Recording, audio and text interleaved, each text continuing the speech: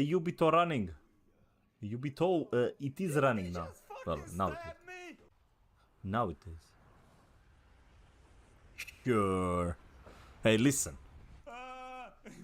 God damn it. God freaking damn it. Good day, good evening, good afternoon, man. Happy brunch. The most important meal of the day. Dead. How the hell are you doing, man? Perfect that you are here, dude. Did you see Glazer Rob? Already like sparking controversy and drama among the Path of Exile community, dude. The guy is like in full swing, dude. He's trying to Diablofy Path of Exile, dude. He's at it again, right? He's at it again, dude. Oh, man. So hilarious. It is so hilarious, bro. Like, extremely fun, Joe. We got, like, some videos again, though. Today I will be playing Path of Exile, for sure. Like, most definitely, though. Most definitely we're gonna be playing it. Alright, let me see here. We have, like, double interview, dude. We have this one and we have the legendary drop one. Then we have, like a react to the react, man. Oh, wait. Ball lightning. Oh, yeah, this was added, though. Let me see ball lightning, though. I love how they did the ball lightning skill. Where was it?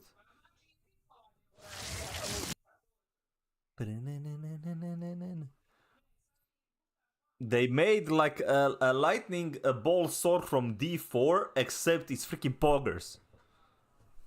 Just saying, dude. Just saying, man. It is a pretty goddamn pog. Alright. What is this, dude? What is this? Holy crap, that's loud. Louder than mine.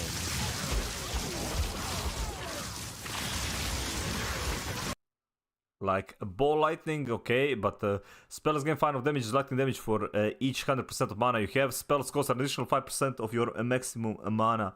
Bro, this buff, I remember, was broken as hell in, like, original, but, dude, look at the screen. Look at the... This is the lightning ball sork we all needed, dude.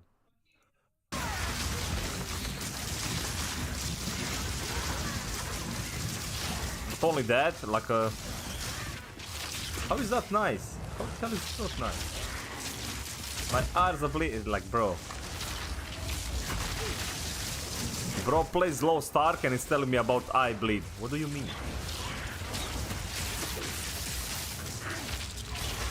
This one much better, dude. Let me see. Sigil of power, place sigil on the ground.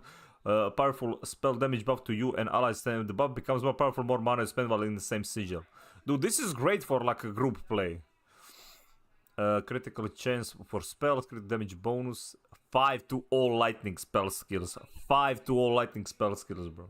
5. I mean, you don't have to play this one. And I think it's literally cool as hell, dude. What do you mean? Like, literally, what do you mean?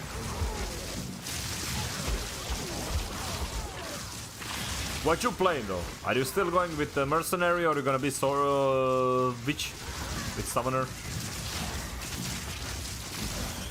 Are you going necro, man?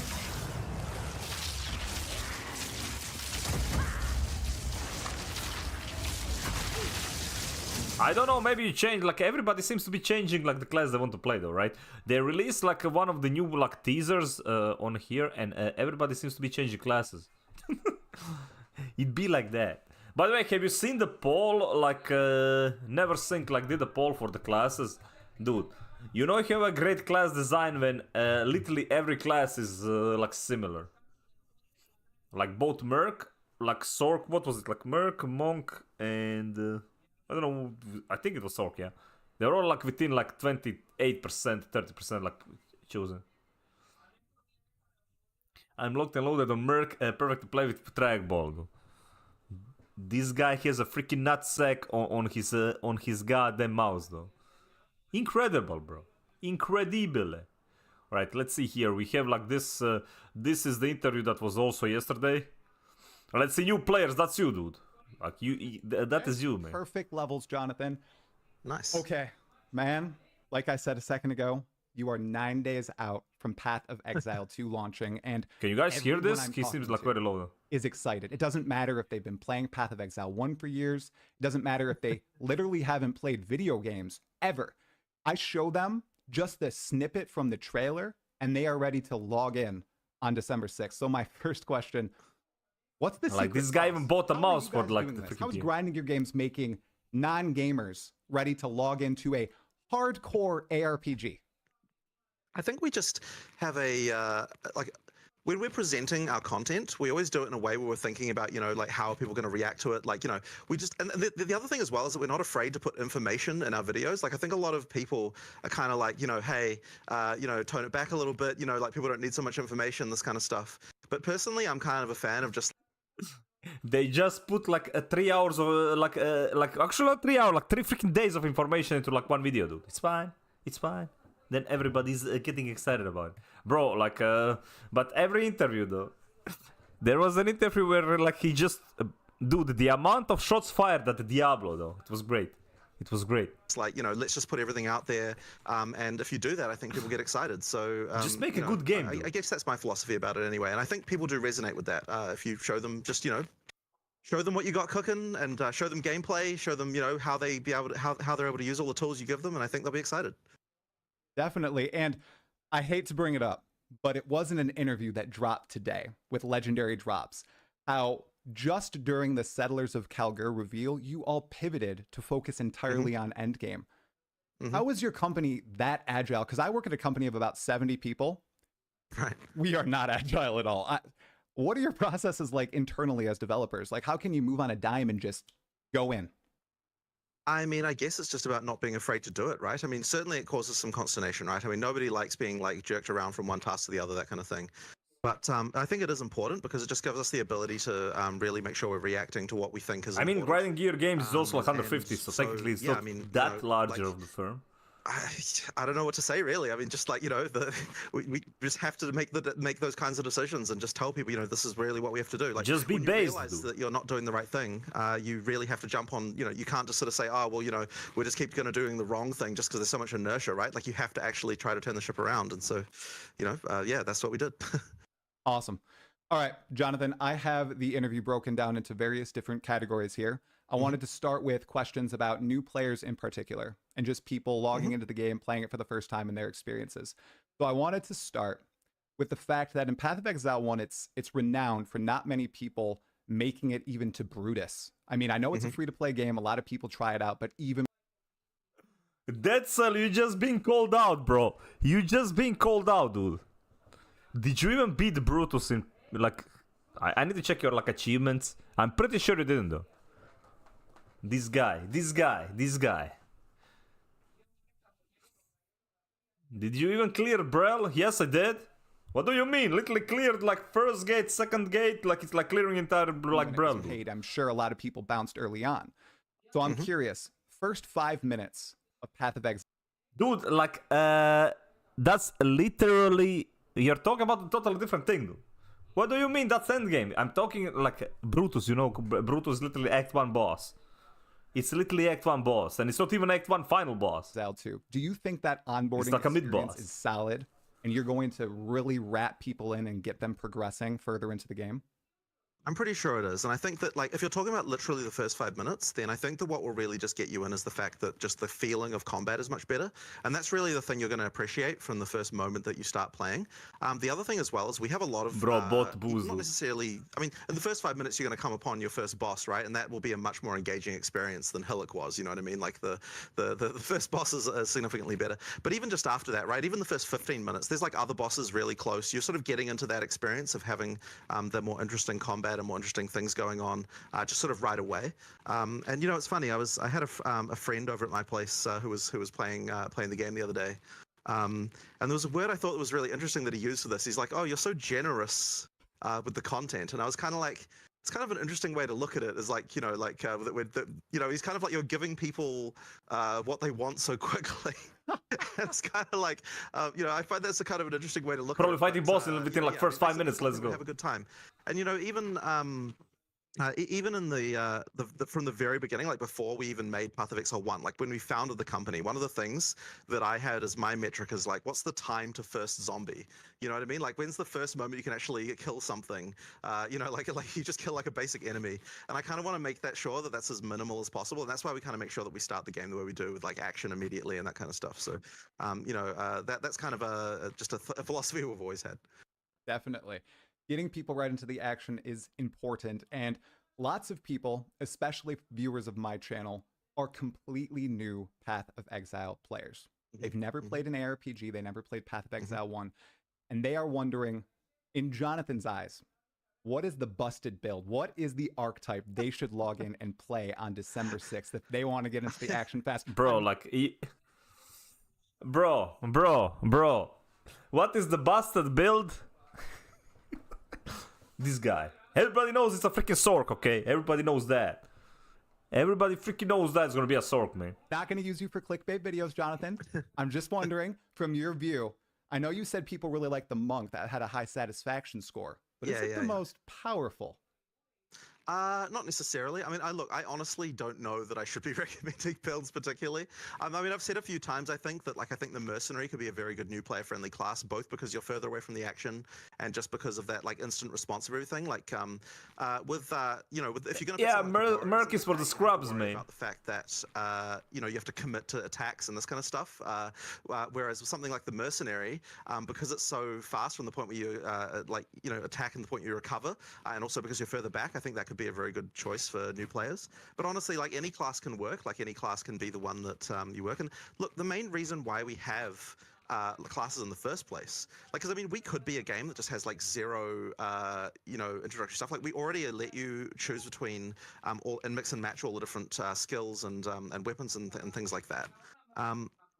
So the reason why we have classes at all is because people really want like a stereotype to latch onto when they start the game, to think about like, okay, how am I going to build my character, right? So you show them some things like, like here's a ranger and here's a sorceress and so on. And then now, like this is important. Like, dude, when they make a game where like you can be everything all the time, I think it like dilutes it. Unless we're talking about like MMO, right? In MMO, like the job system is fine, but like when you talk about you get an idea in the head about what kind gonna of be thing Krog, Giga Chad, true so though. I think that when it comes to that, like you're best off just picking like one day, man. right? Like what is the thing that just makes you feel like, oh yeah, I could see how I'm gonna play this, right? And so you do that, and then I think you'll have a good time. I baited you into that answer. That's exactly what we Actually, no. I'm just kidding, bro. Like, you like broccoli, okay? You will never be like me. wanted to hear, man. Whatever you're gonna have the most fun with. And I'm curious on character selection. Glaze enemies to death, I know dude. it was talked about in the past. I think that's like a Rob 62 something channel. Still not there, and you find out about them in the trials. Yeah, they're still not there. Look, that screen is certainly something that needs some UI attention. We just haven't had time to work on it more. There's so many things I would still improve even now. But I mean, look, that's what the early access is for, right? There's going to be tons of time to improve on that stuff. But yeah, for the beginning, it's just like, pick what you think sounds like it would be cool, right? And we do have a few like little videos of skills and things like that on that screen, which like show. That's cool. It kind of gives like so it gives kind of 3 main points for each class of like, here's the kind of things you can expect from that class. And there's a little video for each one as well. So we've got a little bit. Bro, they will show like a monk, and it will be like a footage of just monk dying. Like it's gonna be like just like 3 clips of monks dying in various situations. Information there, but we don't have like full-on ascendancy classes and everything there. I think there's room for that sort of stuff, but not at the moment. Okay, awesome. Now I want to move on to testing and what new players, completely new players to ARPGs, found the most challenging in Path of Exile 2. I've heard that Path of Exile 1 players were just shocked by the difficulty of the combat and right. And newer players were kind of fine with it. What did they find challenging, though? Because I know you did a lot of first user testing, and I found that very interesting because you're going to get a lot of first users on December 6th. What did they find hard? So definitely the things they were finding the most challenging was the character customization and itemization stuff, right? Like that's where they're kind of, potentially finding that they, so, I mean, we asked quite a lot of questions about like, what do you feel like you're skilled at and that kind of stuff? Like, try to sort of get a gauge for like, how people rate their own skills in different areas. and it was certainly like understanding itemization that was the part That was we just found the write everything hardest. at 1 So in we've there. actually done quite a few things to improve in that area, I think, since then. I mean, like it's 1 just from kind of 10. subtle stuff, but just over time, we've just been, carefully massaging towards a situation where, it's easier to find the stuff that you need to find. It's, there's more help, there's more guidance. There's also things like, the socketing system being, I think, a lot easier than the crafting bench system that we had and things like that. So there's things like that, I think, that will help a lot. So that's kind of the stuff that I think new players find the hardest. And then I think that's really just because, there's a lot of stats, there's a lot of things kind of coming at you. We just have to make sure that we're not overwhelming you too much with that stuff. And of course, there's the giant passive tree, which always gives people a bit of a scare. That's But okay, speaking of passive tree, dude, I find this passive tree to like be much more intuitive than, dude. Like Paragon board is like much more annoying than this, bro. You have to like rotate like left and right. Now I find that Paragon board is like actually more complicated, but it doesn't really give you as much power as like it's something like in Path of Exile would. that's really the stuff that I would say that new players find. Bjork, well, hello. Okay. Well, How you awesome. doing, man? Now, during the betas, I know that there were a few closed beta tests. People were freaking out when they first got those NDA invites and everything. Between those tests, what were the largest changes? And did you really change a lot about the game after the tests themselves? Because I know, like, when we went to LA, you took a ton of feedback and made a huge number of changes just between March and June. Did that happen again with all the beta tests this year? Yeah, absolutely. So a lot of it really comes down to difficulty, but the thing with difficulty is that people know the game is too hard, but they don't know why it's too hard, and the reasons can be hugely varied between like, oh, it's just this one boss ability to like, oh, the entire way you're scaling spell damage is incorrect, or random stuff like that. So there's all sorts of things, and it's always just can we tease out what exactly it is that people are running into that's the most just get good, man, for the thing they're finding hard. So I think there was a variety of changes. So one of them was like, the map change where, you can see what's out there so you know what to find. A lot of it was down to, more specific item drops around the place. Then there were things like the flask change. So the flask change was pretty big, I think, because that one really was like people dying to because they were fumbling their flasks. But it took quite a while to identify. Freaking fumbling of flasks. You'll see later, like, thank God you can automate everything in PoE 1, man. Because like freaking 5 flasks, there is some difficulty to it. It largely depends on a class. Like all those videos we watched yesterday, all ranged classes were like so much easier to play than all the melee ones. Because like melee are guaranteed to get hit. With the range, don't really necessarily need to be hit like ever. Only like projectiles, but as I said, there is a huge difference. Like we knew that we kind of knew that we weren't happy with flasks, but we hadn't. I don't think I'd really appreciated the degree to which a new player really did struggle with them. So that's another one of those things. But I mean, look, it's all over the place, and it's like the devil's in the details, really. Because even something like just the exact specifics of the passive tree, even for a new player, even if they're not like going deep on it, like it can actually be worse for new players because a new player will pick something that's weak without realizing it, and so you need to make sure that everything on there is reasonable. So there's quite a lot, sort of like as I said, it really all comes down to those details that make sure that the game is feeling right. And I think that without doing a lot of those tests, it would have been very. That's why, like, I'm guessing all the like, I don't think you can go wrong with like all the starter skills in the PoE 2, because I think like every class gets like the main skills they get are like reasonably good, right? So you can't like mess up that part. Because you just don't, when you're playing yourself, there's actually like even without any like pick the stuff you kind of know is good subconsciously. So I actually have like a thing when I'm playing now where often I'm like, okay, I'm gonna pick what I want, and then I'm gonna do the opposite of that. Like in order to kind of force myself down the kind of like the literally the same path of like, what if you were the what if I picked the worst choice? Dude, you can play the turret build though, How can right? I make sure that that's like not too? There is like artillery, which is like basically like so turret. that's kind of another thing you kind of have to make sure that you're doing as well. Definitely. I have two Literally Demon follow-ups Hunter. From that question. First, and I don't want you to commit to a release cadence or anything, but once we go into early access, do you see the team making large balance changes pretty quickly? Kind of like Path of Exile 1. I'm notorious for going into the freaking ancient history of PoE 1 and seeing that when it first released, weekly updates, going in, making huge balance changes, wild swings back and forth, passive tree resets every like 11 days and the like. Do you see that happening with early access given how much larger scale it seems it's going to be? Or is it going to be more stretched out, maybe a month, 2 months, 3 months? Well, so I think that there's going to be a couple of different things depending on what type of thing we're talking about here. So for balance changes, I have absolutely no doubt that in that first week we're going to be just doing a storm of crazy things. You know, just because like there'll be. I mean, look, there's going to be. Can't wait for people to break the game on the first day, dude. And I don't mean the servers. Certain builds and things like that, right? Like especially in the end game, which has had less testing obviously than the start of the game. So there's going to just be things where it's like someone will be like, oh, this boss is just impossible with minions, and like someone probably did test it with minions at some point to make sure the AI is good, but there probably wasn't like a really, like is this actually easy enough? Like that kind of stuff. Like bro, he just called out his devs that they were not like really good players, man. Like it worked though. They didn't kill a boss, but it worked. No, well, hello, man. How you do it? How do you do? But yeah, like, dude, I can expect. By the way, they already said that expect to get one shot in end game because they didn't test it. Like it didn't have enough testing. Like they want to like avoid too many of those, but they will happen. You'll get changes like that, and I'm sure there'll be cases where we need to make those. You've been warned. Changes. So the other thing that's going to be, I'm sure, is just lots of like someone finds something that's just like not just busted in a normal way things are allowed to be busted, but like busted in a completely ridiculous way that just can't be allowed to stand. I'm sure that will happen. 6 chronomancers on a boss. I'm just saying, if that ain't the most busted thing in the game, I don't know what is. And so long as we can fix that stuff fast enough, I think that we may have to do a few things like that. But ideally, we don't. But we'll just see how spam that goes. time stop forever. Sure boss never does anything. Be lots of that stuff. But if you're talking about like larger content inclusions, like if we're talking about like new classes and like more sort of content type things, I suspect that we'll probably batch those up into like a larger cycle. Probably like. I mean, we were thinking like 2 months. It might end up being 3. Like I'm not entirely certain. But we'll kind of like work that out when we go there.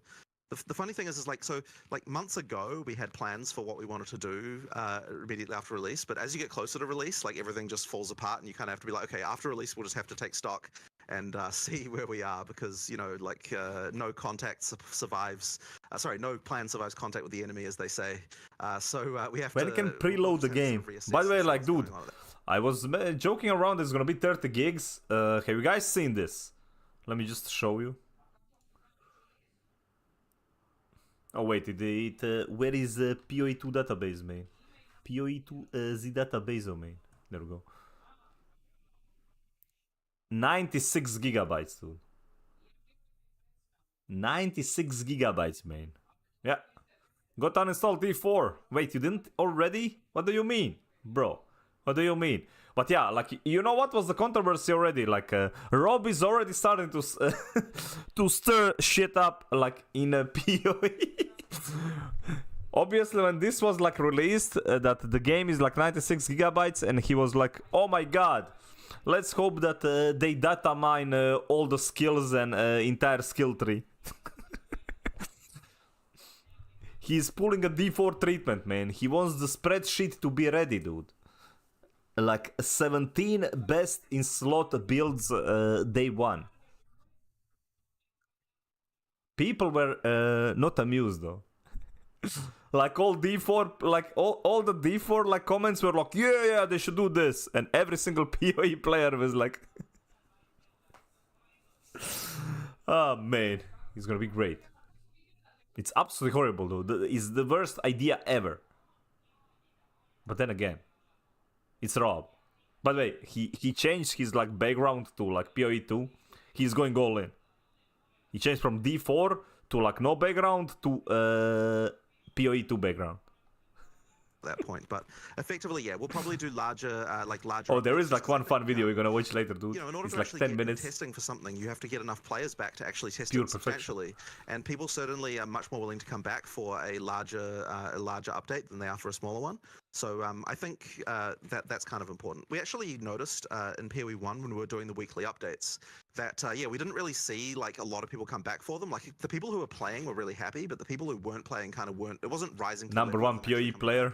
So I think I it's mean, big yeah, enough to he's make probably sure gonna that if buy you've all got, the like a new big update PoE for, streamers. even to in play early for access, him. you want to make sure there's enough to kind of sustain it. But of course, that doesn't mean that we're not going to fix all the like random small issues that like anything that doesn't like that wouldn't be an attractive thing for someone to come back for. You might as well. But just put that it in is huge immediately, though. Like him because, playing the that's game just, is huge for like Path of bug fixes Exile. and just little balance changes because it's not like a big deal anyway. So you might as well just throw it in there. Definitely. Now, Like I have everything to ask else because aside, I've been that is hearing huge for ever the game since I though. saw it at ExileCon 2023. The Druid, the bear form. Yeah. Is that the reasons the Druid is delayed? Because it's got crazy animation problems with WASD, or is it just the final bit of it's polish not. on the third form? No, it's not that. It's just literally that we had to pick something. We had to pick like when we were slimming down for early access a little bit because as I said we're going to have 8. When we're slimming down, we're like, look, unfortunately the Druid is going to have to be on the chopping block for now. It was really sad, but we just had to pick our battles. And like I have no doubt that that'll be one of the next ones that comes out. And the reason ultimately is that making a new form for the Druid just is a lot of work. One of the forms wasn't done. We looked at the amount of work it would take to get the Druid over the line, and we're just like, look, if we can not have that, especially because when it comes to the stuff, it's like if you're talking about adding like a new animal form, that's like work that could go into like making a new boss fight or something like that. Because it's the same kind of like it's the animation team. Ultimately, you have to do like a bunch of work to do that stuff. I want Blood rigging, Necro. all that stuff. Well, there is has to Blood happen. Mage in the So, game though. it isn't just the sort of skills pipeline. Nobody's that has to stopping be, you from playing going with that. It's also the the kind of the animation team who work on that stuff. So when we look at that, it's just like, look, if we cut this, it's going to add more They're content. gonna be elsewhere. ZDPS, but nobody's Versus if stopping. we cut this other class where it wouldn't really so much. So that's kind of how those decisions get made. Right. That makes total sense. Now, I have two very quick ascendancy questions for you, and then we'll move into classes themselves.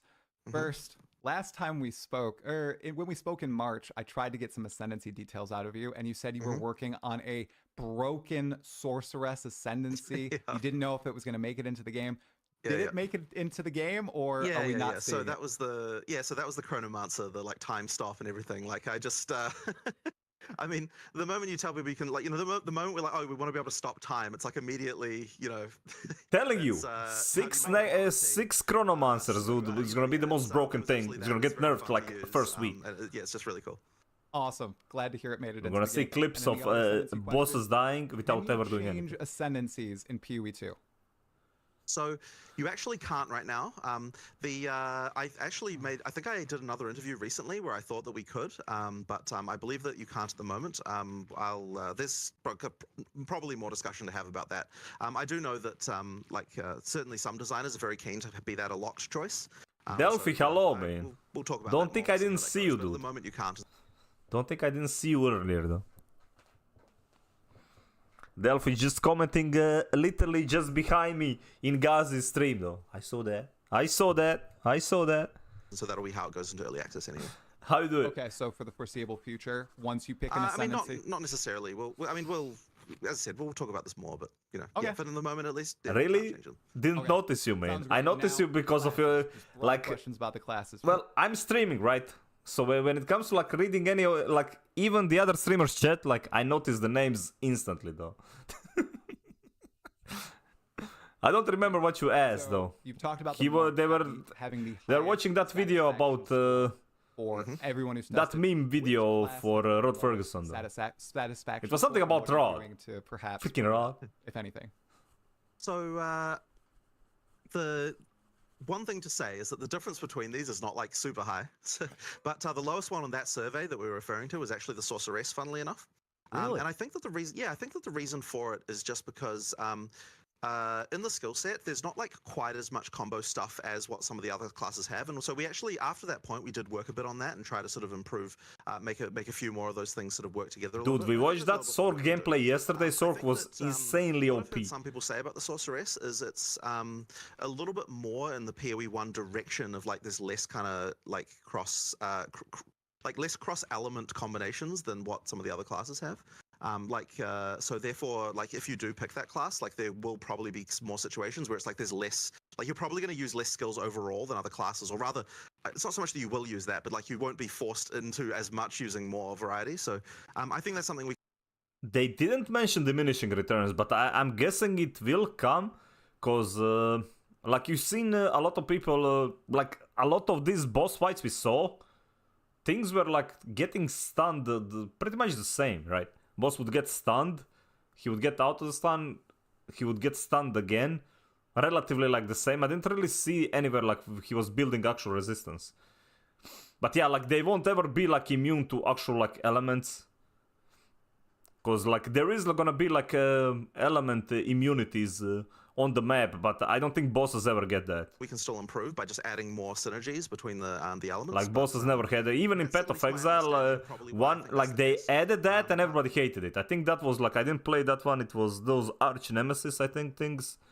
They had like people hated that. I think like they backtracked on that one. As I said, we've already made. I don't think they will bring that one back. Survey, so I think that it already is, like somewhat improved already by that. But yeah, that was the thing. But I mean, as I said, we're talking like 0.1 of a. Like if you out of 5 stars, it's like that's why he said like the broken class like was the Chronomancer, because we don't know, like they didn't say much about it, how it's gonna work on a bosses. Will the boss be like diminishing returns? But yeah, if you have like 6 of them, they can pretty much like alternate all the cooldowns of a star lower than the others, and like when you sort of dig into it, it's like yeah. But I mean, as I said, I think that's at least my reason for for why I think the sorcerer was like that. But yeah, that's kind of could be that. Could be that. I think we have been as well. Yeah, awesome. Just wanted to hear. I thought it would be a curious question. Yeah. Now this one, I don't know if you can answer it or not, but everyone knows there's a monk in Path of Exile too. Monks use quarterstaffs. Monks use their fists a little bit with finishers and, mobility skills. Are there any unarmed combat support options? Is the default attack supportable with your fist? Can you make something busted with it?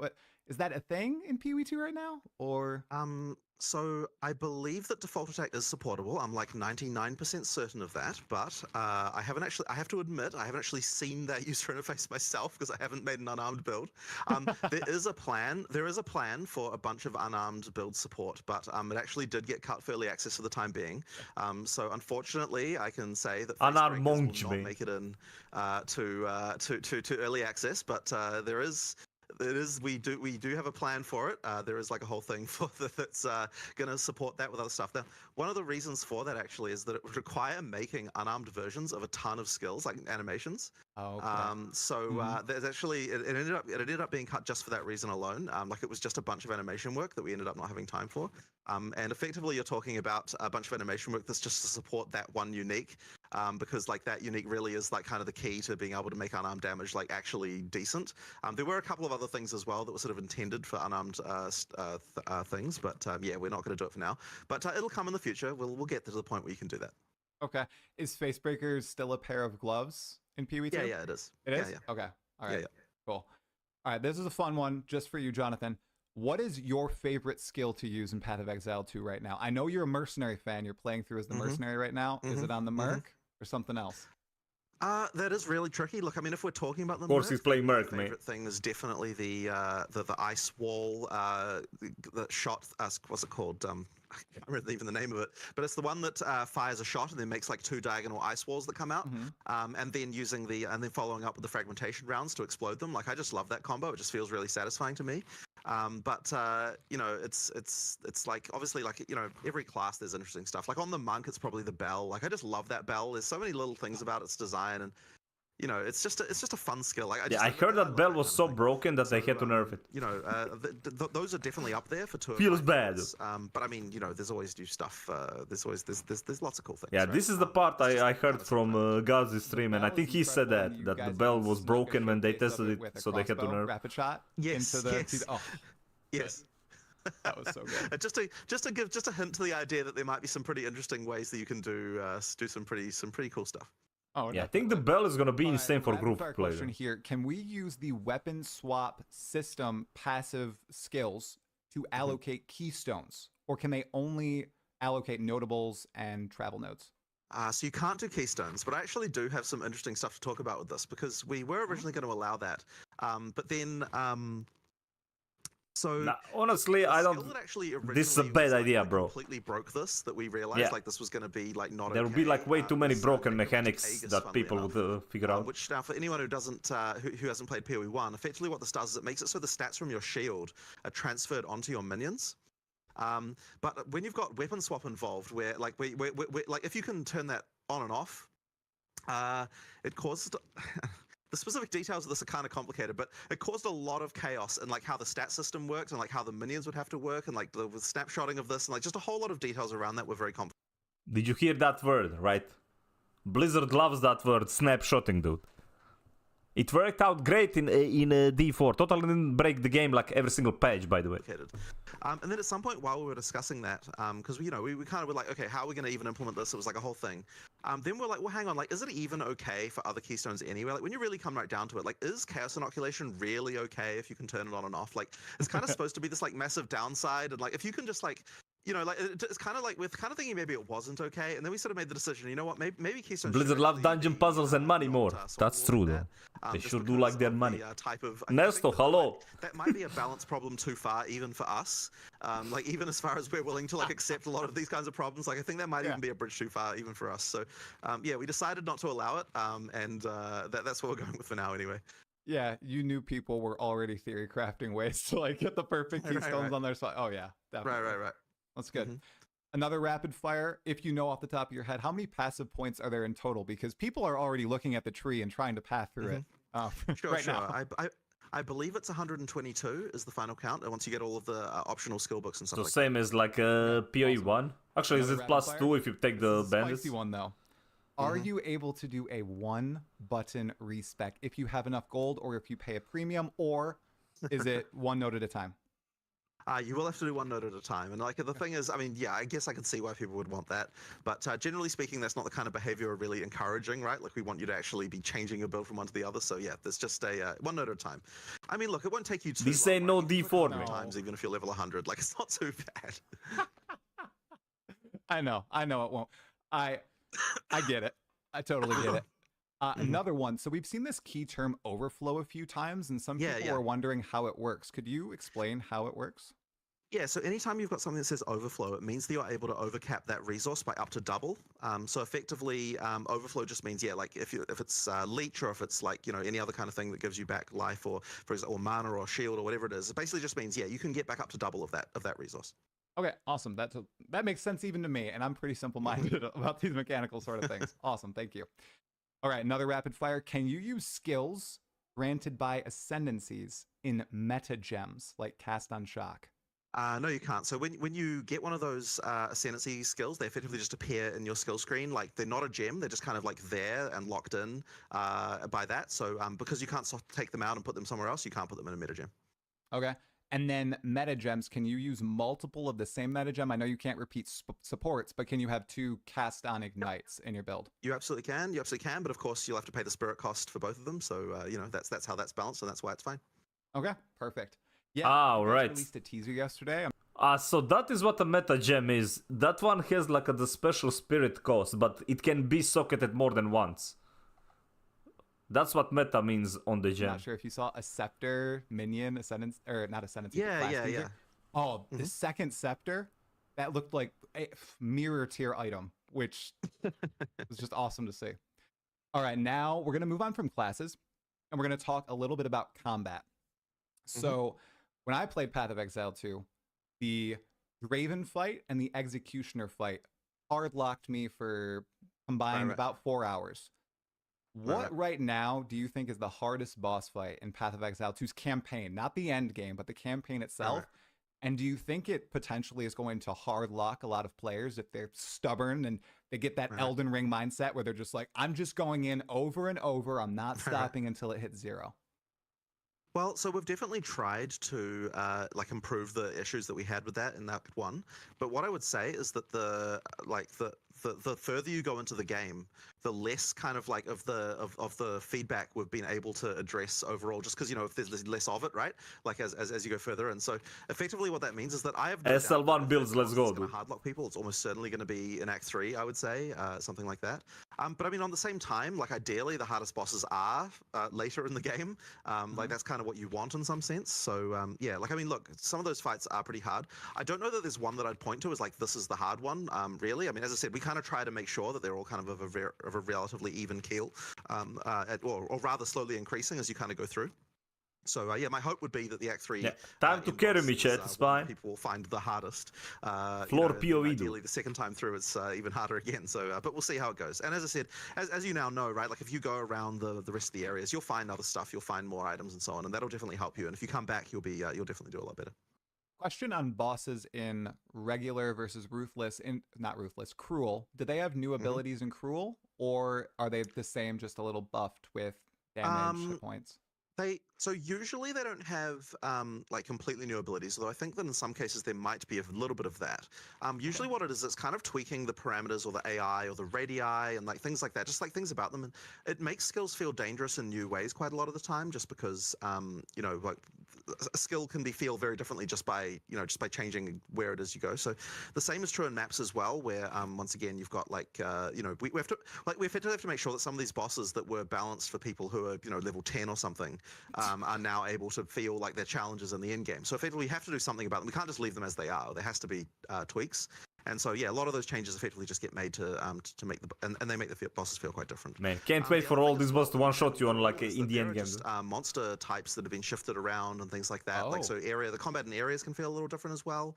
In some cases, so there's just little fun details like that that can vary things up and just vary the experience up a little bit. Awesome. Now, one more combat monster-related question, and it's revisiting a favorite topic of the Path of Exile community. Rare monster modifiers. We haven't seen a lot of that in Path of Exile 2 in the past little while. We've seen some of it in the playthroughs. Is that philosophy the same as in Path of Exile 1, or are we expecting to see 3, 4 mod rare monsters? And how do you keep the monster's identity when you add a whole bunch of modifiers to it? Because all these monsters, they're unique fights in of themselves, right?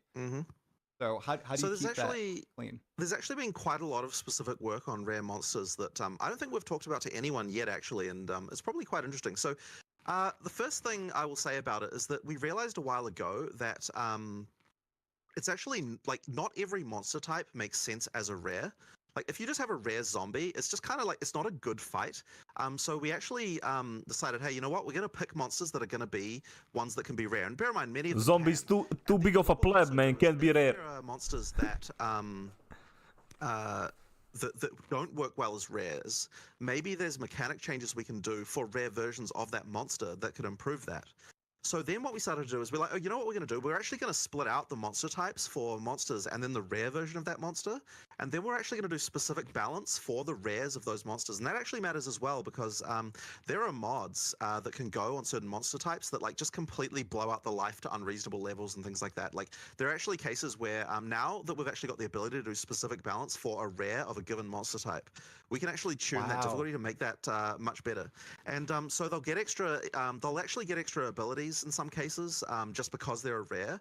Like I mean, as a random example, there are like the very first monster, the quill in the first area. So after the zombie, you've got the quill crab, which is these little things that shoot little spikes. And they also appear later on in the hunting grounds as like a poison version of those. And I believe if those are rare, I think I'm getting this right, then they immediately get a different way that the spikes work. And like I'm trying to remember the exact details of this, but it's like they like land on the ground and explode afterwards or something like that. There's like some little thing that sort of happens. So effectively, it's like there's like little specific things that we can do. And so that stuff, I think.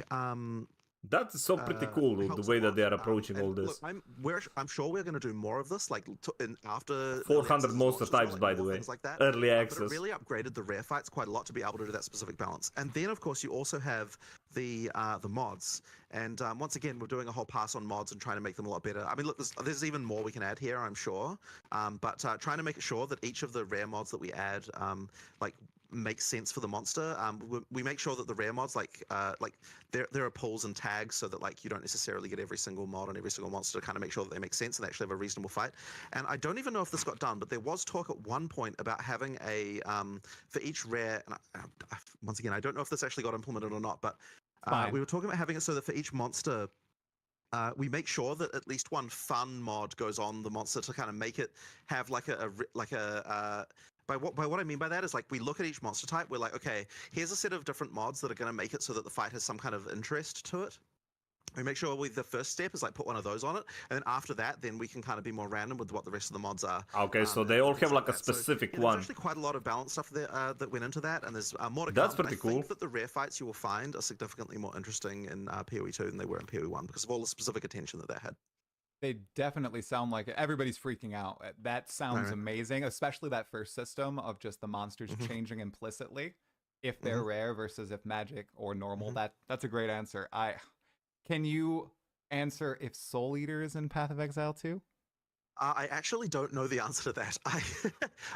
You'd have to ask Mark that one. So Freaking Soul Eater, I hate you, dude. Hate that so goddamn thing. Don't know. I would have to go check with him on that one. All right, lovely. Love the answer, man. Okay, now we got a bulky section on endgame that I want to dive into here. I want to start with freaking Soul Eater, dude. Just quit the map for 2 minutes. Problem that we've experienced in Path of Exile 1. And I think it's one of the reasons you designed Path of Exile 2 in its endgame. One-shots. How are one-shots in endgame looking right now? I'm not talking about bosses. Oh yeah, this is where it came from, though. Right. But I'm just talking about randomly mapping your mediocre defenses, and you just get one shot out of the blue. Is that happening in testing, or is that avoided for the most part? Well, it's definitely happening at the moment, and that's because we just haven't finished the balance of a lot of monsters, and it's one of those things that's actually really hard to completely root out because there are a lot of attacks that some people, depending on your playstyle, just might not get hit by. And obviously, you know, when the balance people do their initial balance, they try to get it right. Typical range behavior, it's dude. easy to miss, and so I have no doubt. Don't worry, us like melee players are gonna find all of them, dude. Just unfair, and you know that'll happen. I mean, like when we were doing the beta test, there were these like spiders that were just like so nasty, and like we looked at the damage. I don't remember exactly why this occurred, but it was just like, oh, it was literally doing 10 times the damage it was supposed to be doing, right? And like someone just made a typo, and yet like we played a bunch of times, and like none of the people that were testing before we did a beta noticed the fact that was happening, right? They just managed to avoid it all the time, or they only got hit by one of the bits, or you know, something like that. And so you know, we just missed it. And look, I'm sure that's going to happen, right? Like there will be some rough edges like that, but you know, we'll as soon as we hear about them, we will do our best to fix them. But yeah, Monks got bullied by the spiders. Sounds about right. And you know, hopefully the players don't experience too much of that. But yeah, I'm sure it'll happen. But yeah, look, we don't want people to be just like randomly out of nowhere, just dying for nothing. So yeah, that's something we'll just have to make sure we're addressing as we get more balance testing in. Right. The term I hear a lot from people, especially who went to the recent event in LA, is war of attrition. That's what it feels like in Acts 1, 2, and 3. So there's nothing really instant happening. You're fighting against monsters. They're draining you down. You're draining them down. And it's a war between you two. So there's no instant one-shots really happening unless it really is your fault. That's what I heard from like Big Ducks. He said, if I died, it was my fault. I felt good about that. I love that feeling. Right. On monsters, well, that is the goal that is the goal for sure, to make it feel that way. Okay. And it sounds like the deadliness is on a by monster level. And a lot of people are curious. I think Mark said in the endgame presentation that every map is fully random at endgame. All monster types, no matter of biome. Is there anything that determines? Just don't get hit, man. Just don't play melee, dude. Easy. Like one monster, I believe, or at least a type of. There will be one pack in the map that's always there, but all the rest of them are random. And the kind of main point we were trying to make with that is that in PoE 2, we pretty much all monsters. I mean, look, there are some like monsters that are just like swarmy little things that don't really do anything, but for the most part, monsters all have some kind of ability or mechanic or interesting thing going on with it. And so, in endgame, it really is the fact that you've got the combination of all those different types that really makes the combat interesting. Yeah. And you kind of never really know what you're going to get. Range good, melee bad. That effectively the same idea going on. It's just that so few of the monsters in PoE actually have like different mechanics, right? Like like 1 in every 5 might do, but it's like in PoE 2, it's like, but true though, but no. There are so many more things going on. They have movement skills and like random abilities and things like that. It's just there's just a lot going on with them. So it's the combination of that really gets you that really introduces that stuff. Perfect. No, I love that. I love that there's a little bit of a theme that's there as you're hunting these Right. different biomes and maps, and then the rest is random. Right, It but you're makes still them. the thing is you're still gonna get like some pretty out of place stuff. Like I know, like I went into a city map the other day and there's a gorilla attacking me. And I'm like, what the No, hell is but this guy true. doing? I mean, But, that you know, was the end game's that's like- literally PoE one, The dude. bosses the same for every map. I'm sure they are. Like That's literally you're not gonna PoE get a one. gorilla boss in the Effectively- series. Yeah. Yeah, exactly. So the bosses are picked for the map if they spawn. Later on, we're talking about making it so that there are different, even within one map, we might have a couple of different bosses that can spawn there. But we'll kind of have to see how we go about that. It does take a bit of work, and so we haven't done that yet. And it kind of depends a bit on like how many maps there are versus how many bosses and and that kind of stuff. So that can be fun too. Oh, that sounds awesome. Sounds like some people would just get shocked as they walk in. That's how I expect to Is be a when good I in walk into a D4, pinnacle man. boss, whoever it is, for the first time. Because I D4 expect to too just easy, get, like man. Cirrus die beam. That game is way too It's easy. like, oh, all right, well, got to build up defenses better. I can't wait for that. Like around On that 85, note, too, you're all no the longer boss killable. arenas look Like they with a have good so build, you're much no longer gonna die detail ever. within them, and they're so distinct from their actual arenas from the campaign. The example I saw that stuck out to me was the Colossus is like now in the heart of a volcano. Is the level of detail and distinction there for a lot of the boss fights?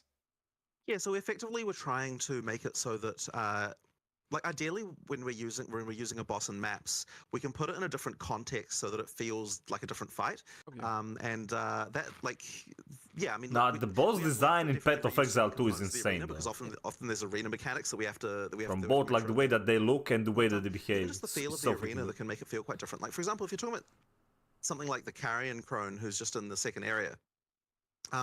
She's in a much bigger arena when you fight her in maps, and she also like all of her AOE abilities have been like ramped up so that they like have target a much bigger area and things like the way the wolf spawning, that's like a different pattern. There's more of them and stuff like that. So Ooh. effectively, like the fight actually feels quite a lot more advanced when you fight at a maps for that reason, just because the arena's different and like the placement of all of the markers that the designers use to like configure all that stuff. Like they've that there's a lot more that's gone into that. So effectively, that can make the recontextualize the fight in quite a cool way. Oh, that just sounds so exciting. How many of these are we getting on launch? Is it around 50? Yeah, so the 50 bosses, like I mean, all the bosses that you have through campaign are in endgame in some way. Okay. So it's just a question of whereabouts, how we use them, and so on. But of course, then there's also the bosses that are in endgame that aren't in the campaign as well. So there's quite a bit of that too. Yeah, the secret pinnacle that I'm going to try to get you to leak at some point during this interview. You'll have to wait. I definitely won't be leaking that one. Okay. All right, next question also on endgame. So Yeah, this ain't previously, D4, man. earlier this Can't year, data mine you that. mentioned that once you Freaking get got to him. endgame, about a third of the loot will come from pack monsters, a third will come from special mechanics, and a third will come from bosses and maps. Now with bosses only being in every 4 maps on average, is that philosophy still the same, or has that shifted a little bit? Yeah, so that definitely has shifted due to the change to the way the mapping endgame worked. So I mean, this was always a struggle, right? Because the real thing wasn't so much the amount of loot, but the amount of time you're spending on things. And I think that having to spend 1/3 of your time, if you're not interested in doing boss fighting right now, is a little bit high and definitely wasn't working. So I really we like to give players choice about what type of content they can fight, and we realized the bossing was also one of those type of things, right? Like, do you want to do bossing or don't you? So yeah, I think that the balance of that is a lot better now, and I honestly don't know what the percentage would be now that you sort of have control over it at this point. But effectively, yeah, like that has definitely changed around due to that. Okay. And in testing, how is pack difficulty versus boss difficulty? Are bosses just way harder? Like, I know a lot of people say like, oh, I want to chill when I'm fighting packs, and then when bosses, they can be really intense. Is it kind of that? Yeah, exactly. And look, the big reason It's gonna be making a change PoE to and not chill having when you're boss every farming. map area was literally for this, right? To make it so And PoE that, and we can make the bosses actually hard relative well, to still chill, relative to the man, pack and difficulty.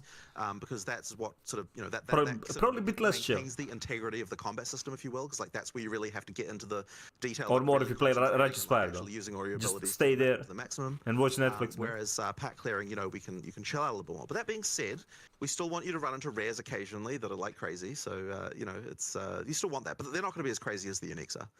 Okay, awesome. Rapid fire question on endgame.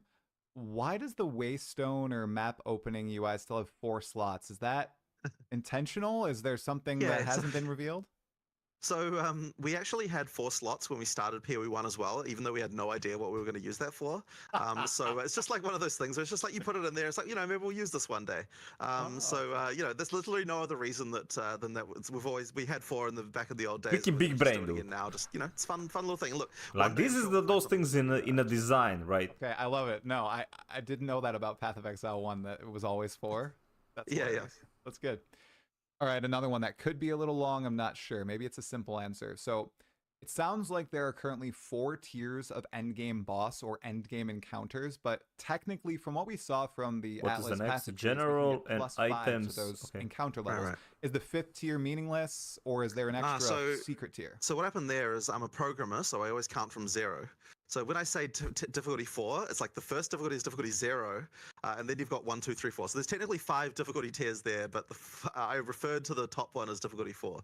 So maybe the players will refer to that a different way than I am. But Typical programmers, man. That's just what that is. Now, technically, it is actually possible because of the fact that the small nodes and the big nodes are the way they are. It's actually possible in some cases to cause it to be 1 tier even above that.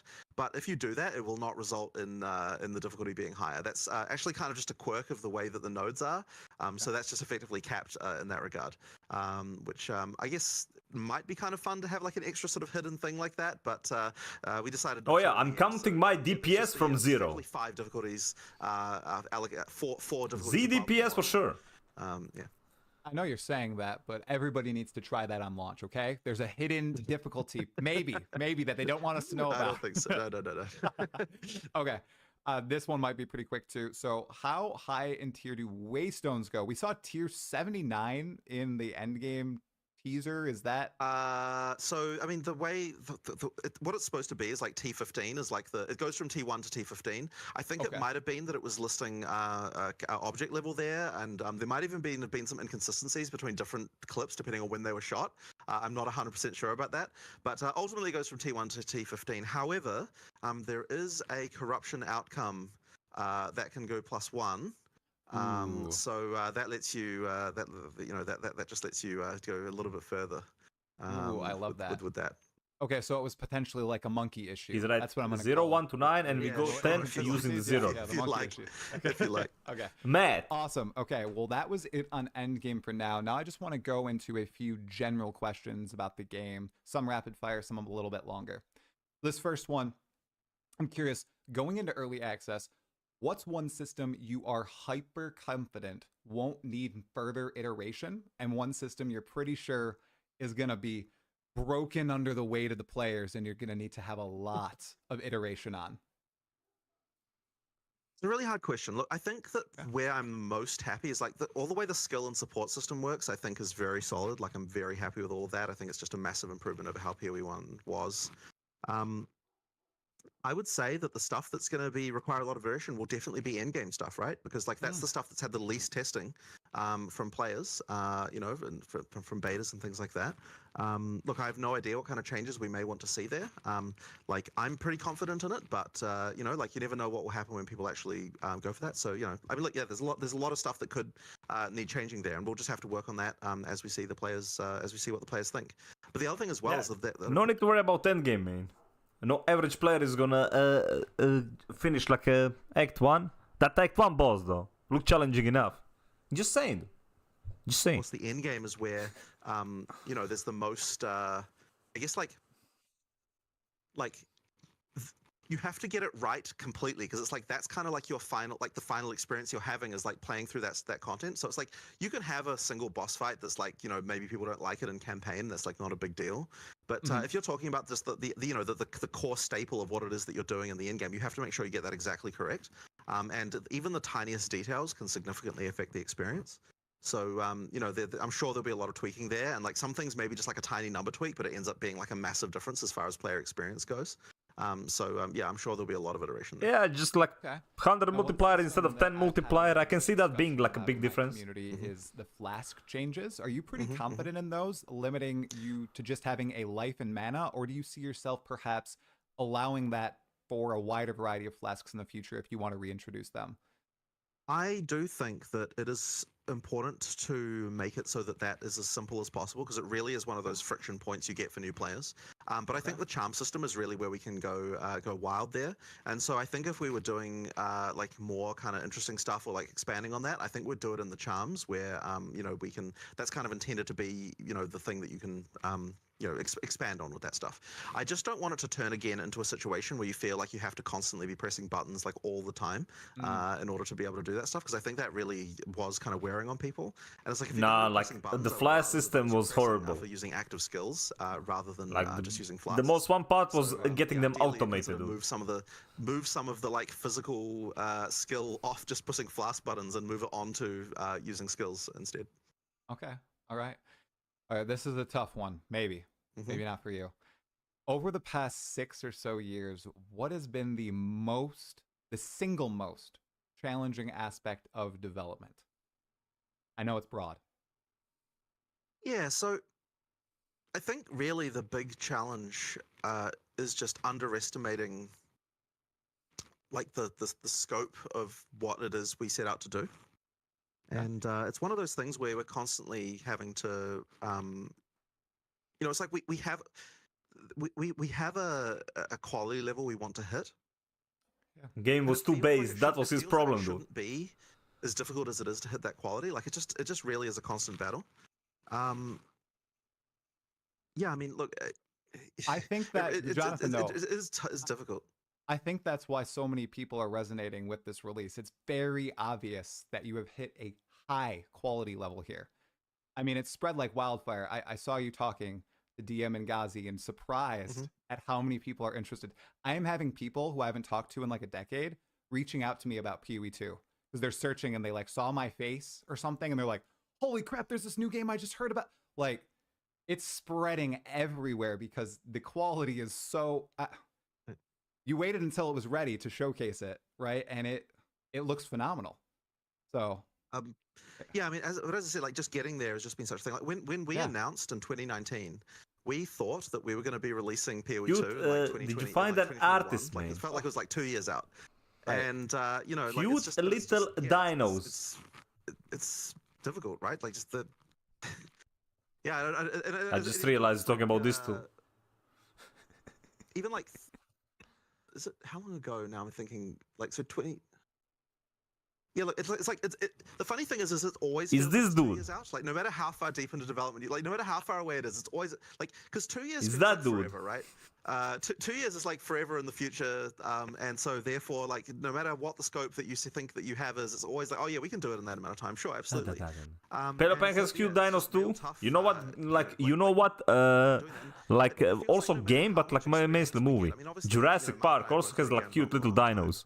No matter how much experience you get, it's like it's still Raptors are my favorite. Really know how long something. They are so cute. Take, by the time you've gone things through. So yeah, it's just it's tough. It's tough for sure. I know you said it always feels like 2 years away, Jonathan. Velociraptor, so cute. Days log in, okay? We're 9 days out. Yep. Okay. Yep. So a few really rapid fire questions here. You guys opted in for GeForce Now for PoE 2. Do you know if that's going to be available for early access launch, or I know you guys don't have control over that, but do you know if it will be available? I believe it's supposed to be.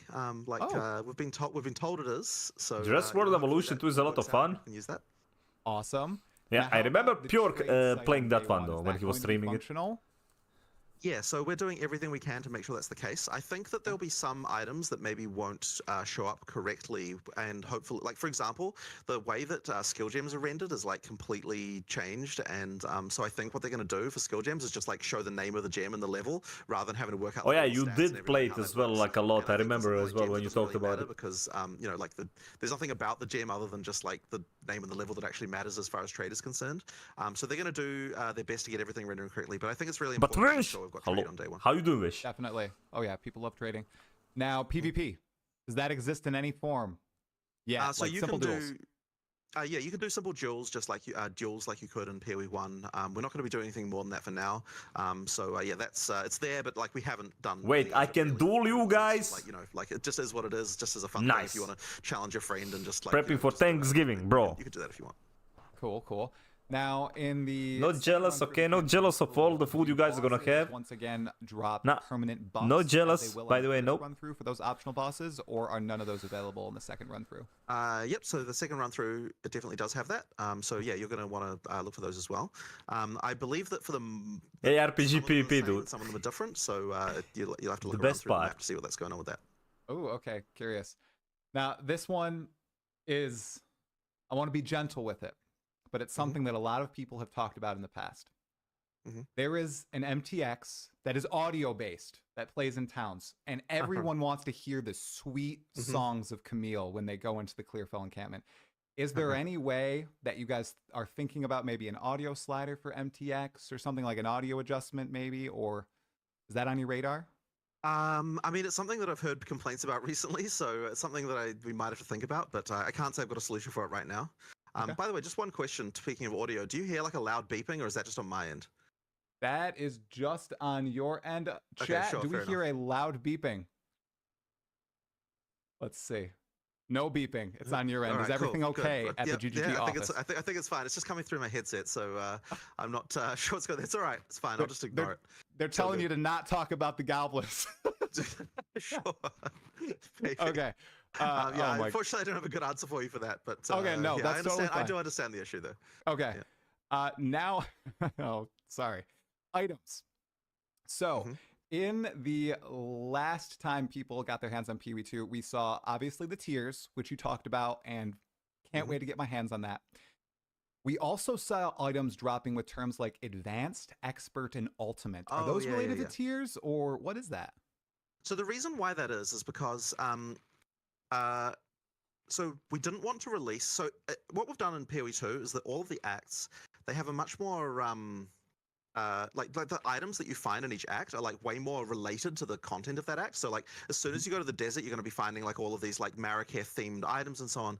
So for Act 4 and 5 and 6, we've obviously got a whole big set of base types that are all like, you know, related to those things. And so what we did was we're like, okay, we don't really want to like just have those dropping now because they kind of don't make sense for the content they're in. So what we decided to do was effectively make a duplicate of the base types that goes into the second set of difficulty, in second difficulty, and that way we can drop all of those there, and then that will mean that we just don't have the we don't have that we don't have to release all of that stuff now, and then effectively at the point when we release the acts, we'll effectively also release the base types at the same time, and those base types will get replaced by the and the art and everything will get replaced by the new base types that we've already got.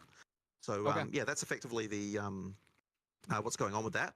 Now, in in-game, there are some base types that relate to just in-game. I'm not 100% sure exactly what the situation is with regard to the art stuff that they've done there, but effectively, So we don't even know about those, dude. It should be that we're not like having to repeat any art. I mean, the art is already pretty crazy for like the items that were shown, and those were all like early, like level, like first 3 acts items. Awesome. Now, also related to items in the tiers, obviously, tier 5 item will have amazing mods, amazing rolls, and the like, once you identify What a name, man. What happens if you craft on it? Yeah, it doesn't affect anything after you've identified it. So effectively, once you've ID'd it, like you've seen the mods are there, then effectively it is just a regular item as far as any other, like just like any other item would be. And that's kind of important because it's only really in the unidentified state when you see the tier. After that point, the tier doesn't matter anymore because like the decision that resulted from that is already decided and everything's everything's done. Okay, awesome. Thanks for the question, by the way, MP. That was from Empyrean. Okay, another one. So I know that you vastly increased the number of orbs that are dropping in early game, and the intent is for people to be using said orbs on crafting. And another one, and another one. How this will affect the greater economy if people decide to just hoard everything and try to post it on the trading post. I'm curious about that because I'm going to be spamming my gear, but I think a lot of people will be like, I'll just save it to trade, you know? I think it will be fine. So the nice thing about currency is that it's self-syncing, right? Like you get to actually use all that stuff. And I'm pretty sure people will be using it more because they have more. Like I think that's just how it will work. So usually... Nah, got to save them like mega elixirs, dude. Never use a single orb. Because the way that, they actually have as I said, because they're self-syncing. Yeah. But you never know. Like, we never really can tell exactly what will happen with an economy until we actually see it. But I really hope we don't have any problems from that, because having the more currency in the game just definitely makes the game significantly better to play through the game. You know, I'm loving it. I just like the experience of doing all that stuff. So yeah, I really want to be able to keep that. And Horde, the, I don't think sell, the be fact selfish that you and kind of quit. don't Pretty have, much that. The scouring orb anymore, and the way that like things are always added, like you're going to be wanting to add mods all the time. Like, it's just a common thing. And there's even sort of rules, like, for example, so it used to be that when you alked an item, it gave you a random set of mods from 4 to 6, but now it's always 4. So it's like there's always going to be that you want to do the alk and then the exalts. So like, you know, there's just more uses for that stuff. Like the adding stuff definitely. All right, so you know, just often. I mean, that's Yeah, pretty good I though. heard somebody got 4 exalted orbs by the end of Act 1 and just felt so good being able to slam their items. So Yeah, for sure. Yeah, I love that. Okay, runes. I know they're a recent addition. I had a few questions about them. First, are all runes just basic stats, such as resistances and the like, or are there any spicy combinations that might remind us of fan favorite ARPG, maybe later down the line? So we don't have rune words. And the funny thing Confirmed. They don't have their own words. He didn't say yet though. He didn't say yet, chat. Okay. He's waiting for D4 to like make proper rune words, then they're gonna just make them 10 times better anyway. Yeah. The funny thing about that is that, like, I actually had a long conversation about this because, you know, it's one of those things that everyone remembers loving. But the funny thing about that is that, like, what they actually remember loving was not so much the mechanic of rune words, but just the fact that all the rune words were super OP. You know, the rune words were just crazy powerful. And so, like, when people are like, oh, I love rune words, it's like they think it's the mechanic they liked, but no, like, it's just the items were just absolutely outrageous. That's true though. Yeah, it's sort of funny how it was like that. Okay. But what I will say is that, like, so runes are intended to be the kind of simple ones that don't have a lot of like a lot. I mean, of freaking complexity Enigma, going on. bro. So it's the You felt like a god when you crafted Enigma. Sockets, those are the ones that are intended to kind of Bro, have Spirit, there's more complexity. There's different stats. Disgusting. Things going on. Actually disgusting, dude. Okay. Game And too easy. with those, they're unremovable, correct? You can't take them out Correct, of here yes. once you socket them in? And that's just kind of our general philosophy of the fact that we want most crafting to be additive. Now, we still do have some crafting things that remove mods, but I guess the difference with the sockets is that every single mod that went in there, it's like there's no randomness to those decisions, right? Like, every single thing you put in, it's like you completely controlled that outcome. So therefore, we don't feel like we have to provide a way to remove that. Diablo that's thing. entirely in your control. Whereas when you're talking about the random chance, Leave it to them, then dude. it's like there can be ways that are also based on random chance to be able to remove that again. And then we've also got things like the omens that allow you to have more control over that. So, like, that sort of stuff makes sense. But for the socketables, it's like, well, yeah, it's like you chose to put that in. It's like, you know, Deal with it. Philosophy works fine for that. Okay. Awesome. So, yeah. Now, 2 more questions Slot it on once items and here you're really done. Quickly. One of them is about Splinter stack size. Now, I know we want to declutter the screen for Path of Exile 2 and keep the focus on combat, but it looked like from the trailer, the stack size, for example, the Breachstone is still 300. What's the design philosophy between like 300 stack size and 25 stack size? So they actually drop like in stacks, and the reason why that's important is because it means that we can have effects that say if there's Slot a runes mod in that's my like DMs, plus man. 10% splinters, it means that when we drop a stack of 10, that plus 10% can actually make it a stack of 11. Which, so basically it's just to give granularity so that when we're dropping them, we actually can, like, you know, have the mods like a plus 10% can actually be a you know, a thing that actually does something. So that's the reason why it's 300. It isn't necessarily to change like the amount of like things on the screen or the amount of the amount of duration that it takes to actually get to the boss. It's just about the granularity for mods, basically. Okay, awesome. One more item question and then just one final question for you. Thank you so much for your time, Jonathan. I really appreciate it. Will there be vendor recipes in Path of Exile 2? And if so, any examples? No. So we actually decided to not do the system the same way how we did it before. So Thank God. Yeah. So basically, we no longer have the vendor recipe like idea as a concept where there's just a vendor who where you can just do like any combination of items in the vendor. So the vendor absolutely hate that mechanic. Like for disenchanting, and then effectively what we've done is we've tried to pull like the different vendor recipes out into like benches or like items in the world or like NPCs with specific modes or things like that. Effectively, like all of those things, we want to try and make sure that they're kind of like just more discoverable than what they were in PoE 1. So like what we kind of want to do is like if we're going to do like for example, the quality recipe where you had like 40% quality and you get a whetstone. Yep. Now that we've got the salvage bench, that's like a specific bench that's able to effectively replace the thing that was doing by something that effectively serves the same function, but it's like discoverable now because you've got like a bench that's dedicated to quality and also socket currency items. And if we're going to do for example, a 3-to-1 recipe, there is an item, a thing you get later, which has like three. No. He's talking about like when you craft like a ruby ring. Yeah, you insert like an iron ring with like the red gem. Then it like turns into a ruby ring, stuff like that. You will still be able to like sell stuff like, but now it's gonna have like impact, right? You would sell like if you want to get like the quality gems, I think, or like just orbs for like crafting, you just sell gear. Then there's like a disenchant, or was it no? Disenchant was for that. Gold is for like selling. So you have like gold now. Now you have disenchanting if you want like the orbs and stuff like the way that you did selling before though. Like they are both in the game. Slots and then a bottom slot, and then you click the button that like, combines them. And it's like got its own thing. So effectively it means that like, it's like more obvious like when there's stuff like that. And effectively for each time where we want to have something that's like a vendor recipe, we can sort of find a place to put it, like make it more thematic, like have a little UI these for it. basic vendor recipes are gonna be like the benches. Well, maybe I won't spoil the other ones, but effectively, whenever, but effectively, whenever we're doing, when we need a function like that, I think it's cooler to have a specific user interface, a specific place, a specific NPC, a specific object, like something like that you find that that allows for that. And so it kind of gives you a hint that such a thing even exists in the first place. And then now that you've seen that, you're like, okay, what actually goes in here? Like, what is this for? Like, then like maybe you can have like little lore hints, things like that. It just makes the whole thing a little bit more discoverable, and I think a little bit more interesting. So yeah, that's effectively. This is a better approach. I like it. Yeah, when you said that, now I'm thinking that there could be nodes on the Atlas that house systems like this, little secrets where you could go and find these little crafting benches, which just sounds like so much fun. I know we talked about it earlier, the Atlas and the exploration aspect of it. Right. Huge W. I cannot wait to go in and just explore it. It's going to be great. Yeah. Okay, Jonathan, I've got one last question for you, and then we'll let you go. Thank you so much for your time again. No problem. I want you to give me the best single reason for everyone in the chat right now, everyone watching this VOD, to buy a supporter pack and log in on December 6th at 2 p.m. Eastern. Huge V, I think that really probably the main thing that you're going to love is just fighting those bosses. The combat with them is just like so fun. They're so varied and interesting. Like I'm just like, there's a lot of them to fight. Dude, it's Elden Ring. If you... Top-down edition, bro. If you play on December 6th, there'll be a lot of bosses to fight, and I'm sure you're going to have a great time with them. It really is, I think, one of the things we're doing the best out of all the things we're doing. Elden Ring login. Will you be logging in on December 6th? Of course. I mean, as soon as there's some kind of horrible fire with the servers, then I'll immediately have to probably deal with that instead. But so long as there aren't any problems, I'm going to be playing, absolutely.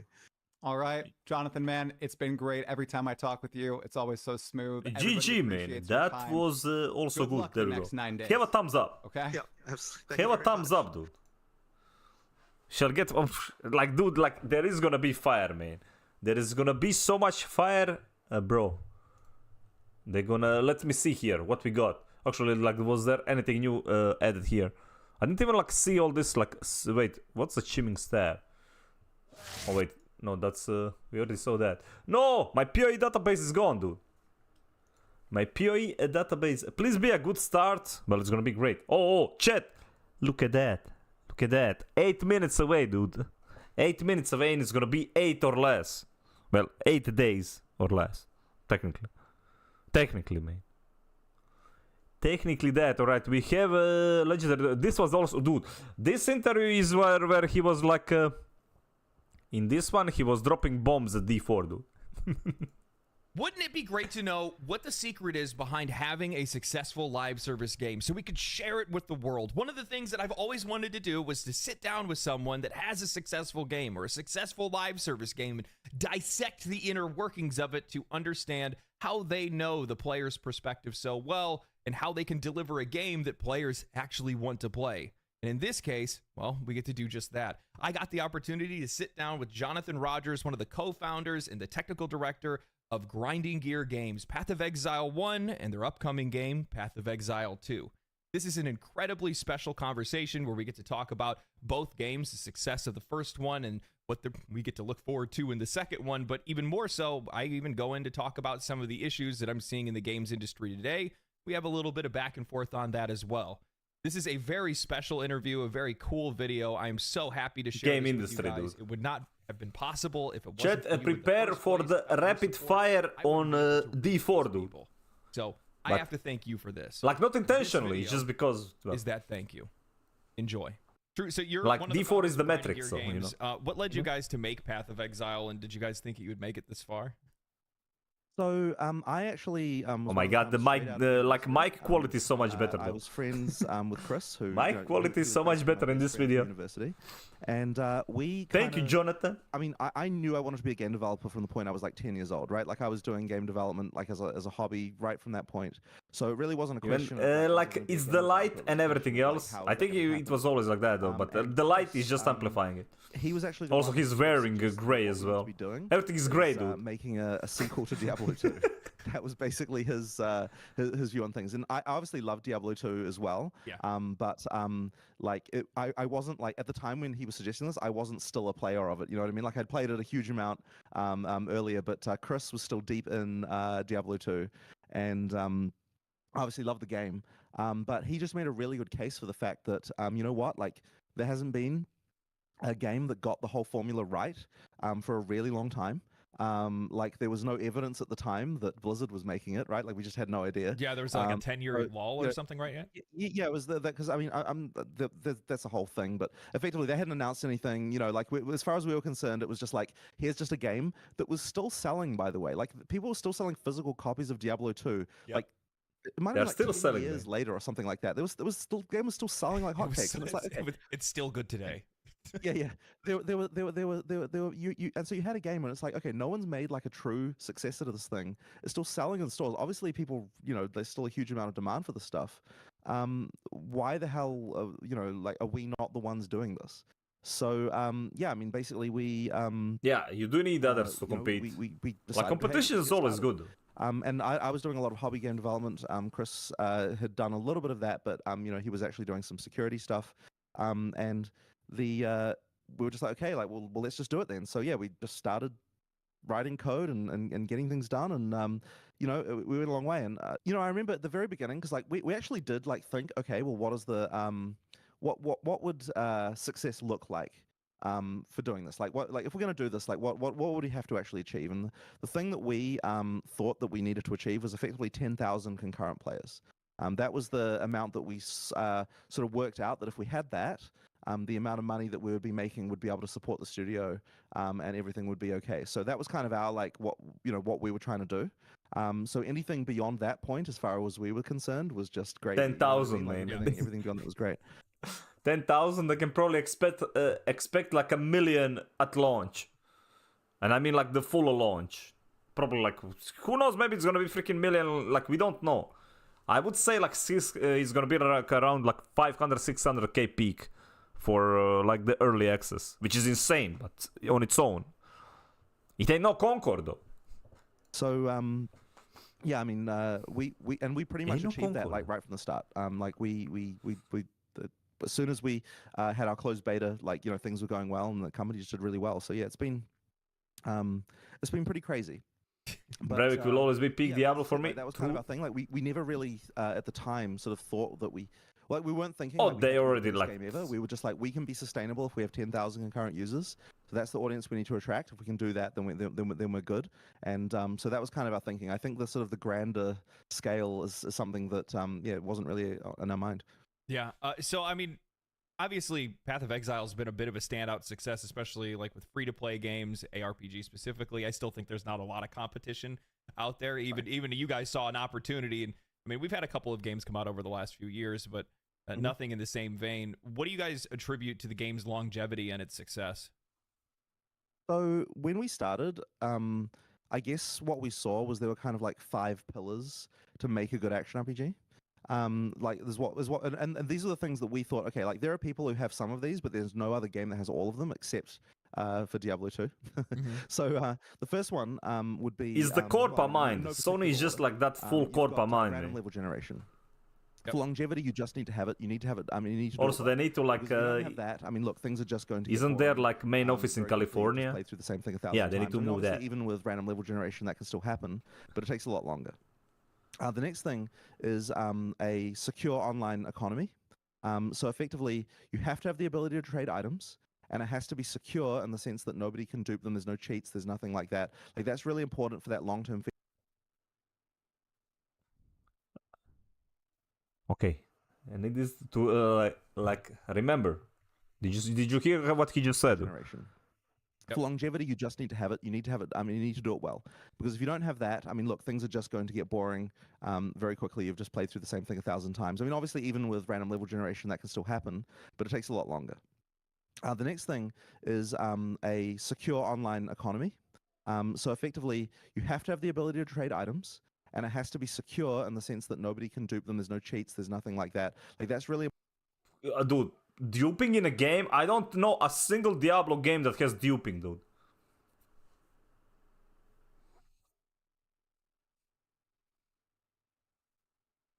I don't know a single Diablo game that has duping, dude. Do you guys know? important for that long-term feeling because it makes the stuff that you find feel like it has value. Yeah. Which I think is very important for the long term. Oh. The next one is that you have to have a random item system. So, and what I mean by that, what I mean is like the item system has to have elements of chance, and it has to be that anything you kill could be the thing that could drop the next amazing thing that you need to find. So, in practice. Yeah.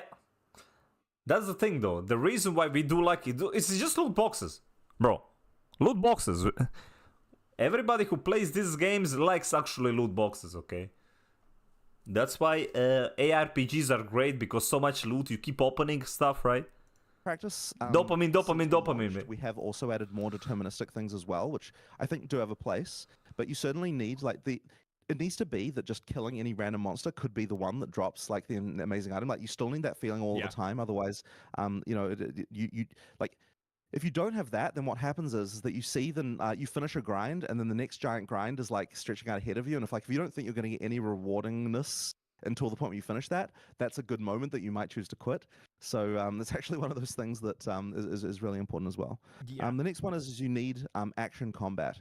And at the time, the reason why what we were talking about there is as opposed to the kind of more MMO style combat that you had back then, which was like very like, like just everything's on cooldown, like you have a million abilities and it's just kind of like one thing after other. That sort of cooldown rotation, like sort of slower paced combat that you had from the MMOs at the time. And was that all of them, or did I say 4? I can't quite remember now. Where was I up to? Did I miss one? Maybe, I think so. No, right. So there was the other one. The other one was a You deep said the loot system and of the character action combat and the Yeah. trading. Yeah. So a deep system of character customization. So effectively, you need enough depth in the way that you build your characters to make it so that you're willing to play through the same character. So not through the same character, through the game again, but with a different build, so that can still be interesting to you. And that was something that D2 didn't really have as much. But one thing D2 did have was the concept of the ladder reset, which is effectively like the fresh economic start. And that concept was ultra important because, and once again, if you're doing ladder resets, then you need It's so to, important. Like, I think it's one of the most important like things that Diablo 2 did was the ladder reset. Like, that one is on them. Like, that's probably like the most like major impact that Diablo 2 had. Or actually pretty decent loot boxes compared to the garbage battle pass they got now. Like, any game that has them, like, the thing about loot boxes, right? Like, if you're gonna have them, they need to be happening all the time. That's the whole point. And they need to be accessible, not like, not paid. Like, loot box as the game mechanic is pretty goddamn fun, dude, right? That's why, like, Vampire Survivors is so freaking addicting. Because you get, like, that loot box, and it can have, like, 3 boxes, and it can have, like, 5 items in there. It's like, it needs to be, like, a gameplay mechanic, not, like, a freaking monetization mechanic. That's why freaking pissing off a lot of people, dude. Like, fundamentally, they are not bad. Because, like, they are the fun game mechanic when they are, like, actually part of the gameplay, dude.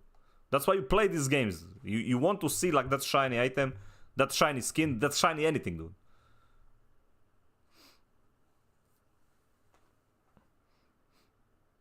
You can pay for them both happy. Yeah, like, but no. Even in that sense, that is what originally started the issue, right? Because originally it was just the gameplay thing. Once you like start splitting, it will never work. It's either one or it's the other. Like it can't be this.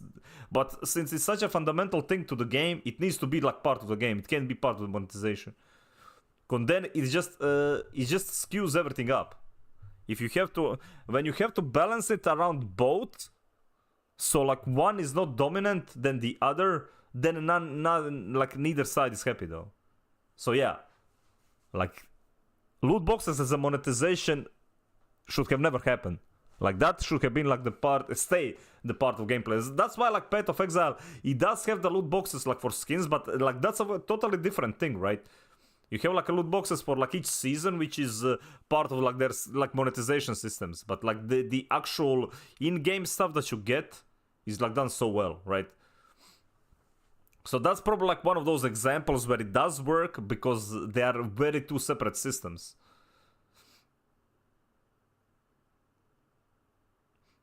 Special Stronger Broads. Yeah, like as I said, like once the game sorts out like the actual loot boxes in the actual gameplay, that's different. Dude.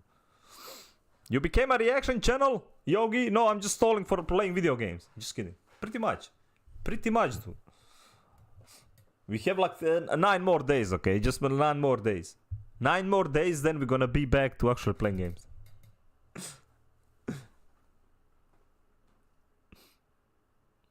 Where Trash, for example, started online to spend the real money to keystop. Yeah, dude, that's probably the worst, man. 9 more of reactions only. No, we're gonna be playing games today, dude. I'll play games today. I promised. Okay? Okay, I promise I'm gonna be playing like no stalling today. Actually playing video games today. Eventually. Just not now. Eventually, just not now. Now we are just gonna watch all the videos.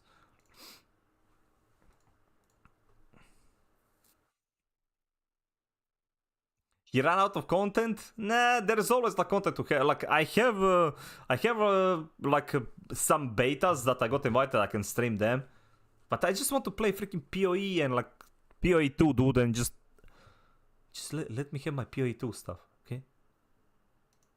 You know, have the ability for your character to be different every time. There needs to be lots of build variety and things that you can do so that you feel like you're having a different experience each time as well. So those are kind of the like 5 pillars that we had. And I think that really like... Let me be happy, man.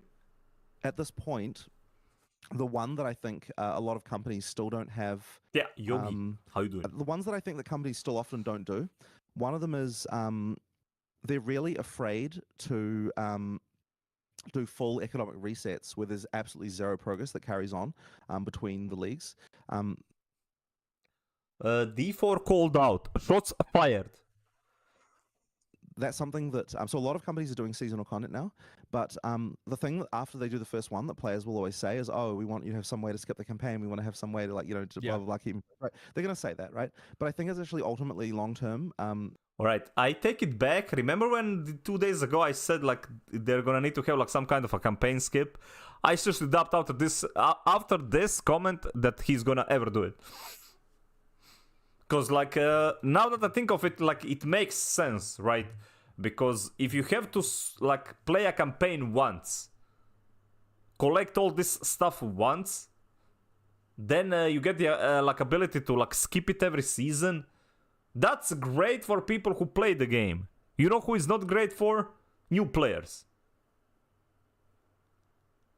It's absolutely goddamn toxic to like new players, and that's why like people don't want to play it again. And a game that is like free to play, it's very important for like new players to actually have like a good time. So if everybody's always starting at the same point where they have to like collect, as much as it's annoying to collect everything, man. From like the game health perspective, it's like important to have it. So yeah, I seriously doubt a good thing skipping it, because like they could give it to like even new players, right? That they can skip and get everything. But what is gonna end up? They're just gonna be it even worse spot, because like they won't know what the hell is happening, right? They never killed a single boss, like optional boss. They never went here. They never like new players skip, like they will just they will gonna hit that skip button, play for 10 minutes, don't know what the hell is happening, and they just gonna skip the game like itself, dude. So yeah, I don't think we're gonna actually see it. Very harmful because it means that like when you have a full economic reset, it means that new players can join your game and not feel like they're behind everyone. Like they're behind everyone in terms of knowledge, but they're not behind everyone in terms of like, physically speaking, everyone Yeah. who starts a part of Exile League is on the same playing field, apart from what they know about the game. So I think that's super important. So that's one that a lot of companies still aren't doing. But the other one as well that a lot of companies don't do is item trade with no binding of items, and so that really keeps the value. And a lot of companies are very afraid to do that. It's one of those things I think is ultra important. Like it leads to so many problems, and people look at the problems and they assume that those problems are worse than the benefit. And I think that's partly because the benefit is a little bit more intangible. Like it's harder to kind of appreciate the value that players feel, like because it's kind of like it doesn't even kind of matter initially, and it's like one of those longer term kind of like concerns. But I think that is really valuable, and it's something that because there is literally no trade restriction in PoE. While in Diablo you can't like trade Ubers, but thing is, if you would trade Ubers, like people would get bored out of that game even faster though. Because like that's literally the only item that is like worth chasing. No, all this like this entire segment was like Diablo, but it's not just like to Diablo as well though, right? It is just generally the market how it is. Like some things, so like this is the true experience that everybody had, because like in Diablo 2, right, ladder reset was literally nothing. Like, people talk, how are you not gonna get bored? People are playing Diablo 2 25 years later, and that game had, like, nothing new, though. Right? Like, the original, like, it was literally just a ladder reset. It was nothing. There was nothing there. Like, you literally had to do everything again. There was no, like, seasonal mechanics. It was just, like, ladder reset. Raise to, like, 100, getting, like, all that gear back.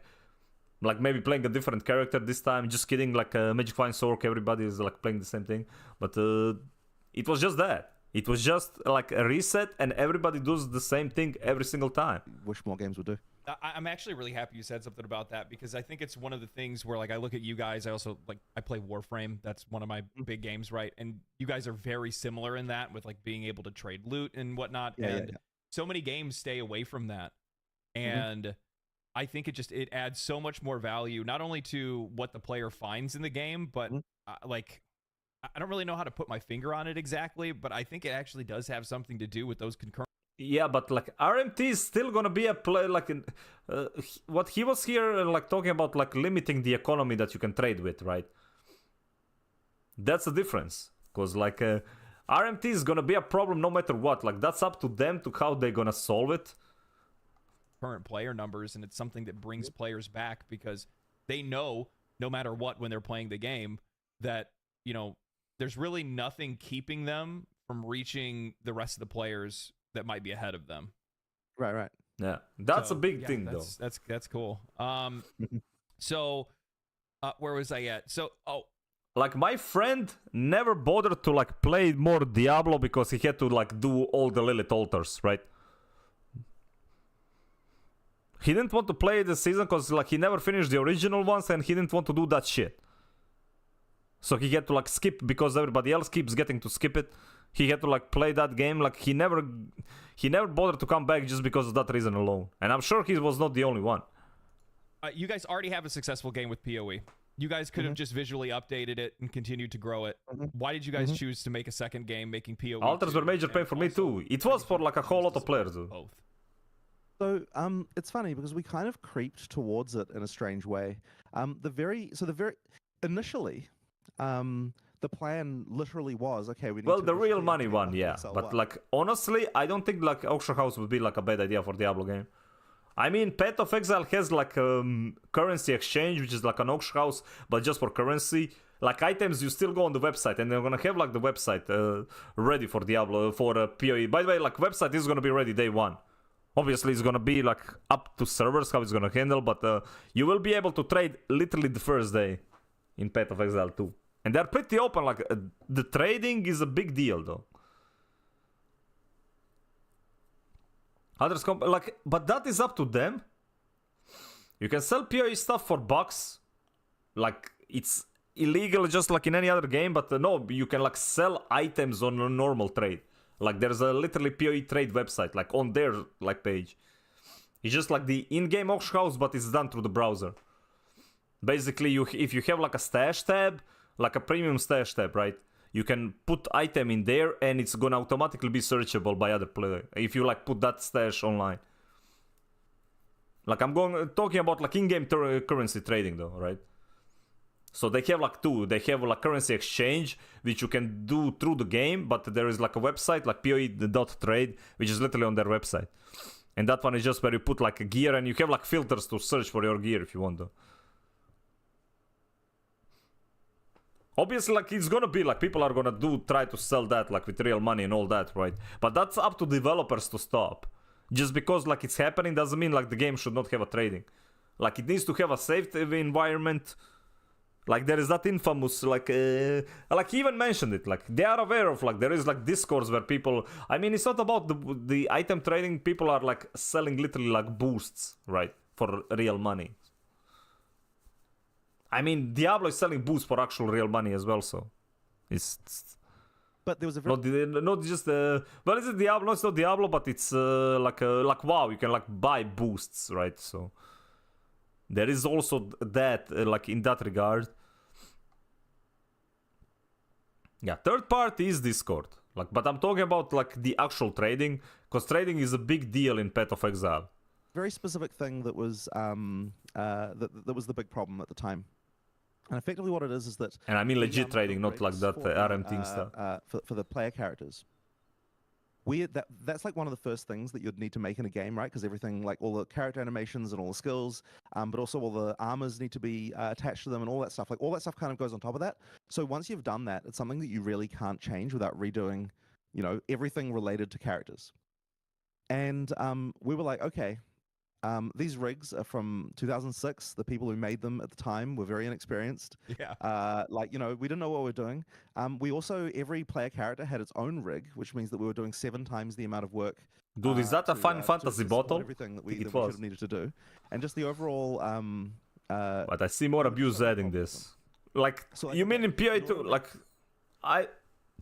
the thing is, it worked perfectly fine. Like, it was annoying to use though. Problem with like PoE trade was you needed like 7 different like add-ons for the game, right? People were running like different programs because it was like such a cumbersome thing to like invite, do this, do that, right?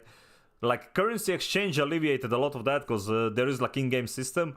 You drop like an item, you select another item, and it's gonna tell you like, okay, people will like are paying like this much for it, and you just like put order in there, and somebody's gonna either buy it or not.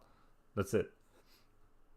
It's like a live trading that you can see in the game for the currencies. For currencies working great. For like items, you have to go on the website and like filter out like specific things. Because as I said, trading in Diablo is kind of bad because like the items themselves are all like pretty damn same, right? So itemization plays a lot to there. Like PoE, there is so many different items combinations, and because everything is like your entire gear is like randomized because it's like rares pretty much on every gear slot. So maybe you need resistances on gloves, not on chest, or gloves, stuff like that, right? So you can modify. It's very modular, and that is why like trading is huge in Path of Exile. But it is also like the system that the player hates the most. make the graphics of PoE 1 Because how like you need to go on a website, you need to do this, So, you need to do we like make new rigs and we're like, okay, now we're gonna have to re-rig all the armors. But if instead of re-rigging armors, like, surely we should visually update the armors instead of just re-rigging the old ones, right? Because like, Yeah. obviously, you know, it's like, well, you know, we're doing much work anyway. Might as well just create new items. yeah. 'Cause, you know, Like those what look he's better. talking right now is like I don't know. After like Path of Exile 2 releases, and by all counts it's gonna be a huge success. I don't know how much like Path of Exile 1 is gonna get support wise, right? It will probably keep getting leaks like Diablo 2 does, but I don't think it's gonna get anything like massive. Unless they can, like they said they want to like keep the leagues so they can like intertwine, right? That they can add stuff like in both games. But I feel like because all this work was done like on Path of Exile 2, I don't know like how much support with like new stuff is gonna happen like in PoE and 1. everything will be better than that. And we have to make new animations for everything. So rather than like remaking old skills, I mean, effectively we might as well be making new ones, right? That are cooler and better. Yeah. So effectively, it started out there. And at some point we're like, okay, but like the graphics of the starting areas in PoE 1, we like the first act is like a particularly ugly. We really should like make a new act 1, so to make that look better as well. Because like by the time you've got these great looking characters, but then they're in old environments, like that looks bad. So we really should update that as well. So effectively, like we just kept on like more and more things kind of like got added and added as like and effectively It just turned into a new game. Yeah, sort of did like that. And so when we Yeah, I think like that part though, everything transfers. It's not that they didn't want to do it though, Delphi. I don't think it's the fact that they don't want to do it. It is just they realized how big the game, the PoE 2 is, right? They don't have they are not like huge company that can do that. They ain't Blizzard, dude, right? We're talking about like 150 people, and if they have like majority of them already working on PoE 2, and there is gonna be a whole lot of work now that the game is released and like for the future stuff, they simply just don't have it.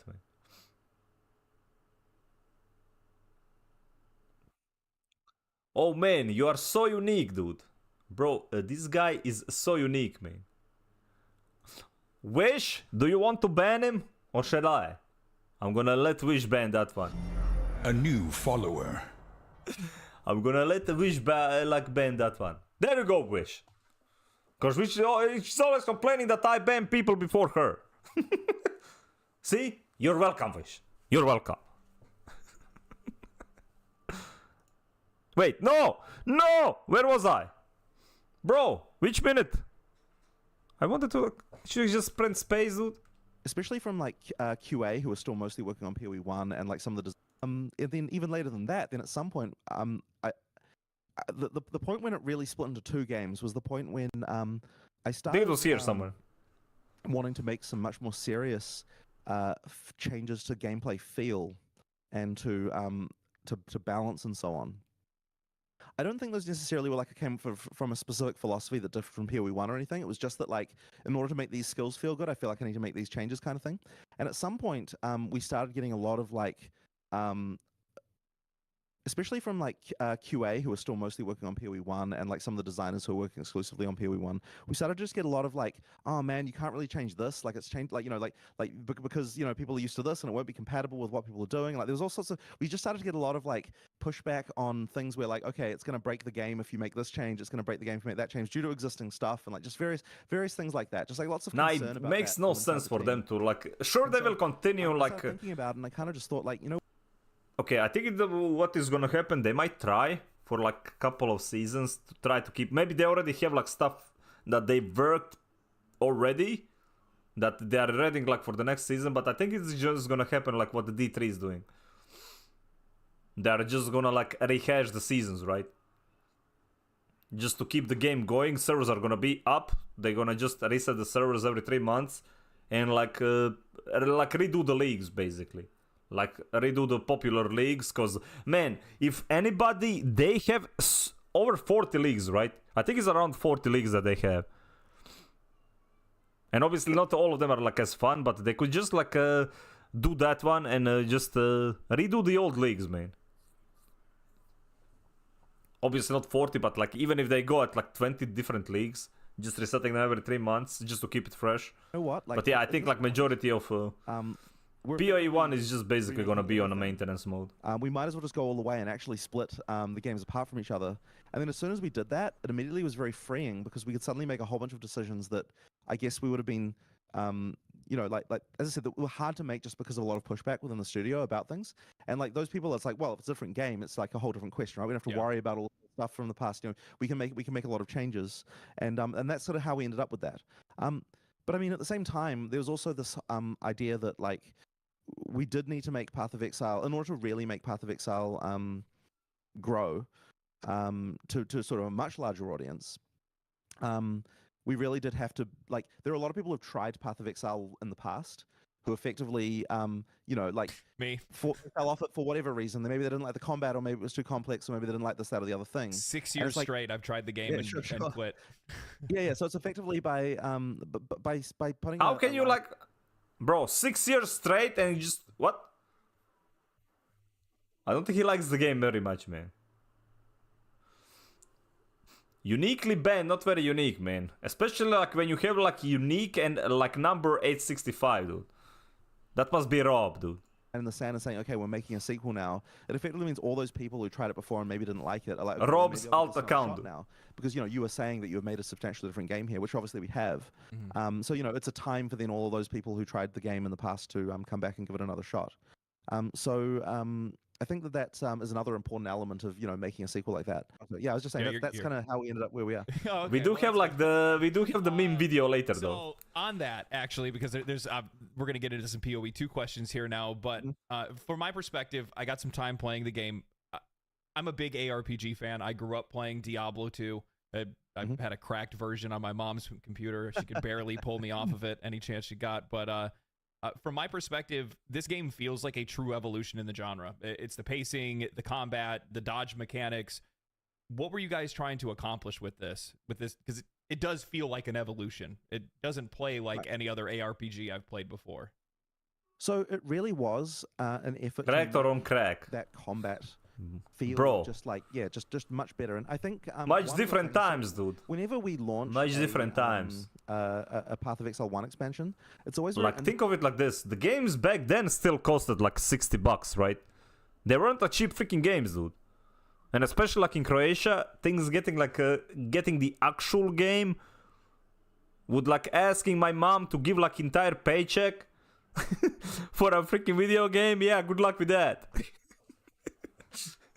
Good freaking luck for that, man. Interesting to see what people say outside of the Path of Exile community. Like obviously the Path of Exile community gets all hyped about whatever the next big thing is, but it's very interesting to see other communities. Nah, it wasn't that bad, but is what I mean, it wasn't far usually off. The top comment will be like, oh, I tried this, but the combat feels so dated and bad and all that sort of stuff, right? Effectively, like it's interesting to see what it is that people who don't play PoE dislike about PoE, because that's a very interesting thing to think, okay, this is the stuff that we can potentially improve in order to get it better. And like I love action games, like I'm just a big action game player.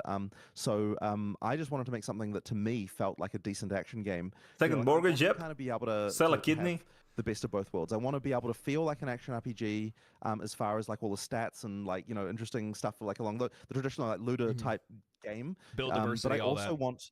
Yeah, but I also want you to be able to approach it like an action game, where you've got mechanics that you can dodge, that you can. Spear coming out in Throne and Liberty. Oh, dude, I did see that. Freaking spear poggers.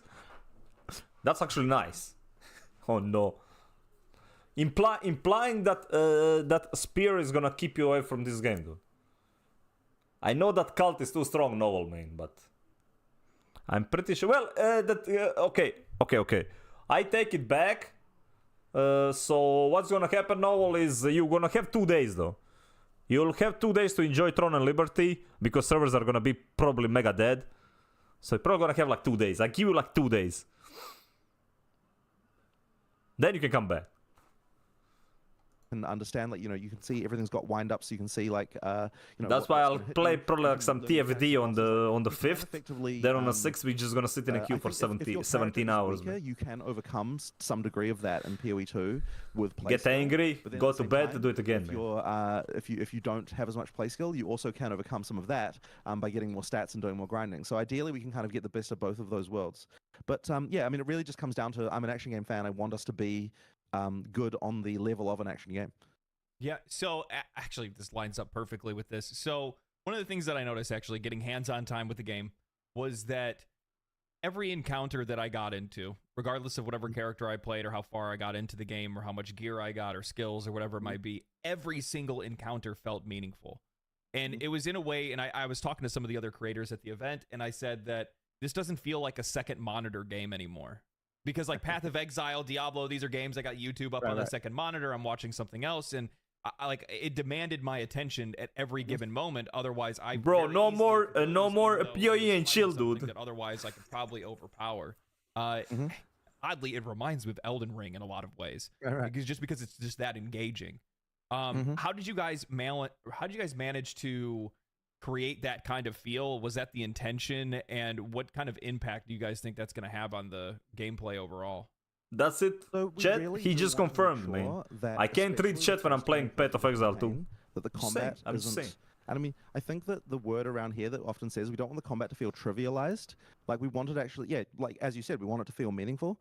And this has been a really big tension point in development a lot of the time because I guess there's several reasons for that. So one of them is that if you're not expecting that as a player, that is like a very big different game feel. Yeah. You know, like it's a huge deal, right? So and like that's one of those things that I feel like it's really important that people understand is that like that yeah, like you're gonna have to concentrate on the bosses. Like the bosses shouldn't be the you just walk up and kill them in 5 seconds. You need to like observe the mechanics and engage with them and like understand them and like like it might take you a couple of deaths before you kill a boss. That kind of thing. And I think that like yeah, I think from a designer's perspective as well, you kind of want like you put all this effort into designing a boss. Like you don't want a player to just walk in and be like, oh yeah, I just killed it in 2 seconds. Like nothing you did mattered. You know what I mean? Like, Nah, Rod is just gonna put like another Diablo-like tweet. Like it matters, but at the same time, you do need a feeling of progression through the game, and you do need to make sure that at some point you get to the point where you feel much more powerful than the content. Now, I think the difference is with PoE 2 versus 1 is that the point where you reach that is a bit later than it was in PoE 1. And the other thing as well is that people have so much knowledge of PoE 1 at this point that they can reach that trivialization point very, very quickly right from the start of the game. Like obviously we've added like lots of content over the years and all sorts of stuff like that. So it's kind of gotten to the point now where PoE 1 combat really just doesn't kind of like matter very much overall, unfortunately. Yeah, it doesn't. Yeah, like we were trying to PoE get 1 back to literally is just like one a screen situation delete where everything combat all was the time. trivialized. But then once again, there's a lot of tension, right? Like as we are doing testing on closed betas and so on, you definitely get a cohort of people who are like, oh, effectively, ultimately they're finding the game too hard, right? For their level of concentration that they want to put into it. And so we really have to do a fine line here. And so ideally what we can achieve is that if you are finding That's something true. too hard, I mean, even PoE 1, like once you understand it, it's pretty easy mode though. From the stuff that you look Like around the getting world, get to more like stuff, maps come and back, finishing that's like the most thing of the you can map do. content, like the But mid game, ideally, it's very we're easy. in a situation where the amount of that you do kind of depends on how hard you're finding the content. So ideally you kind of like do side content to the point where you reach the level of difficulty with the combat that you feel like you need to reach before you're feeling comfortable. I got And you. Okay. it was actually a realization that we had relatively recently, because there was actually an interesting thing. You mentioned Elden Ring. There's actually an interesting thing I noticed with Elden Ring, which is that if I'm playing Elden Ring and I try to kill a boss, Dude, there's a freaking fly, get it! then, what I do is I just go and do some random side content until I feel Get it! Smack it, chat! Look at the freaking loose shit! powerful enough to come back. And that was something that Smack Path of it, Exile smack it. 2, Jonathan, smack it. Players in the closed betas were not doing. Please smack the And I was kinda microphone, please. Jesus Christ, it's a fly. Sorry.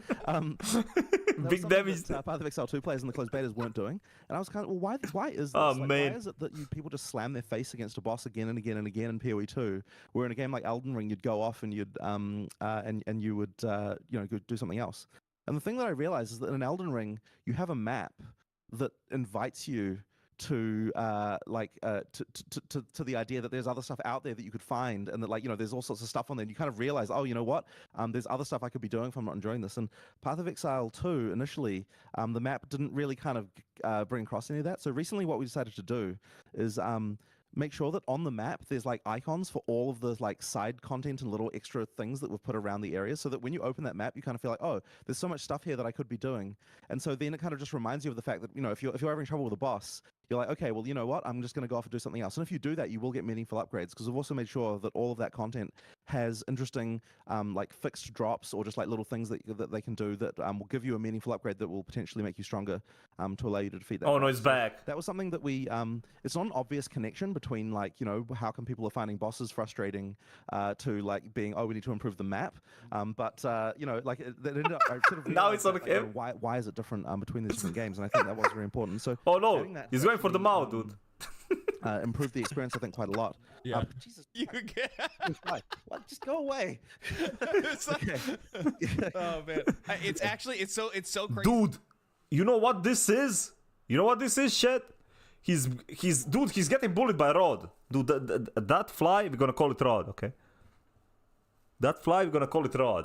Little Rod, dude. That shit, I'm gonna be right back. Rod is out there with vengeance, man.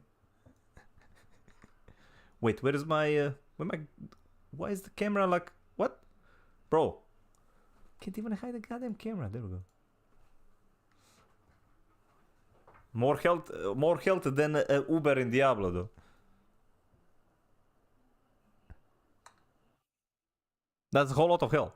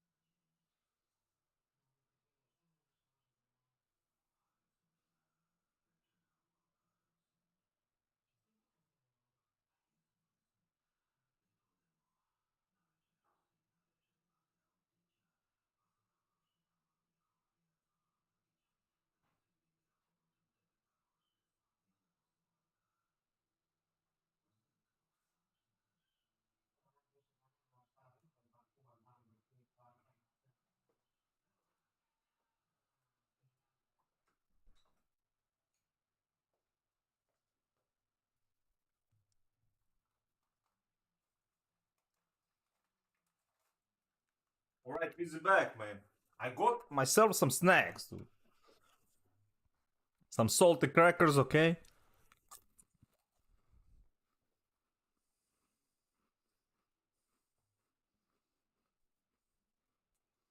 We're freaking back, dude. We're freaking back. Alright, where is my damn thing? There it is, alright. Let's not mess it up again.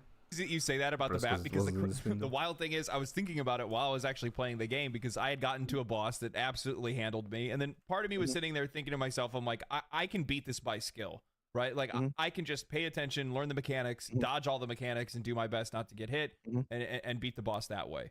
And then I opened the map and I saw there was like a bunch of mini bosses that I hadn't even touched yet. And I was like, well, let's go ahead and go around here. I'll probably get some skill gems or some uncut, support gems off of them, be able to build something out, maybe find some better equipment or whatever, and then come back a little bit later. I did that. Sure enough, got better support gems, got better higher end skill gems. And No, some I don't better want equipment, came back, the handled troll, the dude. boss. It was still tough. I'm not gonna say like I didn't have to try anymore. I still had to try. But it felt a little bit more measured because I was actually dealing enough damage to take it down within a realistic amount of time, right? And well, I'm really glad to hear that worked because He was that playing like, melee, that was man. my He was thesis on playing how we're melee, gonna dude. fix this problem, Yeah. and I'm really glad to hear that worked. But And the other thing as well is and Rod is back, dude. go away. somebody get a fly swatter. Like smelling here or something? Like, Yeah, what's going on? I don't know. When was the last time you left the office, man? um, okay. So anyway, what was I saying? So the other thing as well though is it really did force us to create a lot more of that side content throughout the game as well, and I think that really helped because having all those like kind of I would interrupt the interview, tell him I need like 2 minutes, but I would not turn off the microphone. Then you would hear all this kind of like slapping across the room, right? Like this like boom sounds. And come back, hair all like messed up, all winded. It's done, dude. It is done, man. Destroyed, eliminated. little interesting encounters has just made the game feel so much more alive. Like there's just there was tons of cases where we did things like we would so it's funny because so we've got all these bosses in the game, there's like tons of them everywhere, but then we also have things that I guess like they're still sort of bosses. I think if you look at a lot of games, you would still consider them to be bosses. But effectively, they're like hard-coded rare monsters that have specific abilities. And a lot of the time, what we've done is we've taken things from like later in the game and moved them earlier to use them as like a boss in that sort of area, things like that. So, for example, I don't know if in the forest you found that that witch in the witch's hut. Yes. Was that a thing you found? Yeah, you did. yeah. All right. That's where So I got some that- like leveled up potions or flasks. from that. yeah, exactly. So that witch actually comes from Act 5. That was just one of the regular monsters from Act 5. We took it down. We added this like frost breath ability. Yeah. Then added a little bit of stuff around, like you walk in and there's the cauldron and then she disappears and goes behind you and like a few things like that. And it's like really quickly we were able to create a little encounter like that. And if you're in Act 1, a random Act 5 regular monster feels like a boss to you. Yeah. So that's like just like a nice way to just add little bits of content. Like we've kind of done little things like that all over the place. Just That like is little pretty touches cool, that, yeah. I mean that's what like Elden Ring does. It Dude. would feel a lot more alive. Yeah, And like allow us to drop normal specific mob, items. be, Yeah, that like one- or like one- well, that one's designed technically it's specifically different though. It's for boss potions. becoming a But normal actually, mob. another Here is interesting normal one mob which becoming the is boss. That I don't know if you found in the previous area there was a little camp with some zombies that drops a skill gem. You might have missed it. Actually, no, it was, no, I got it it. was the same in 2. Okay, so Either way. so if you miss that one, then the reward that you would have gotten from that one will also drop from the witch in the next area. Oh, okay. All All right. So effectively, what this means is kind of like a catch-up account where we can effectively say, okay, there's all this random optional stuff around, but if you miss some of it, then we can forward some of those drops on to a later point, so that we can still sort of make sure that at the beginning you sort of have a reasonable. Like we want to try. What we're trying to do there is we're trying to make sure that the bottom of the people who are the most unlucky effectively still have a reasonable experience. So that's the kind of thing that we can do to there's like little tricks like that we can do to make I'm it gonna more- be the unlucky guy, dude. That's incredibly Get smart everything and at the end. So there you go. I'm happy your plan worked there. So actually, along with like missing content and stuff like that, I am the quintessential new player for Path of Exile. I've tried the game like 6 times over the last 6 years. I fell off every single time. It wasn't until Settlers of Kalgur that finally got me, mostly because I could respec using gold. Right. That's really what it was. I couldn't tell you how many times I had bricked a character just because I couldn't figure out how to build. I get like to the end of the campaign or near the end of the campaign and just get smashed. You guys have made a lot of changes that have made the game far more accessible. It's obvious that you're trying to aim this towards newer players. How do you guys manage to balance something that is going to be good for new players? It still is such a good league. Same for those hardcore players that they've come to love for Path of Exile. Yeah, so it really comes down to trying to remove what's called incidental complexity. So effectively, you have what you might call necessary complexity, which is effectively in order to get the depth that you want, there's a certain amount of complexity you need to be able to make the system work at all. But then also you have incidental complexity, which is effectively things that are complicated where simplifying them doesn't change the depth of the system at all. And a great example of that is the way that skill gems work, where previously skill gems were on items. It meant that every time you upgraded an item, you had to worry about your skill gems. That didn't change anything about the options that you had for how to combine skill gems or anything like that. So effectively, I would class that as incidental complexity because it's something that made the game more complicated, but it didn't change anything about what you could actually achieve in the system in terms of like how you what the ultimate way that the combos you can do, anything about how you build a character. All it did was just get in the way. So effectively what we're trying to do is just remove all that stuff that's getting in the way, that's not making the game deeper, while keeping all the stuff that does freaking sockets, dude. Socket colors was the most annoying goddamn thing ever, bro. If we can do that, then I think that we will have something which new players are going to find a lot more friendly. So yeah, like the skill system being a great example. I mean, things like making respecs easier and gold and stuff like that, that stuff all really helps. There's just a lot of these things, and really, like what we were doing before, some of that stuff just wasn't really necessary. It was not improving the game to do it that way. So the answer there is effectively, I believe that you can have it both ways, but at the same time, I never want to make a decision that's going to make the game less deep. And it's very interesting because obviously that can be something that can mean different things to different people. So here's an interesting one that was one recently that we changed, which was that we changed from 5 flasks down to from having 5 flask slots that you could do whatever you want. This is such a good change as well, dude. 10 out of 10 change. Just a life slot and a mana flask slot. And getting rid of the piano keys. Yeah, exactly. So you could look at that. Obviously, we're trying to solve a real problem because that one actually came out of the fact that whenever I was actually watching new players play, the thing that they would screw up the most was using flasks. They would press the wrong button, they'd do one that was empty. There was all sorts of stuff that they'd be doing there that just wasn't that was causing them to die. And I was like, at the same time, you've also got the whole flask piano thing, which is not great.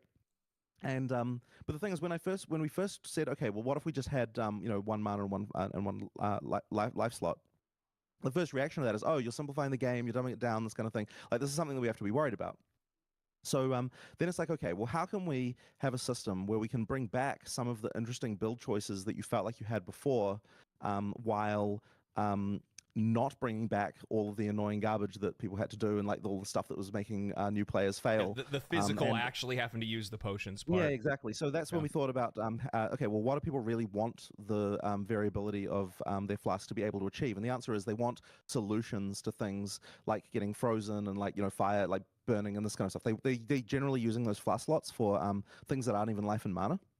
So then we're like, okay, so we're going to add this new system called charms, and they automatically trigger, and they still give you some interesting build choices, but they don't require the physical dexterity. It is much better system. I like it a lot. Having to hit all these different buttons all the time and knowing which one to press.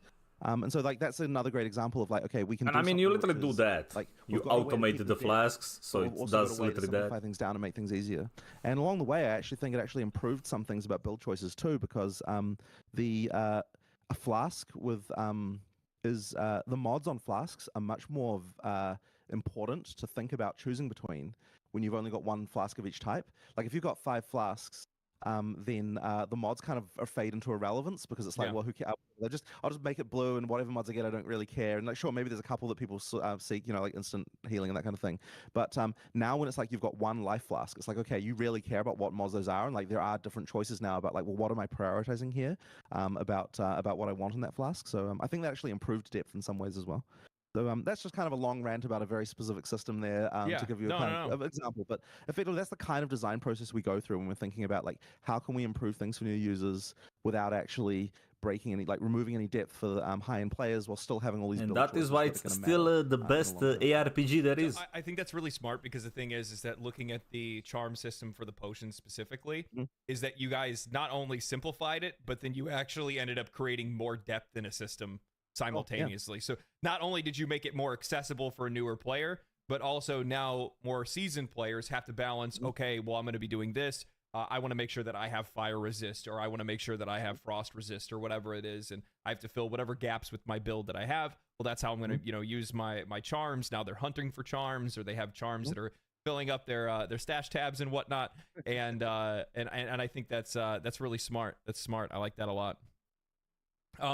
So as another one of my like new player things is that when I always came back in to try Path of Exile again, obviously every single time it was around a new league mechanic. And this last time that I got through, the Sellers of Kalgur was very easy to kind of get used to. It's something similar you've seen in a lot of other games and whatnot, so it was pretty familiar to me. But when I actually finally got to the end game for the first time, got to maps and everything like that, I was yet again lost, and my only solution was like 2 or 3 hour guides from Zizrain or somebody like that, right? And I'm like, it's not really what I wanted to do. I try to play games. This Academy, man. And I was wondering, when it comes to the end game, do you guys have any plans to maybe nudge new players into the direction of maybe end game solutions that are best for them? Or are there ways for players to be able to discover that? So I think that the end game, just the core system in Just get good. PoE2 is a bit more understandable and discoverable, and the way you can kind of see, so we've got the map that sort of shows you what you can find, and so it really feels like you get more of a sense of discovery, and you kind of slowly get introduced to the different mechanics. Like you're going to start finding those sort of extra league mechanics. Like you're going to see them on the map before you get to them. You're going to be like, oh, what's this? You go there, you try it out, this kind of thing. Like you're not just going to randomly run into like 10 different weird mechanics that you've never heard of, like right from the get-go. But that's also like a thing, dude. Like the campaign is like what, 25 hours? Did he say? Like that was just first 3 acts. So let's say like it's like 35 hours, 30 hours. Let's around there. You're still get like a good grasp on your own character and stuff like that. So like experiencing the end game itself, like watching like what needs to be done. I think it's like a good point, like where like a bunch of new info starts like coming your way, right? Because around that point you're really not like learning anything new. You're just like seeing new bosses. So effectively, that allows us to kind of more slowly introduce those things, and all of those things I think have a much more considered ramp about how you get into them and how they go forward. We can effectively make sure that there's tutorialization for them at the point where you encounter them for the first time. There's just a lot more that we can do around that. So I think the system itself is just a bit more amenable to making that ramp into the end game a little bit easier. But ultimately the end game is where the complexity does start to ramp up a little bit. Like that is something that 10 days of reaction, he will play 3 days, man. That's where you start to, because like, Bro, Yoki, why you hate him, man? That's where you're going to start to get all of these things sort of coming in. But as I said, there's a bit more of a consideration to just like, how the ramp up works. And why you hating, all right? Why you hate? Where is my Steam, dude? Where is my Steam? Wait, did I even launch Steam? Time to flex. Time to flex, man.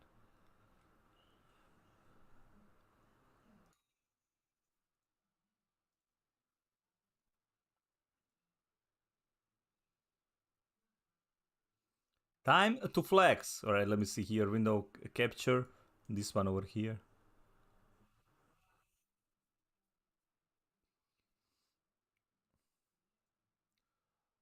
Wish, I think you have like another one. Steamer, was this one?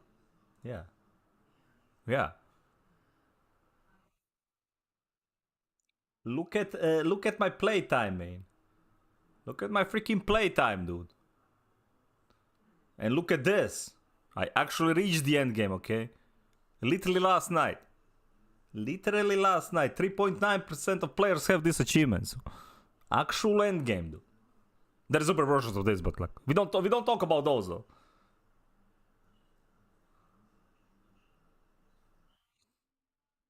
We don't talk about those, dude. Just saying, man. Like, why do you hate? What are you? An idiot sandwich. Right, where is it? This one? Bam. Let's bring it back. Also, like, where is that guy? I need to ban that one. It didn't appear here. So I'm just gonna ban you from here, dude. See, here. Ban. There we go. Man, they are going hard today, dude. They are going hard today. Well, that guy didn't even like pass though, so it's fine. It was this one. Right.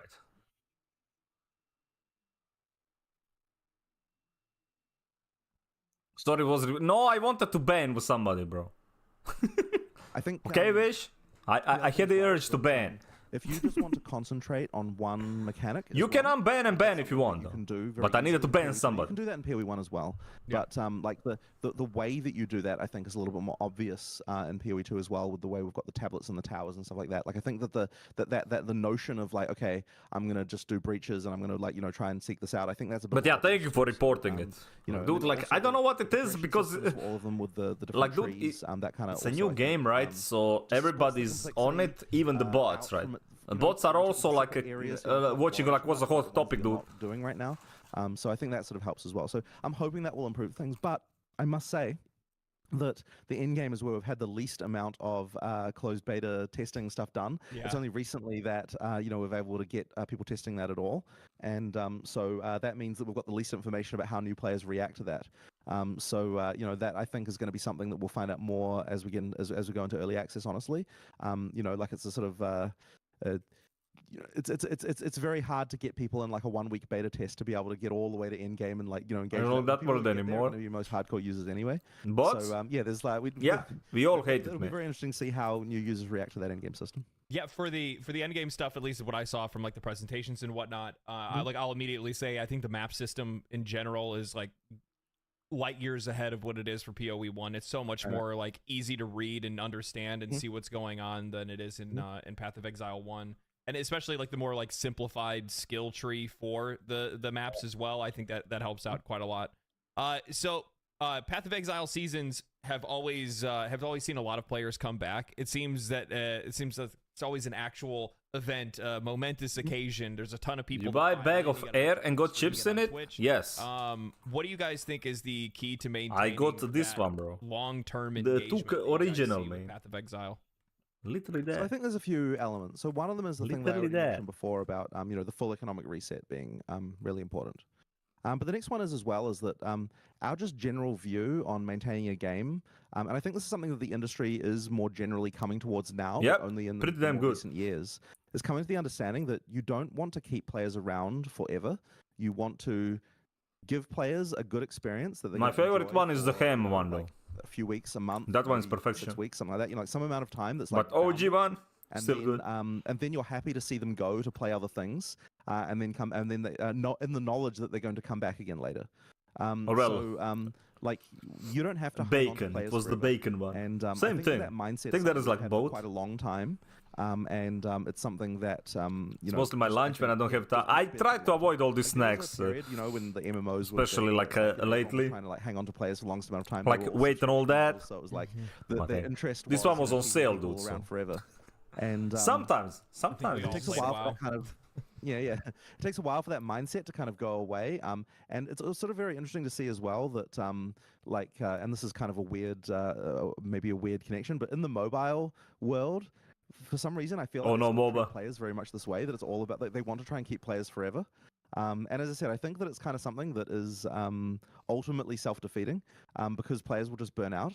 Like you really would much rather give them a satisfying experience than like, okay, Did you know what? see? I've Did you done hear this, that? but I'm gonna come back. Blizzard shots fired again. Like, Playing wondering- your game all time, every day, all So, day. do you guys think that your monetization has something to do with that? Because like you guys have a very like player first approach to your monetization. I live healthy, but if it's on you sale, guys fuck are- hell. I mean, especially in the like, Do be like that. realm, you guys That's how are they get you, a man. rare breed, to say the least. How much of an impact do you think that has on it? I mean, I definitely think that comes a lot to sort of player trust. You know, like by not being aggressive with monetization, by making sure that we, you know, everyone what we do feels fair. I think that it just means that players trust us. I and just they're play much even more if the likely bad to, game. spend money just on True. the idea We all that, do though. you know, we are supporting the all game that like we're enjoying playing. we just want to play video yeah, games. look, Though. I'm sure there are things that we could do that would like juice our monetization significantly beyond what we're doing now. But we wouldn't enjoy doing those things, and I think that ultimately be self-defeating. You know, it's much better to just do what we do. And honestly, like monetization is something that like it's not our first thought when we're coming to design things. Like our first thought is about designing the game, and then monetization really is like, okay, like obviously we want to make some cool stuff there. But it's like really the first thing is like first make a good game, and then if the game is good enough, the hope You're is gonna that make me players will cry. then want to support you. Yeah. The hope is that Yeah, players will Rod is gonna support make you, another tweet after this. Though. in what you're doing. Well, this one was late yesterday, that's right? kind of So- always been our view on it. And you know, it's funny even at the start. So we started the game in 2006, like working on it, and at that time, free to play was really not a thing in the Western world. And the reason why we First thought was I heard. Be like that. chose that is because we kind of thought, you know, well, we're not some big studio. We're Hey, some random verse dudes in New do be Zealand, hard. like if we, I don't think we can even get people to buy our game, and like how do we even distribute it, and like all this stuff. Like we were like we couldn't even do this. So free to play felt like a Yogi, way I for started us to be Once able to Human actually again. get, Oh, how is an Once Human audience. nowadays? I mean, But then I didn't touch the release like had whatsoever. were all of the pay to win things that were going on in Asia at the time. So we were like, well, obviously At the nobody time. in the we were like nobody in the West would ever accept anything that was pay to win. Clearly, Yeah. right? That's clearly not okay. It's kind of what we were thinking about at the time. So we were like, well, so obviously we need to do all of this cosmetic stuff that we do. Yeah, I've seen they have like So a that was pretty kind of decent like, player our base thinking, still. back then. So And it's funny because it turned out that actually Western gamers will accept pay to win in a lot of cases. There are like a bunch of pay to win games that are successful in the West after all. Yeah. But our whole thesis at the time was like, you know, nobody would accept this. I mean, we wouldn't accept it, right? As players, like that's what we were thinking. So therefore, you know, that was the monetization model that we picked. no, the players and, wouldn't accept a lot of yeah, pay to win that's kind stuff. of- It's that's like I it's think that the in a people lot who of don't play ways actually that games that would pay for that. First approach, not going the pay to win approach and things like that you've seen with many other games. Well, there have been some successful ones that are out there. I think especially recently, you know, I'm not going to name any names or anything like that, but there's a lot of live service games that have come out that did lean on those pay to win systems, or they were a little bit too aggressive with their monetization. Maybe it's they monetize too many things, maybe they price things too high or whatever it might be. Especially when there's games that are like parallels of each other, right? You'll have two games that are basically like the same thing, but one is, you know, way more expensive to play than the other one. I think that it builds. I mean, he's talking about Diablo, dude. Like the Diablo is. Else. And like, how do you think that loyalty? You paid 60 like, bucks, really 70 plays bucks into, plus like, the 40, and you longevity didn't of kill your a game? single Because, main like campaign I said, boss in I've both. seen a so- lot of these games basically come out and then fizzle out really quickly because of their monetization. I mean, it absolutely does factor into it. Like, no doubt that it does. But I mean, you still at the end of the day have to make a good product, right? Like like the gameplay itself is king. Yeah. And I would say that the main thing you don't want is the monetization to be getting in the way of that. And monetization really can do that because the moment that you monetize something, the game designers are influenced by the existence of that thing. Like if That is you're what selling a certain everybody thing- like keeps saying, dude. As soon as there is like a system in the game that you pay for, the game is gonna be designed around the system, not the other way around. That is how it works, and that is why a lot of these games end up being like extremely bad gameplay wise. Like even if you don't even realize that you're doing it, you're going to be making game design decisions around making it so that people actually, you know, Pretty much money. I think So, battle passes are probably the best example of Rasta, that, where they, how you doing, man? They're curbing all of the gameplay around how you progress a battle pass and things like that. Right. So yeah, like that's why you've got to be so careful what you decide to monetize because it will affect Well, what you do. Booty and I think Booba, it's man. almost inevitable. That one will always to sell, an though. extent that But you can get that one by just playing the game, though. It's like it is so dangerous to do. All you that have to stuff. do is like Yeah, sit in just town and you're gonna keep see a them. whole I lot of actually that. think So. there's And a it's thing free. that, in my mind, is connected. By the way, here that it's not technically the same thing, but you know how a lot of live service games will have like, oh, like play this weekend and get double drops, and play this weekend and get 2 times experience, and this kind of like stuff like that. Like that stuff. I think really undermines the integrity of the game. D4 shots fired, shots fired. Long term, like that. Man down, man down. Sure, that weekend, a bunch of people will turn up, but then I feel like then XP you're like, when you weekends, don't dude. have that. Now you're much less likely to play. And so then you get into this death spiral of like, okay, well, the only time people turn up is when you start turning on double experience weekends. And so it's like, now that's what the game is. And it's like, you've kind of compromised the whole thing. So it's like, even just that, like stuff, that's not even really to do with monetization even. It's just like another thing where it's like, it's an outside element outside of the game. It's like, this ain't like shots, these are like artillery, man. Yeah, that shouldn't be there. And I really hate that stuff. And like, I mean, you like, people will all the time suggest this kind of stuff, right? Nah. Like, you get this with like third. It's like a decent game. It's not a game of the year material, though. Oh, we want to be able to run an event where blah blah blah, and I'm like, no, we just will not do it. Like in the long term, it just breaks things. Like, and they'll say, look, when we do it in this game, we get so much more players, and it's like, well, yeah. It could go for like the multiplayer award, but like game of the year award, hell no. It's just not good in the long term. So we never do that stuff, and I think that it's once again another one of those things that in the long term I think is much better for the health of the game. I think that like generosity is always a good thing to have in games, and maybe it's not like double XP weekends or anything like that. Not only that, their base gear in PoE 2 looks insane. Have you seen the art of the new gear? It's ridiculous, and that's like only the stuff that we saw. Warframe like earlier, every single day you log into Warframe, there's a reward that you get, no matter I think how long you play the game, and sometimes that reward could be like a 75% off of the premium currency for the game or something like that. So players always feel rewarded for logging in all the time. Dude looks like an Asian Elon Musk, man. Ways to go about it, but yeah, for sure, that's it's definitely not the way. You know, one thing that I definitely wanted to make sure to bring I don't up see as well it, is I'll be real, the carrying over. I don't see it, Adam. Also, Adam, hello. PoE 1 to PoE 2 is unheard of. It is. Listen, DLC got Game of the Year, so like that was a goddamn joke. To be able to double dip, to be able to have their existing audience pay for all new things all over again, start over fresh, in an entirely different microtransaction ecosystem. What was your guys' motivation to what a lot of companies Smash Mouth guy as throw away all that money?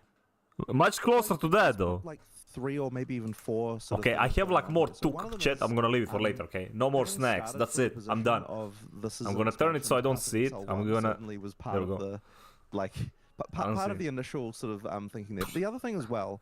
It ain't gonna win. Okay, so Elden Ring is gonna win. Let's think about sequels to live service games that have existed. Now, every time that people have done sequels to live service games, and there's not like that many of them. No. A lot of the time, the sequels end up doing worse than the original game, and you have to go back a little bit for some of these. But effectively, like it's not always the case. A lot of people don't care because it's a freaking joke. The case before for all the sequels to live service games. It's not like it's not like a gamer award though. Effectively took a back seat and no longer received any development, and effectively was dead. And we're like, well, why do that, right? Like, it's like a Jeff award to his sponsors, though. That people love. You're playing it today, right? So I'm like, right. So I'm like, okay, well, in order, like, when you're a game designer, you think a lot in terms of. Nikki and I will be in a nice Adam. Like just as a general mindset as a game designer, you're like, okay, I'll be playing some PoE later, so if you have any questions about like the player, PoE, I can help you out with that one as well. What are the incentives that we as a company will have, depending on how we structure this? So I'm like, okay, if we make sure that the microtransactions span across both games, that means that as a company, we will have an incentive to make sure that Path of Exile 1 continues to receive content, because we will still be getting monetization from that. Because the feeling that players will have is that PoE 1 is still getting, because PoE 1 will still be getting monetization because of the fact that all that stuff goes back as well as forwards. That means that we'll always be incentivized to support it. So effectively, that is true though. Like there was so much like I didn't play Wukong, but I've seen like Blues probably most of the playthrough. Part of the reason why there was so much things there that he was doing. There's one other point as well. But like as I said, Elden Ring already won Game of the Year. This was just DLC. I don't care if it's a good DLC or not. Man. You kind of realize that like the stuff. I mean, look, the stuff that's selling. Yeah, mobile PoE, but like that one is fine, bro. Like reselling a bunch of stuff from the past to everyone again. Like listen. having nobody, I'd say this, nobody would be angry at Blizzard if Diablo 4 was released before the mobile version. Like, nobody. It is just that simple. It's the fact that they released a freaking mobile game while people were waiting for like freaking 10 years for a new like Diablo game. And the way that they announced it, like having the mobile game, it's yeah, like nobody would have minded it, dude. Absolutely nobody. Like it's all the way that they approach the entire series is like, here is like freaking, and the fact is like mobile game is getting more updates than the actual flagship title, so that tells you a lot. Nah, I don't think DLC is like, DLC can have its own slot, right? You can have like the best DLC or like concurring game, because like in that category, right, by that logic, Path of Exile 1 should have been nominated every year. Because this game has like 4 leagues every year. The leagues are huge, massive. Basically, like it's like they add like 4 expansions per year, dude. Especially like Settlers League is like one of the best like leagues they ever added to the game. Why is this one not Game of the Year?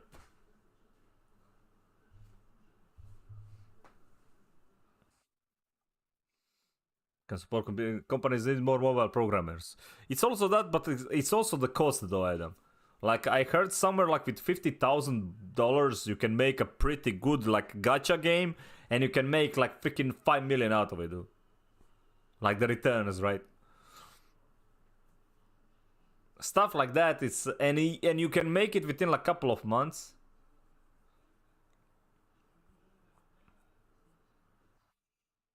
I mean, it's a mobile game, dude. Like, is necessarily, if they're gonna make the much PoE more like away. just Like, sure, I mean, there's playable on phone, that's gonna be a different thing. But it's still gonna be a PoE game. Done that, but or it's gonna be a separate game like really, Immortal in the is. long term, there's 2 things that are going to give us more money. One of them is like, you know, getting new players.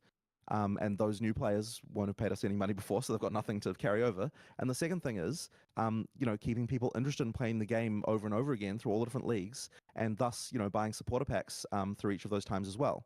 And people having all their old stuff carry over really doesn't matter for those things, right? Like, if our goal is long-term success of PoE 2 and 1, then it really, you know, we can make this, and I don't think it should really hurt us at all in the long term. So I think just like, dude, his mind, like, bro, like just listening to him, I just hate everything. Man. Players, you know, are very happy about it. Oh yeah, Graham is the same thing, dude. People who played the game before feel valued, and like, you know, we're not just going to throw this stuff in the garbage whenever we decide. Like the way that he talks about like this monetization, like you can see, man. I'm level 36. Fight me, dude. I will log in and I will fight you. I will duel you and I will destroy you.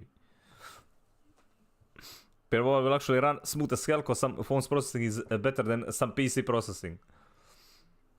I mean, everyone's gonna be playing on PC anyway, so. The thing is, like, you can't combine them, man. Crow gonna play a Templar again, dude. No, I can't. I don't think we'll be able to play Templar for like 4 months.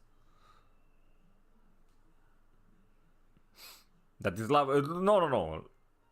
Later on. Yeah, like, cross progression is great. Like, as I said, it is like, dude, Path of Exile 2 is gonna be insane. Like, I'm pretty sure we're gonna talk about this game as like breaking all stores. Like, it's gonna break so many stupid records, right? Like, in money, in player counts, in like, dude, it's gonna break Steam, dude. I'm telling you right now, this game is literally just gonna shatter like a whole lot of freaking things, and it should. That we sold you before, you know, like, so I think that they're just general like idea like around the game. A no-brainer decision. And the developers, like, a difficult decision at all. It was something that was very obvious to us. You don't get better developers though. To make PoE like the mindset of a developer. No way. You know, we so I guess that's the sort of our thinking behind it. Yeah, no, I think it's great. My stash tabs, thank you, by the way, but it's need to buy stash tabs though. Interesting direction to take, but I wholeheartedly agree with you that it seems like a no-brainer decision to just go ahead and transfer things between the two, because I think in a lot of it's a no-brainer decision for like Path of Exile, but find me another like studio that would do that. Imagine Diablo 5 coming out. You think you're gonna get a single skin from your Diablo 4 game in your Diablo 5 game? Yeah. Cases for like the existing PoE audience, single you're one. gonna have people that are gonna play both. For sure. Right, like they're gonna go back and forth between the two of them, and they're gonna spend money on both of them. I mean, you don't get and again, I think from this kinda 3 to goes 4, back like into this, you don't get conversation anything. of, So. like, yeah, when you treat players like that, when you make things so accessible, when you don't make a situation where it looks like you're just trying to take money from them at every given turn, I think it builds a relationship in which they don't feel like they need to spend money. They feel like they want to. Like they want Exactly. to want to support you. And I think that's something that's really important. This ties into like a conversation. This is more of like a philosophical thing on my part, but over the last couple of years, I've noticed that there's been a trend lately where I think that a lot of companies are trying to either strike a balance or try to trend in the direction of like younger audiences and different. People like to say the mythical modern audience or something like that. And one of the things that I've noticed is that like Modern audiences, great games just seem to land well, right? Like Elden Ring is a game that's played by ages probably 13 to like, I don't know, probably folks in their 70s have played Elden 97. Ring. I'm sure there's a grandma at 97 gaming, massive group of playing like a two-handed, like a mace, I think that in a lot of cases, doing like Elden Ring no hit run. the industry is kind of losing sight of how like older players are not aging out of video games like they would in other industries. Well, you like, know they there feel is. like they have Damn to right. Target their games towards something else, and I noticed like the first thing that caught me off guard was when I logged into Path of Exile, and the first thing that happens is all of the other characters. Isn't that like streamer like 84 year like that grandma that plays like Fallout? She's like 84 or something. Like it has its tone, it knows what its universe is and what its themes are. How do you think you strike that middle ground, or do you think it's necessary to strike a middle ground with an audience? Well, at the end of the day, what we're doing is making a game that. Bro, you played Elden? I completed Elden. Cool. I think the danger really comes. got when you're bored trying to around make a like game 60, for an 70 audience that hours you're though. I not did part complete it. of. I think that's where The game was you just too start fucking doing long, things dude. that appeal to nobody. Because you probably the people you're trying to make. I saw like too many of the same freaking reskins. But the game itself, like I enjoyed the game though, but it was just too goddamn long with like too many reskins. Once again, you just don't know what it is they want. Like the only person that I know, like the person I know the most, what they want is myself, right? Yeah. Like I know exactly. I mean, there was no like great chest ahead though. But... And also like a lot of the people on the team as well. Like like. The people on the development team really need to like what it is. Now, for me, it's still the perfect one. Like Sekiro is my favorite by far. Like nothing comes close to Sekiro for me. We'll find an audience of people who are like us, who enjoyed this. It kind was of thing. by far my best From Software game ever. Like darker themes and like doing like fun stuff. Like just honestly, it's just really fun to do this stuff. The most fun that our artists have are when they're like making things that are more extreme. Like you probably, I guess you probably didn't. The power of PoE compels you on to victory. Has all the crazy Fuck Diablo 4. It's like they had so much fun.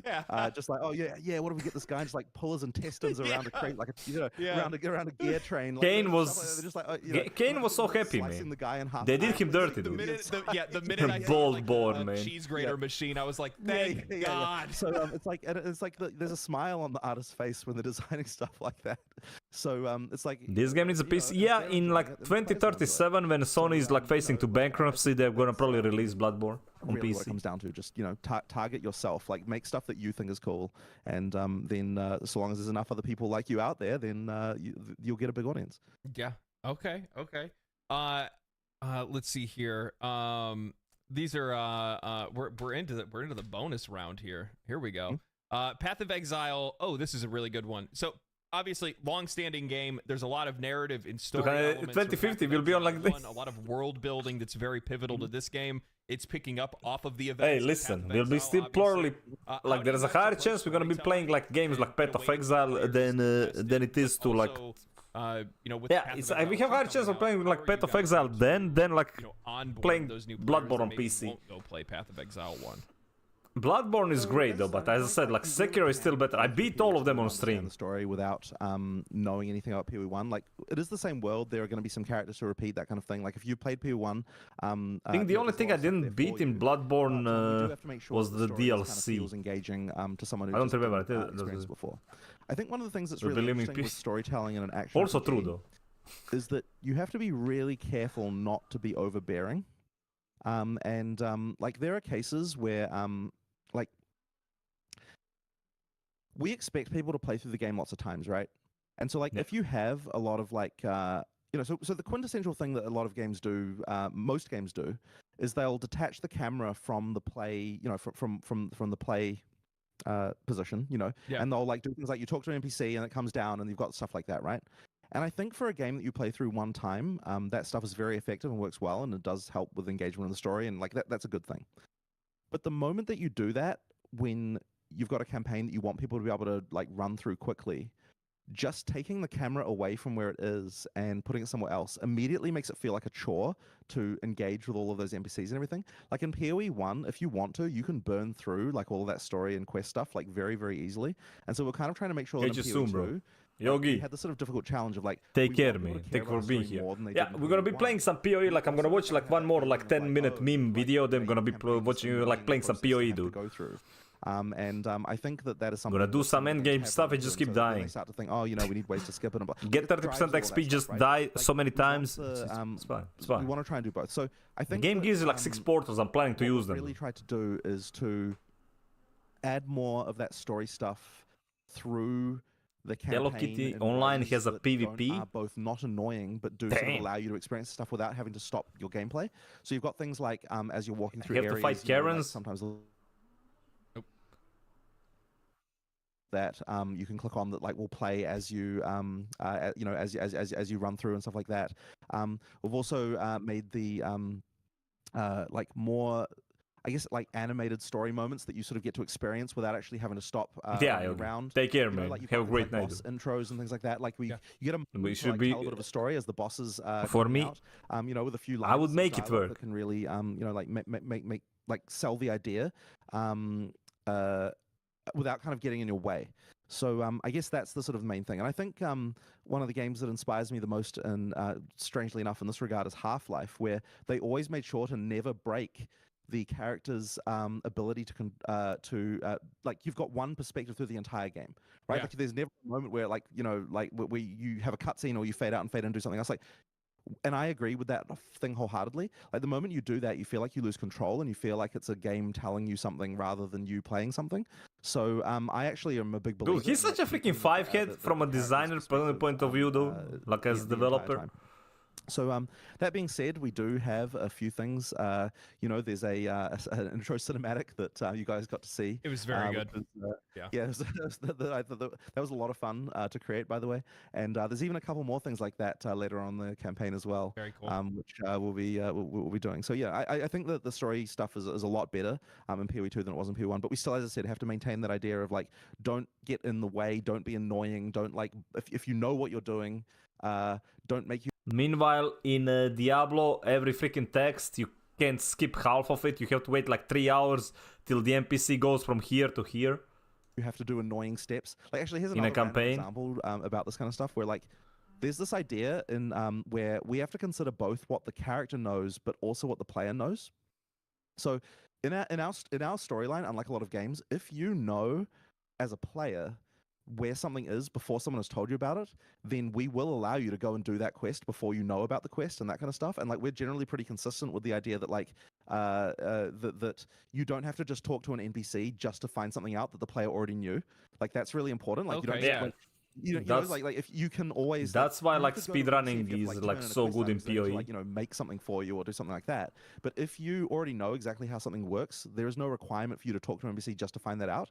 And once again, I think that's a bit unusual as far as games go, because most story games kind of like the character has to know about something before you're allowed to do it. Whereas in a lot of cases, but here it's like, it's very important to us that if you know what the campaign is and you've done the storyline a million times, you just go straight there, you just do the thing, and it's very there's nothing in your way. Are there instances in which you could actually go and like take down like a boss that might be a part of a quest before the quest is actually taken? Yeah, absolutely. That happens all the time. So we do in some cases have blockages and things that like, but when we do that, it's because there's some key you have to get from something and stuff like that. Yeah, So there are blockages along the way that are mandatory, but generally speaking, you can ignore the NPCs for everything except having to turn in quest items, and then you'll still be able to complete everything just fine. That's cool. And go through everything just fine. Yeah, I like that because like the idea is this kind of goes back to one of our earlier discussions, but it's the idea of earning the ability to trivialize the game. Yeah, you know what I mean. So like, and that's something that players like. Who knew? Players like to earn things in games, including skill and reputation and items and whatnot. But I think that there's something really special in that where, for these more experienced players, once you've run through the campaign a couple of times, now all of a sudden, I don't need to talk to these people. I can go grab this. I can go kill this. I can do this. I can come back and then take the quest and turn everything in and then go back to doing what I was doing. Sure. That's very cool. I like that a lot.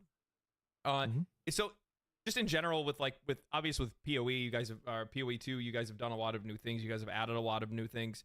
How much freedom do you guys give your team to experiment with new ideas, and how do you guys decide what features are making it into these games? So it is honestly a mix, but I guess one of the things I like to do as a manager generally is that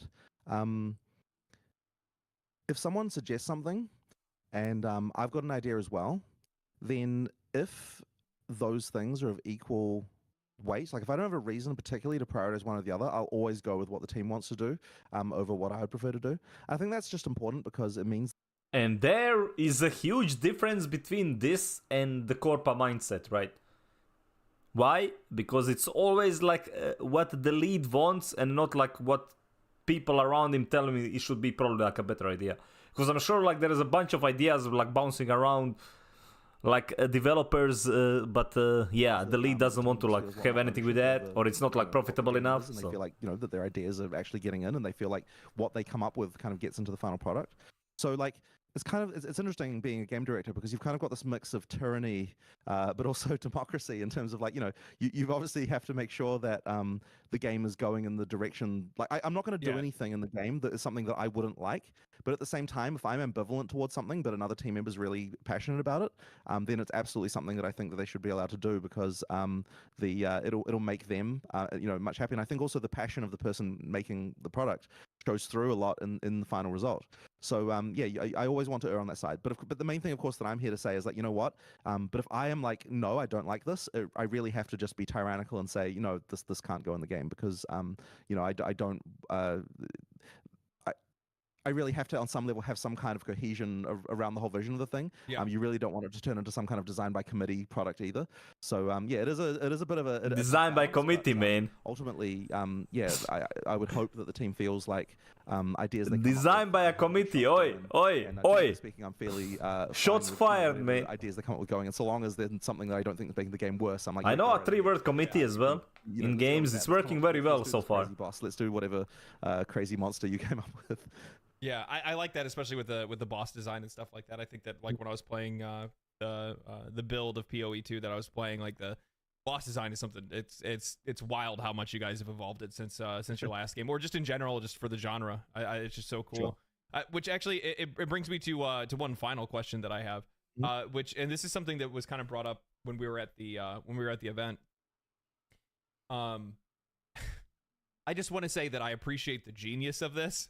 But the idea that you guys are going to be releasing the first 3 acts and then you are going straight into the end game because you guys want to make sure that in early access, the end game is what is getting played. The end game is what's being tested. What's the motivation behind that? I feel like obviously part of it is somewhat a no-brainer because PoE is its end game in a lot of cases. These games are their end game in a lot of cases. But what are you guys looking to accomplish for it? And what was the what was the mindset making such a intelligent decision? So it's funny because you say it's a no-brainer, but it surprisingly took us a while to realize that that's what we needed to do. And strangely enough, it actually happened. Like we changed direction completely to this when we were when we did the announcement for Settlers of Calgar. And so what happened was, like we obviously had a bunch of in-game plans, and we had a design for what the in-game would be, but we did the Settlers of Calgar announcement, and that announcement was really huge. And It's so good, On the by same the way. day, on the It's so same good. day as that announcement occurred, Yeah. there was also a Diablo 4 announcement where they announced, I think it was a class they were announcing, and everyone was saying, like, Deformation. oh, Blizzard's making this expansion and it costs like $60 or whatever it costs, and the amount of and the content they're making is like not even as large as this random PoE 1 expansion that's coming out. You know what I mean? Like there was all this sort of stuff like that. Yeah. Shots fired. When I saw that, I'm like, okay, well, so first of all, like making a class is actually like a way larger amount of work. Oh, it's a lot of work. Than making Settlers of Calgo was. Like honestly, when you actually compare the two in terms of the amount of work that goes into it, one of them is a lot easier. But then I was talking to Mark about this, and Mark was like, well, yeah, but so maybe they should be making more of the type of content like what we're making. And I was like, well, you're not wrong about that. Like, okay, just because something takes more work doesn't necessarily mean that like that's the right thing to be doing. Yeah. And then I thought, well, hang on, are we making the same mistake with PoE 2? Like we were barreling forward thinking like we have to finish this campaign before we can work on all this endgame stuff.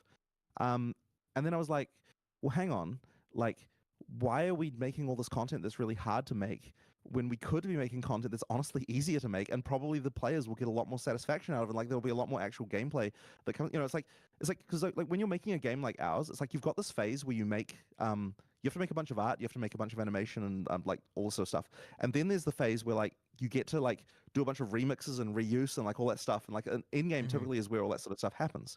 And like that stuff is honestly easier to do than making it in the first place. And yet the amount of actual value that a player gets out of that is like in a lot of ways higher. Much higher. So we effectively were just like, you know what? Like why are we not just stopping? Like we need to just drop everything. We were like towards the end of making to finishing Act 4.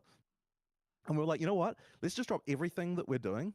We'd already done a pass through the game, by the way, so like a lot of that stuff's already done. But like we were like doing the polish work on Act 4. We're like, let's just drop everything and just focus entirely on in-game now. Like let's take what we've been doing with in-game and like now we're gonna put the whole company on it. We're gonna stop completely working on all of the campaign stuff that we're doing, and we're just gonna focus entirely on in-game and make that as big as we possibly can.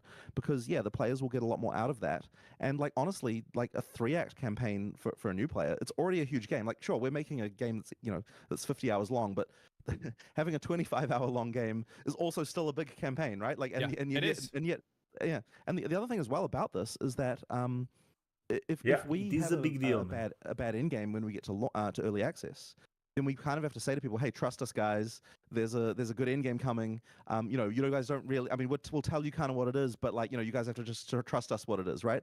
But if we have a great end game and then the campaign's 3 acts short, well, it's like you know exactly what another 3 acts is going to be like because you just played the first 3, right? So it's like you know exactly what to expect when we add that later.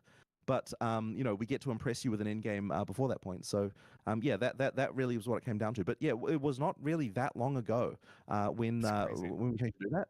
And I think that was a really important decision because we effectively, and the other fun thing about it, by the way, is that now like making the end game for PoE 2 is like going back to the like making PoE 1 leagues again, except with the resources of the whole company all in one thing. So it's like making 7 leagues concurrently, which is kind of a crazy thing, but it's been very fun.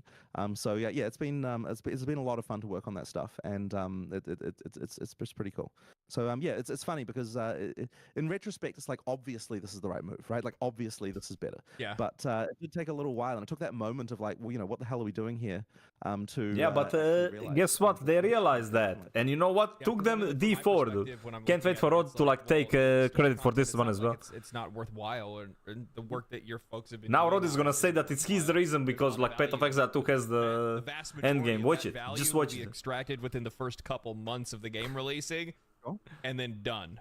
Whereas Endgame is the reason why people keep coming back to the game over and over and over but also again. A lot of the value that we get from making that stuff is that we then get to use it to remix it to make it an endgame. And so like the endgame maps that we were showing, like all of them look like unique areas, but all of them are just like done by just like we've got so many assets through the campaign of the game that we can take and then turn from into Heroes of maps. Might and Magic, dude. When people are making new maps, it really only takes a few days to turn around a new one, because like in-game maps I'm talking about, because in terms of the environment, I mean, because they just take a bunch of existing stuff and they're putting it back together. And it's like you'd be surprised how different you can make areas feel than campaign areas by changing remixing a few different tile sets together, doing some changing the color of things, changing the lighting settings and all that sort of stuff, and suddenly you've got an area that just doesn't feel like anything else you've done. And then you make a few specific bespoke tiles to kind of make, to add like a specific theme to the area, and then you've got a new map. And it's like, we can do that stuff so quickly, and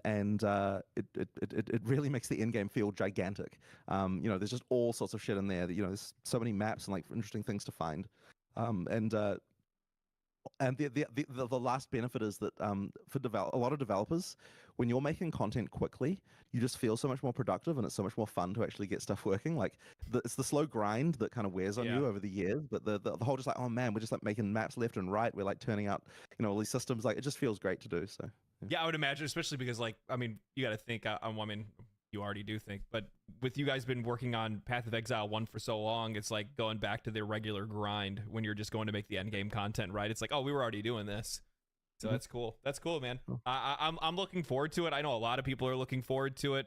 I think that it's going to be a very special game. You guys have put a lot of love in, a lot of care, and it even as an early build that I've gotten my hands on, it feels transformative in ways that I haven't been able to express properly in words yet, but believe me, I will. I'm really glad to hear that. That's great to hear. Is there anything that you would like to say about Path of Exile 2, or anything you'd like to say? We are almost at the end, man. For the end of this, give it a second. It's obviously a scary going into a launch, right? Because you don't know how people are going to react. But you simping now? That, I'm really happy with the work the team have done on the game. Like it's just so. I think it's a good game. And I'm just really looking forward to seeing how people react to it. Like I just want to see were we crazy this whole time what we were making, or did we actually do we have the right idea? Like all the changes we've made, all the things we've done. Like I just want to see does it actually, are players actually going to love it? And I'm hoping they do. Yeah, I think they will. I think they will. Well, man, thank you for joining me today. That was good, man. Release of the game. I'm sure everybody else can't either. Okay, let's see here. Dude, like, where is that one? Where is the meme video, dude? Wait, where the hell did I put that one? Oh, it was here, though.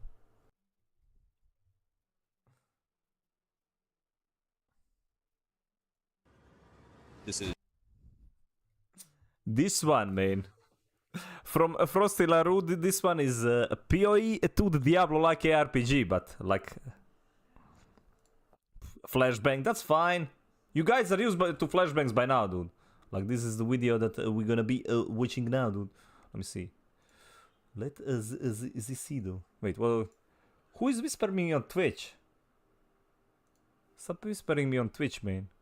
That is just... Who does that? Anyhow, let's go.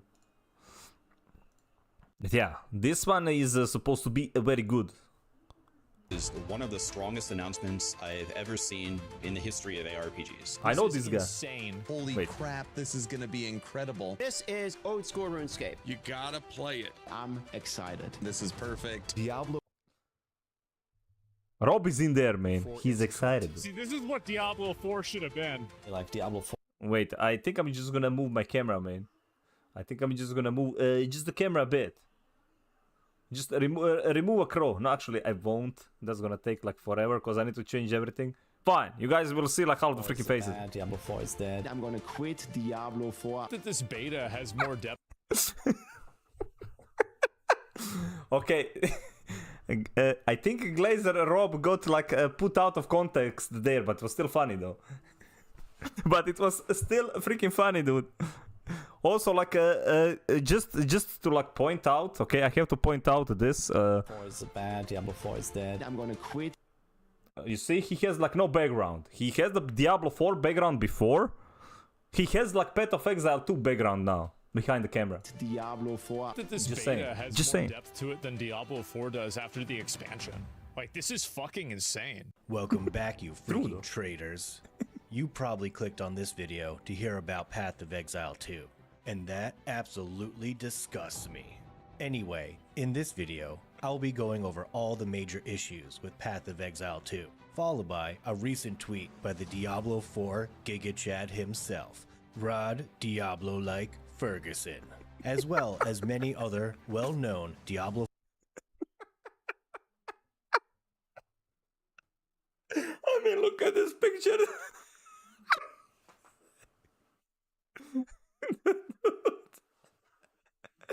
Oh man. At least I got Megan Fox in. It's fine. For superfans' thoughts and plans in regards to Path of Exile 2. Alright, let's jump in and get to the major problems with this game. Unfortunately, Path of Exile 2 will not be available on Mac OS at the start of early access, but we're keen to have this platform. Okay, so Mac gamers once again are taking an L. Well, that sums up all the major problems with PoE 2. Dude, can't play on Mac? That is like the only issue with PoE 2. You can't play on Mac, dude. Big freaking L, dude. Sucks to be you, Mac gamers. Anyway, on to bigger news. Let's recap the tweet heard by literally billions of people around the world. Look at Rod Ferguson's tweet. Is this the Diablo-like thing? Is this that bullshit about that? Let me see if I can find it. Where's Rod Ferguson? There it is. The Giga Chat himself, man. Let me double check. So, a couple of days ago, when the PoE 2 stream ended, literally, X is blowing up, people are posting like crazy, holy crap, this is gonna be incredible. Rod Ferguson, the general manager of all of Diablo, decided to go on Twitter and absolutely cook himself with this unhinged general, man. Oh my goodness. Hogs got the video. Path of Exile 2 reveal was so epic it's themed Rod Ferguson. All right, what is the it? genre of ARPG is starting to mean a lot of different things. Much like Souls-like and roguelike, I wonder if we could normalize Diablo-like for ARPGs that follow the Diablo formula. I absolutely cannot believe that this is real. Out of all the badass stuff that was showcased, after all the in-game, after all the Atlas rework, dual skill trees, and weapons that you can dual wield in one hand, all the 6 classes, and all this badass shit. Dude, the editing is top tier, dude. Path of Exile 2 early access live stream. This right here was my favorite. That shit triggered Rod Ferguson so bad that he had to go make a tweet. Rod Ferguson is scared. He is threatened, so he's lashing out. What people don't understand, right? What people don't understand is like, this is his paycheck. Literally his paycheck, man. Right? He earned his paycheck. He did what he needed to do, though. Grinding Gear Games has made something tremendous with Path of Exile 2. It has Blizzard shivering, and the game isn't even out yet. No wonder Rod was making tweets. No, this isn't an ARPG. It's just like Diablo. Like, yeah, sure, Rod. Getting mad. Bruh, you ain't even followed the Diablo like you ain't even got a goddamn Diablo in your game. So just please go. And no Mephisto either, dude. But those are coming. $100 later. Sit down and get out of here. Now, maybe he's scared, maybe he's a little nervous, but the last thing you want to do is come across as petty. And that's how this looks. I think it's very unprofessional. If I was the VP of a game company, I wouldn't be throwing shade. That's a very passive-aggressive way to throw shade at GGG indirectly. But this is such bad form. It is absolutely terrible.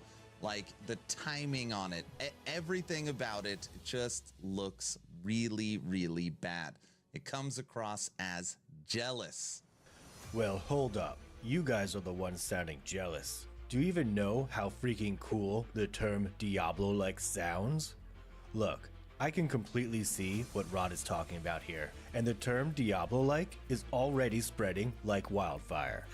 For example, when a game you are super hyped for launches and it's completely not what you expected, that's Diablo-like. Okay, good comparison though. When a company removes a key feature, like a charger for a phone, then sells that key feature back to you later on, that's Diablo-like. When a game has a skill tree system with no meaningful options, that's Diablo-like. When you are at a self-checkout, but you are asked to tip for doing the job the company you are tipping should be doing, well, that's Diablo-like. And lastly, when a game you took off for work for has a massive delay on launch that lasts for hours.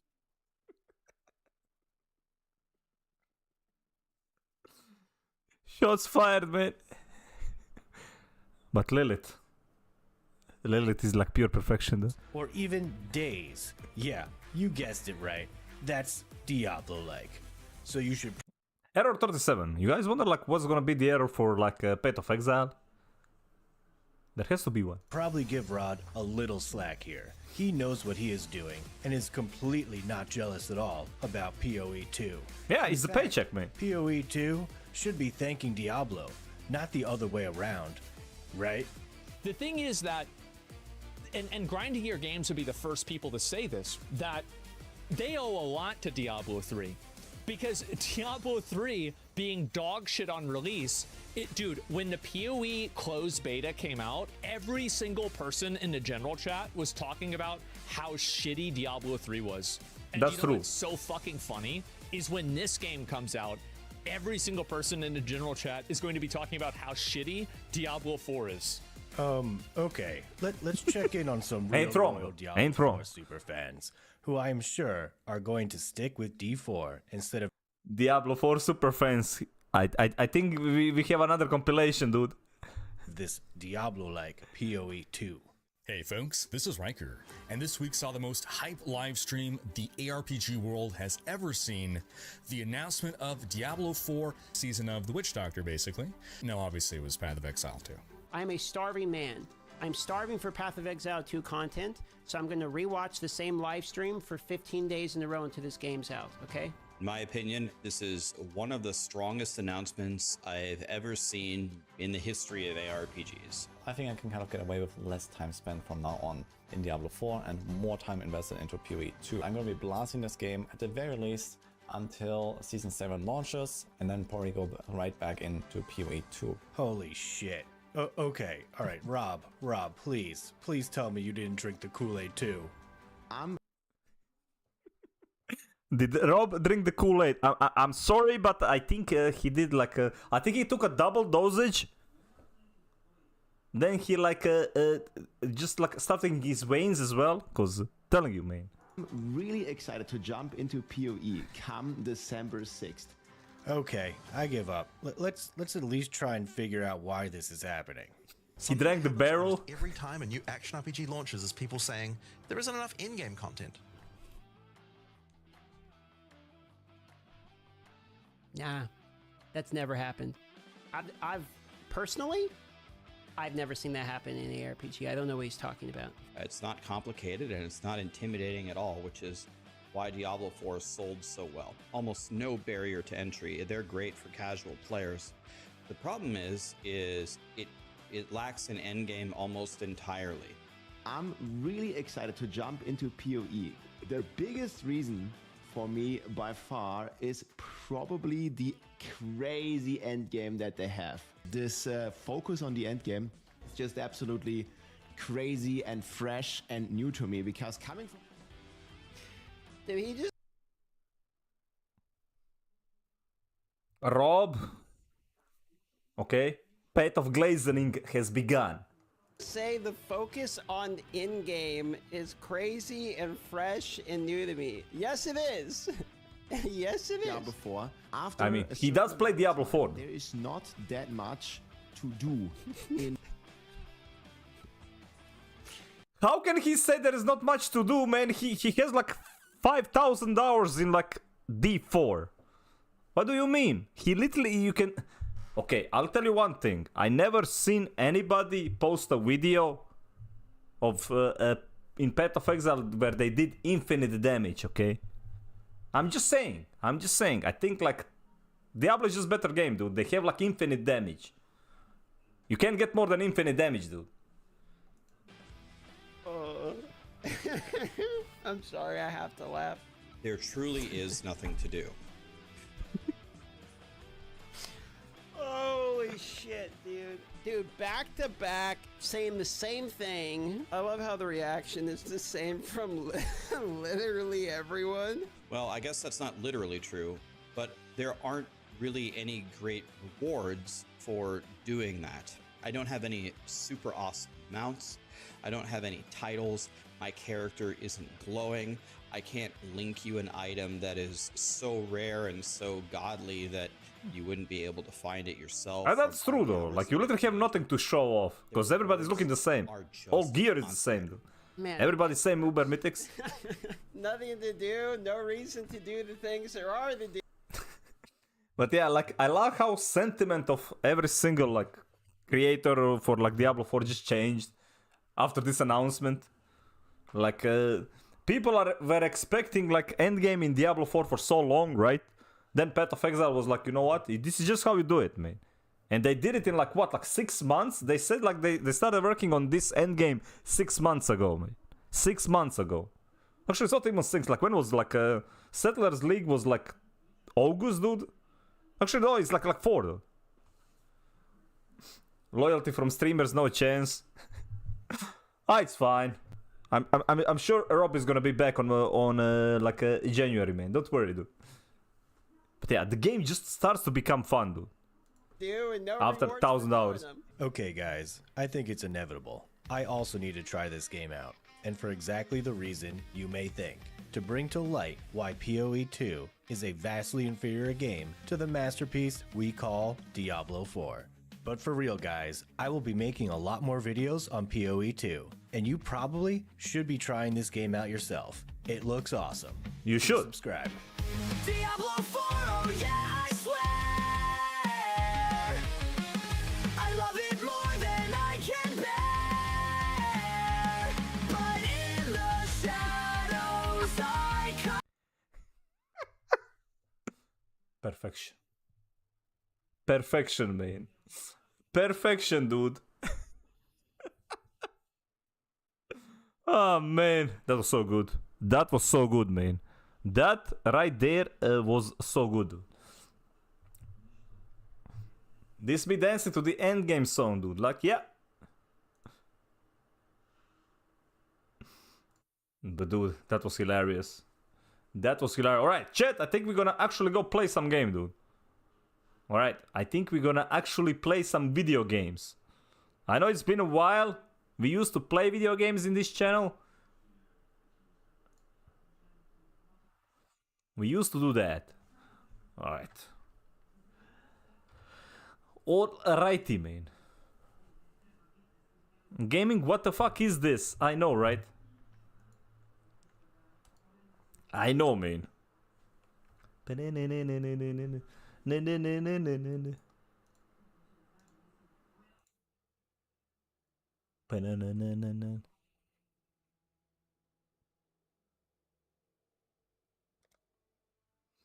The enter, dude.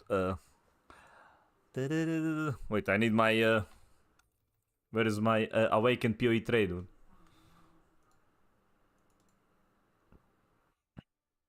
We got this. Okay, let's see. I need to see the options for the secundo, dude. So I just got to like actual end game. For once, after like 2,000 hours. Don't worry about it. Actually killed the boss. Got my void stones, dude. Got my voido stones, dude. Okay, let's go. Let's go to my hideout.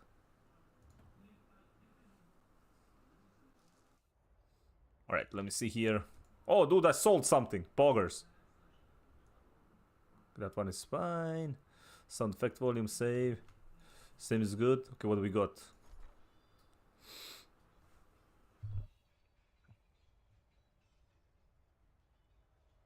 Wait, none of these is actually selling though. A rip money, man. A rip money. Nobody wants to buy those oils. Okay, I have like a little no gold. Dude, it's so expensive to freaking run your town. It's crazy. It's crazy, dude. Alright, let's see here. I'll need to go buy... I need to buy fusings though for like... My chest is absolutely horrible and it's a 5-link. My headpiece is absolutely horrible. My belt is like even more horrible than anything else though. But I don't want to really change any of that because like it's gonna be just break the stats. So we're just gonna play some maps, man. So technically everything is just horrible. Right, let's see. Mapping what I got. What we got. We got I didn't finish like underground river map. Wait. Where's Kirag do I have? think I had like one here which I wanted to do. Chaos, Elemental Resistance, Cursed Elemental Weakness. They're all Underground River though, so player inflict... okay, so what is this one? Rituals, Expedition, Ultimatum, Smuggler Catch, Ritual, Rogue Exiles. Alright, so let's see. This one, Chaos Resist, bosses are possessed. Plus gonna fix 10 item rarity.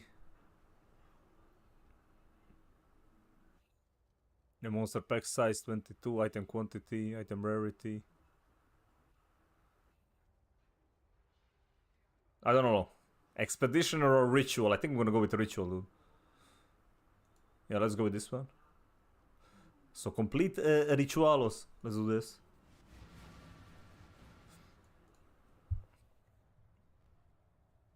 But yeah, like the difference in like the gameplay in this game and like when you check the Path of Exile 2 like gameplay, right? Literally just one button for everything. Okay, I have two, man. Sometimes I have to use two. Oh no. I hate these mobs. I absolutely hate these goddamn mobs.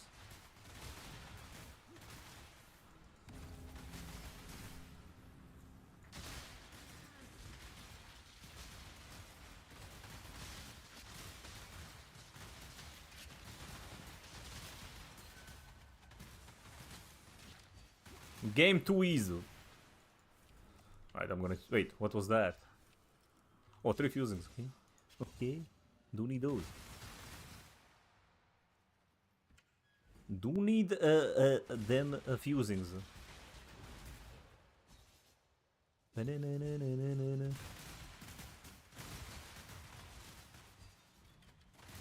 Ooh, Sacred Groove. Nice. Bro. Where's your hero? I can't see it. Welcome to PoE, man.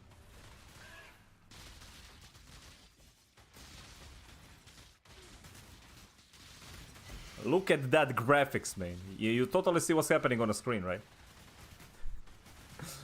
You totally see what's happening on the screen. This is the ultimate evolution, man. Holy crap, okay, that hurt. Whatever the hell that one was, it's fine. That's just playing evasion build, bro. You don't evade, you get absolutely demolished. The classic. By the way, I'm pretty sure like this loot filter I'm using is like hiding the basic crap for crafting. I'll need to see after this. Or maybe nothing. Or maybe nothing actually dropped. See? It's... Ouch, what the hell, bro?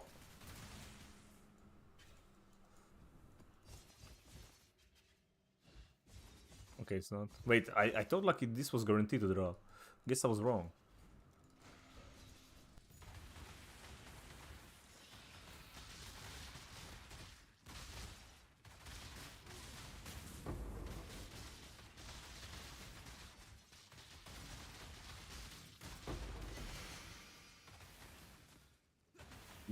Gib stuff. And I remember when deer skin like this boots used to be like mega broken.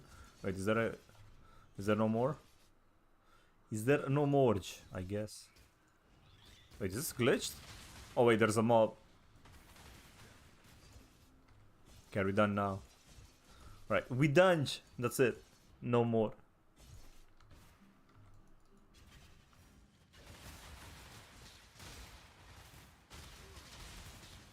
Can see the hero does by design, man.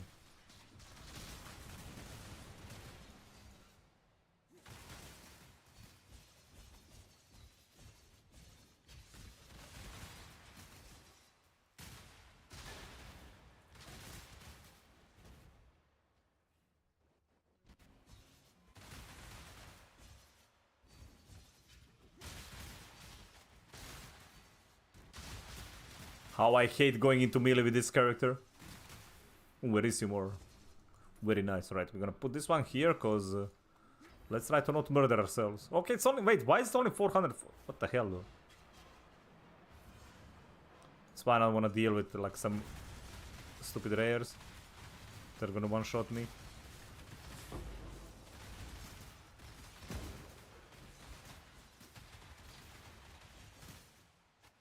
Okay, we good. We good, man.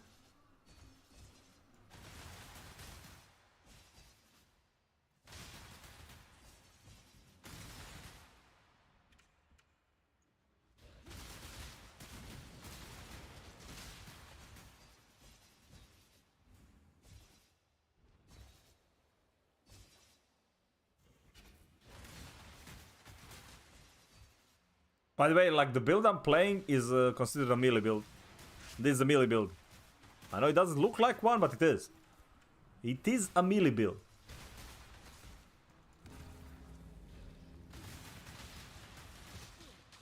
Oh crap.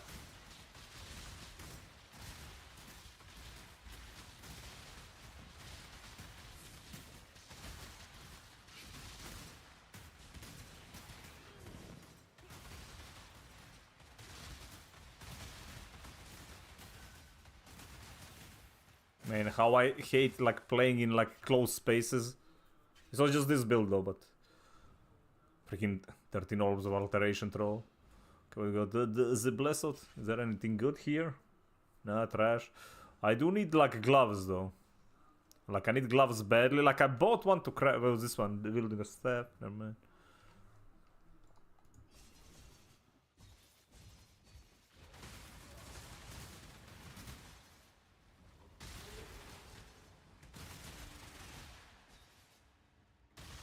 Hey, lightning strike is a melee skill.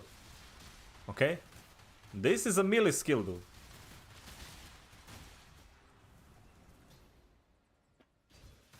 And I hate playing in melee. Well, at least with this build. See, it's literally saying there a melee skill though. Wait, where is the tag? Where do you see the tags again? Where is lightning strike though? Yeah, see? Attack, projectile, melee. Just like hammer for paladin, exactly. It's a melee projectile.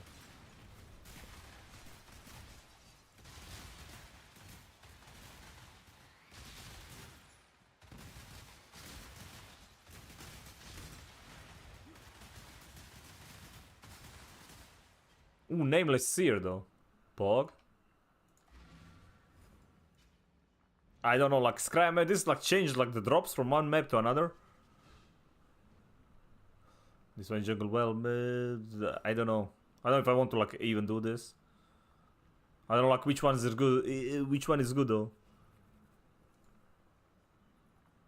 Do this, whatever. Yo. Not really gonna engage with that system, so it doesn't really matter. Please don't murder me. Please don't murder me.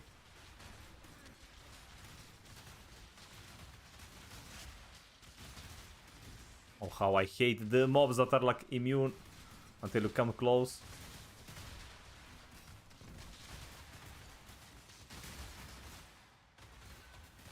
Okay, it's fine. We did not get murdered, dude. Like that's the key thing.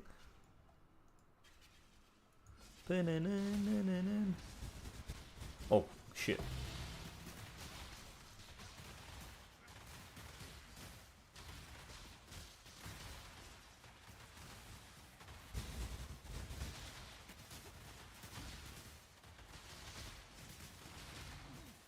Yeah, as you can see, he does like small amount of damage if you actually get hit. You received Atlas skill point. Yeah, man. Wait, where is the... Oh wait, there's only 3 rituals though. Okay, never mind, we did it. It's fine, I finished it. Okay, let's buy stuff. Let's see what we got. Splinter, what's this one though? Increased lightning damage though. Fire, nobody cares, nobody cares. Nobody cares about all of this. I don't know, just buy. Just buy stuff. I guess. There we go. Leave. That's good. And that is another map done. Alright, I'm slowly getting done with... Okay, let's get all the way to this one. For the Exarch, let me see what I got. Okay, how much gold was that? 3,000. Need to farm freaking gold like all the damn time. Dex, nobody cares, nobody cares, nobody cares though. Right. put the vault map in there. Seems good, seems good. Alright. That's a whole lot of scarabs. Need to finish that one. In Silge.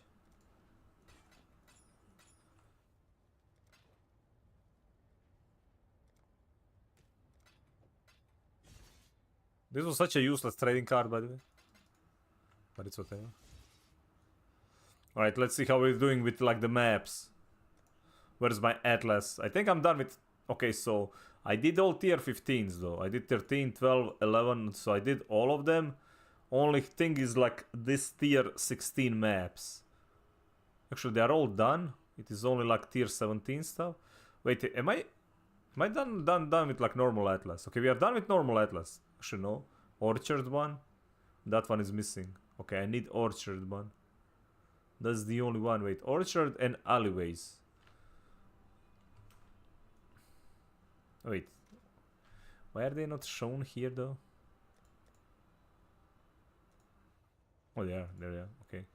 So it's alleyways. And where is orchard? Here, right. So orchard and alleyways. I don't have any of those. Right, where is Kirak? Okay, I don't have any more of those. Guess it's back to the regular map. I mean, I could do it. Where is it? Just fine. Let's take this one. Needs to be alleyways. Alright.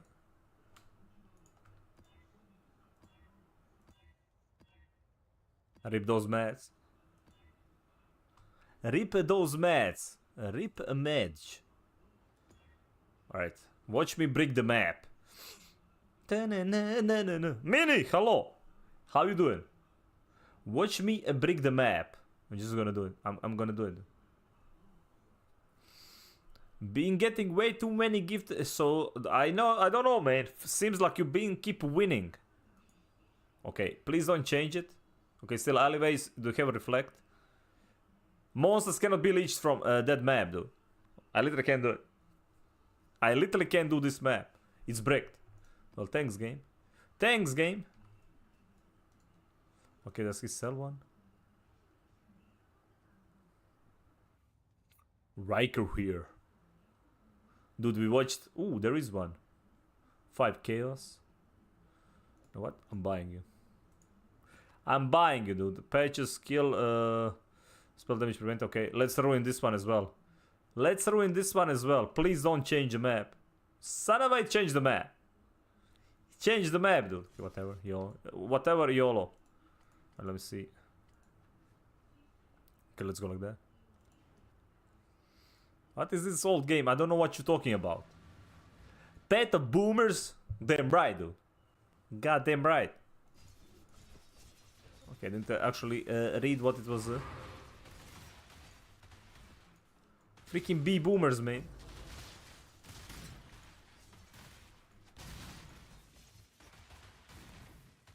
Freaking B boomers. Oh no.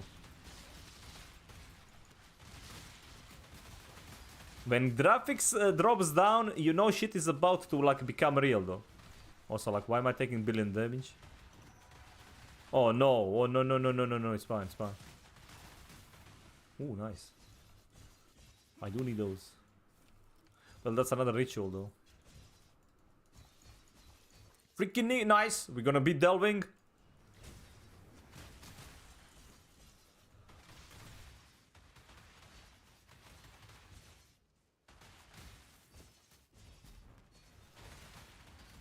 My righteous fire. But Mini, what's up? What you been up to? I mean, we watched a bunch of freaking videos, like I promised, man. We're gonna be playing video games soon. And guess what? We literally playing video games.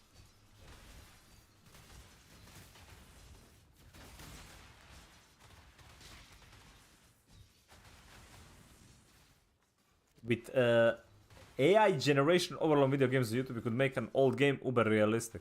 Yeah, they made the PoE like very realistic though, by making literally a new game. It's also very realistic. I don't know, YOLO. Let me see what is there. Wait, mobs can be leached from? Oh man. I don't know about this. Well, fuck it. Probably gonna die. You should see it. If I haven't, I will. I'm not sure if I did. What the... Bro! Bro! These things are OP!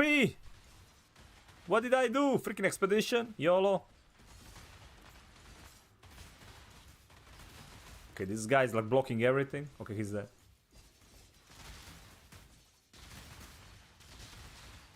When you buff the mobs, you don't know even what the hell you did. That is me with this game, like literally every damn time.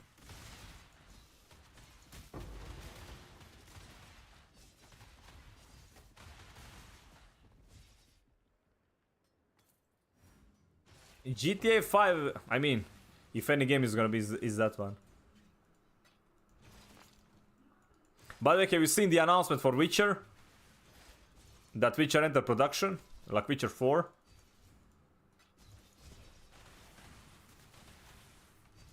I mean, there's a reason why Ubisoft doesn't want it to be on the...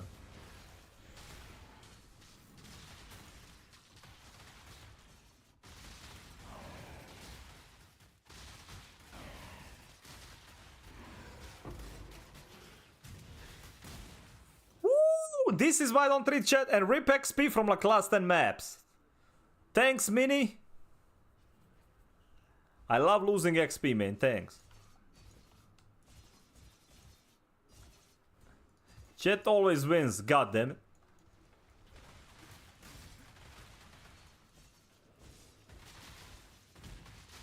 Nah, it's my bad and see it was freaking bleed. Bleed.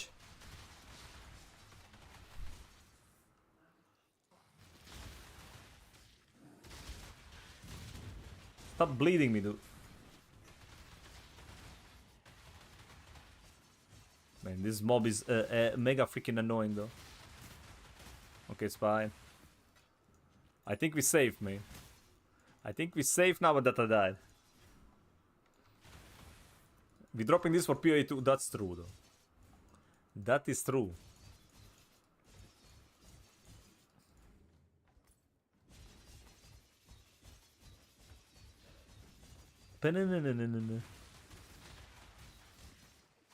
Now I still have stuff, like I can get some skins as well. Like I can actually go finish like some challenges this time around. I'm almost at 12.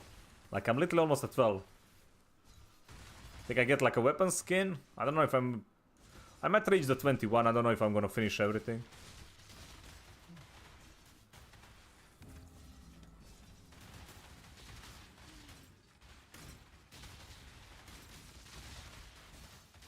Like how these grinds, I don't even know what the hell I'm supposed to do anyway.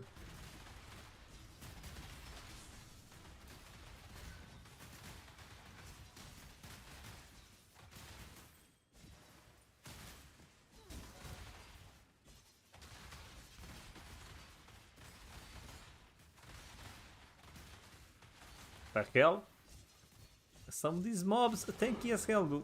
Okay, no. Alright, let's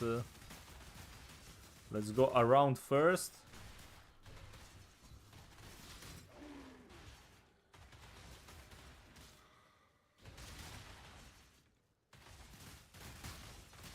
Why is this guy on steroids, dude? What is this?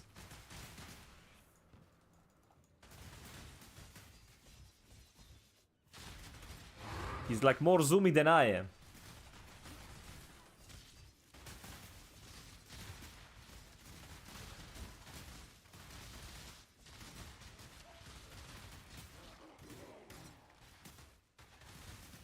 And as I said, this right here is the reason why party play in this game. Like, I don't know. What party play? You have like 4 people in a group do exactly same thing, just pressing one key, killing everything in one hit.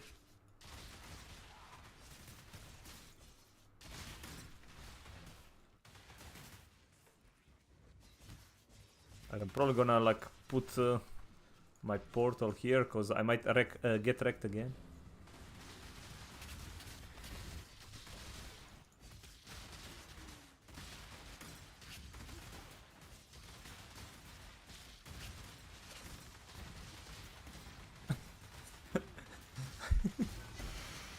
Bro,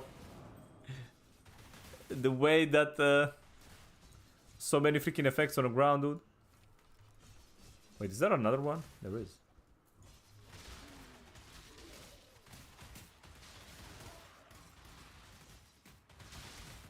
Oh, that's a boss. That's a boss, mate. Or, well, that was bosses. I don't know. That guy looks like he can one-shot me. So I should probably, like, not get hit. Lighthouse was witnessed by Maven. Diamond Flask.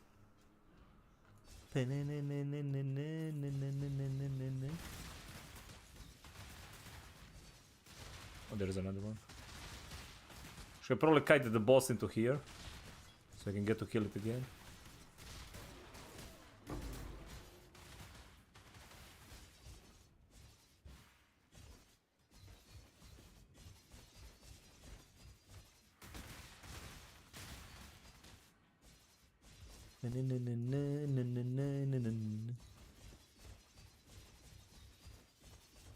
I see nothing. Ouch. Holy crap.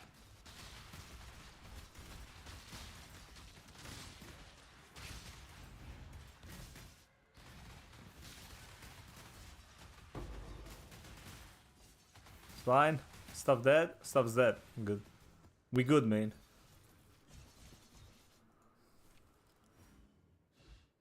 Okay, what do we got here? Sire of Shards, that sounds ass. Prismatic Ring, Amber Oil, is this worth anything?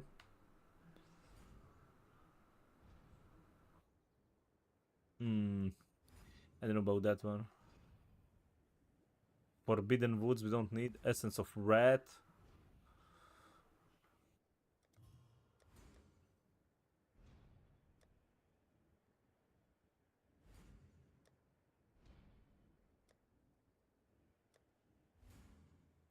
Let's go like that.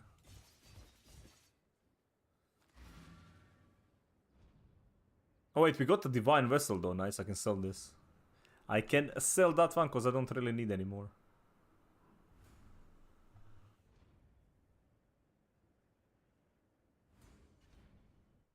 Wait, defeat the memory of Elder in a Shaper. Oh yeah, we didn't get the Elder one. I need Elder Invitation as well.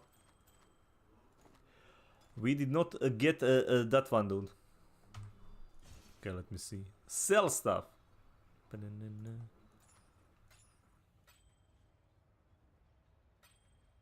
Really, fire damage, never mind, never mind.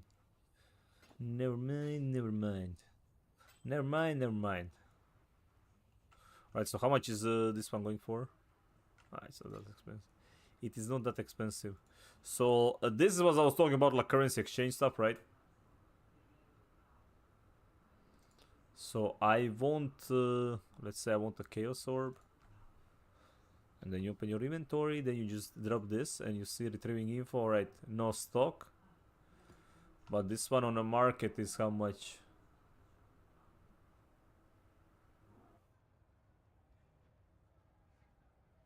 Not much, man. Yeah, not freaking much, so never mind then. I guess we don't really need it.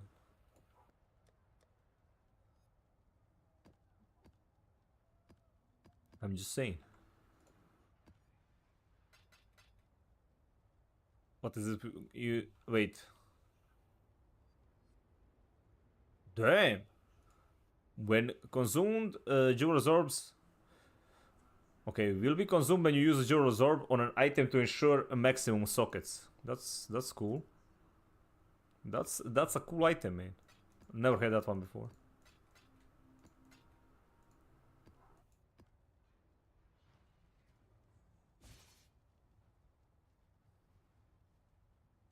Alright, what so what else do we got? Let me see.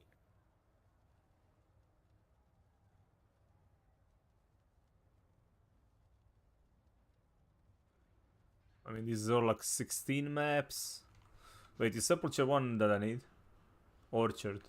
I can Actually, I don't think I can reroll.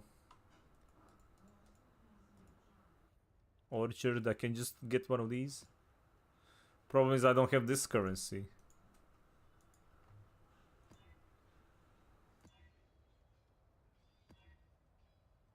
Okay, that worked.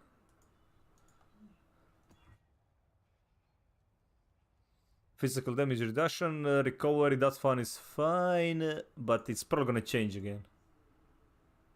Okay, let's see. Not as bad. So I think I can actually run this one. I think I can actually run it, man.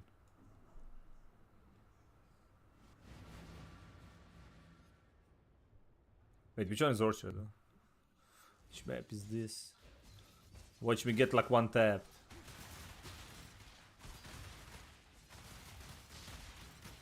Immune to lightning damage, immune to okay, double chaos damage is fine, lightning is not fine.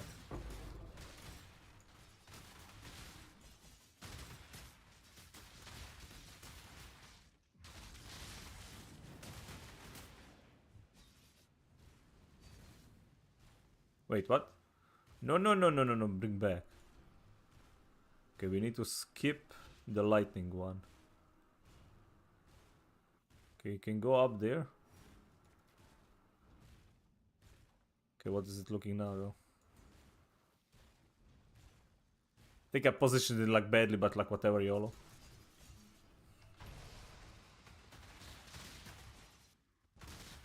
I'm gonna find out soon enough how bad is it.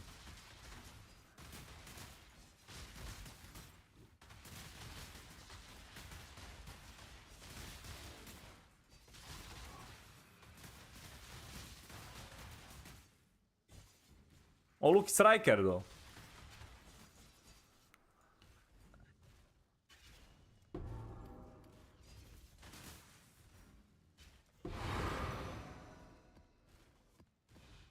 Okay, what do we got here? Let me see. Trash. What's this one? 800, 130 life. Maybe I can like make it usable. Chaos resistance. No, not really resists on this one though.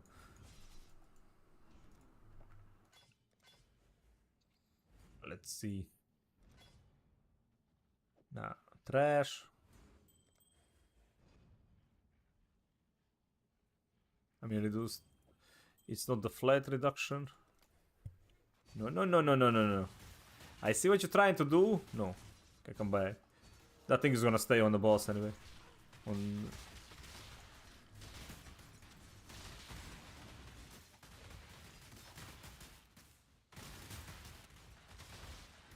Wait, there was a red one there.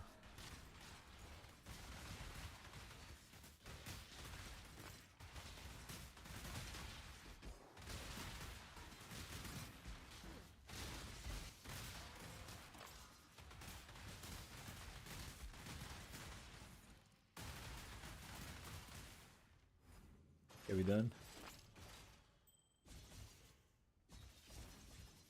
Well, I couldn't really do because there was lightning immunity there. Because like lightning is like 1/3 of my damage as well. Sure, it's more. It's like my highest one.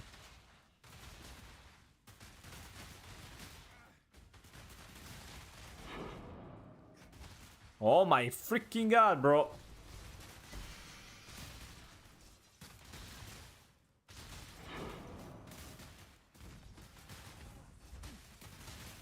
It's fine. It is the fine. This is why I'm not a big fan of bro. Like, they are very strong, but like, goddamn, man, evasion builds. You get clapped once and it's ooh. I just got like a unique lockbox. Is that a spider one? I think it's a spider one. This is a spider one.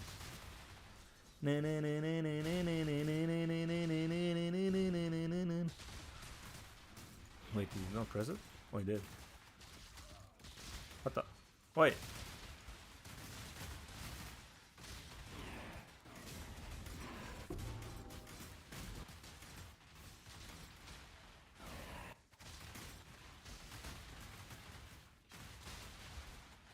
Okay,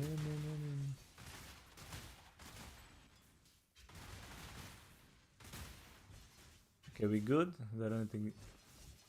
By the way, just to show you the difference, loot filter, by the way.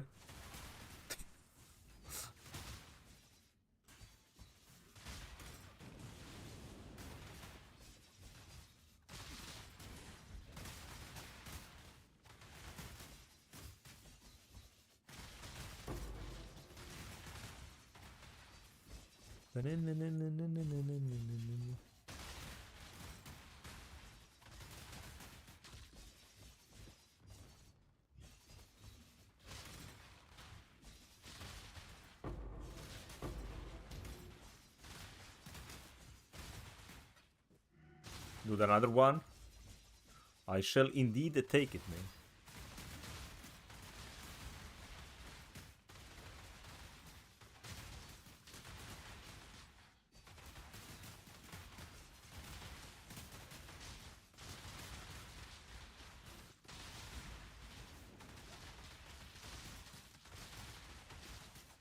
Like one slam from a Haku can literally one tap.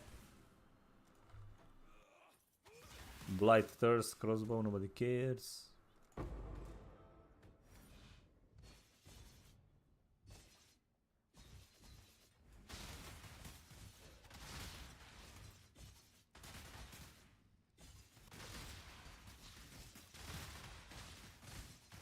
There's a breach as well. Let's go.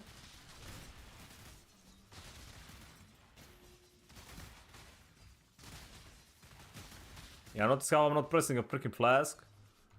Because everything is just automated. It's beautiful.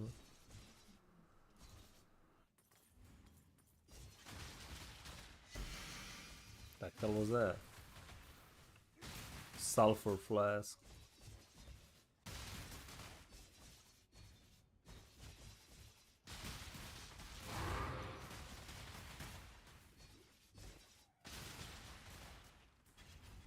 Ba-na-na-na-na-na.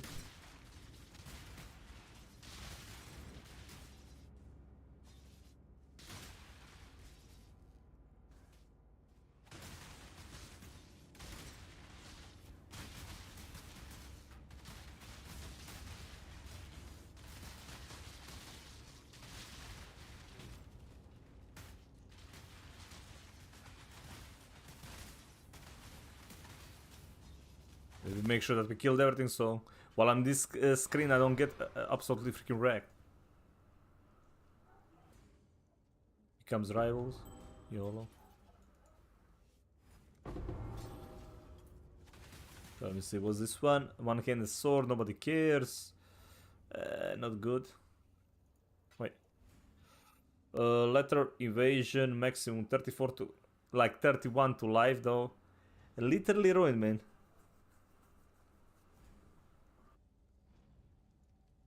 I'll pause about, yeah, do that. I want to see that later on. Like, I'm not really sure if I've seen it or not.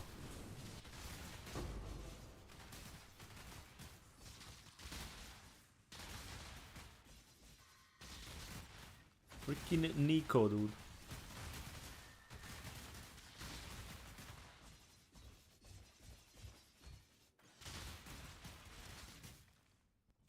I don't want that.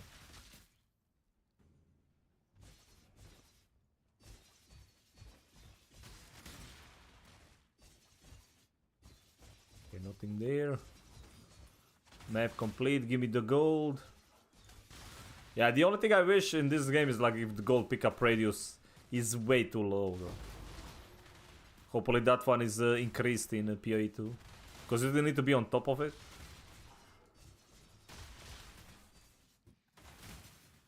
Okay, breach, time to get red.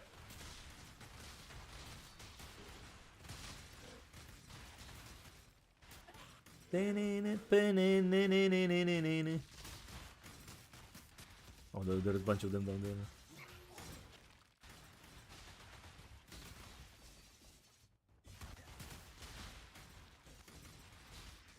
That's bosses. Did we get anything? I don't see any of the...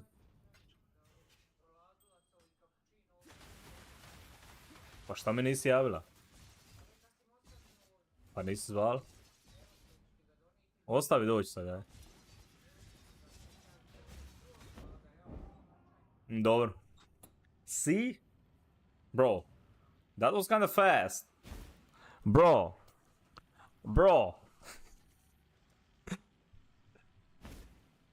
Think I got wrecked? I'm not really sure if I can kill that boss. That looked like awfully fast murder, dude.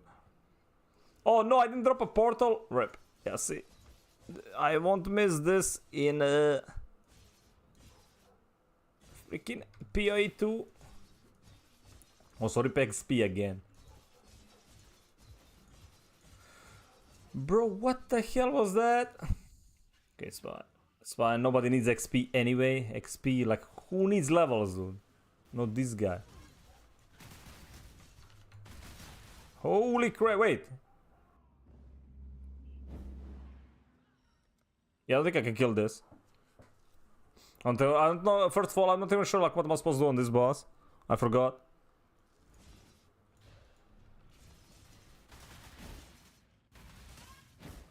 Oh yeah, wait, am I just supposed... Oh, wait, am I supposed to run? Or not move? I don't remember. I literally don't remember what I was supposed to do.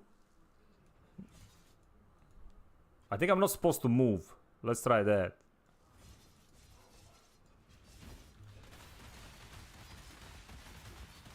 No, it's not that. I don't know what it is. I don't know what this circle is. And there goes my entire... I had like 40% HP. I have 0 now. We have 0 now. But yeah, I don't think I can actually kill this boss.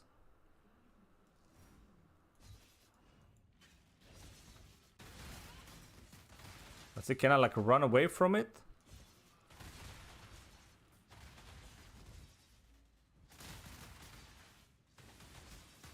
Okay, if I stay like far away, seems to be like the play.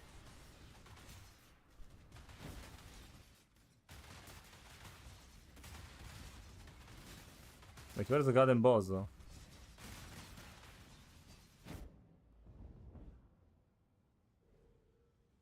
Maybe line of sight? I have no idea. I have no idea what it has, so... This is my final portal, so I'm probably gonna fuck it up.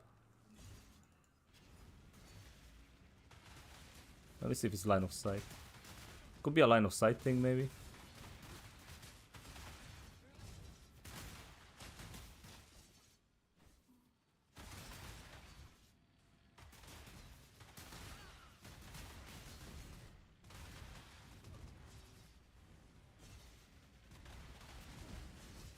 I'm trying to figure it out, but like... Okay, I think it is line of sight, okay.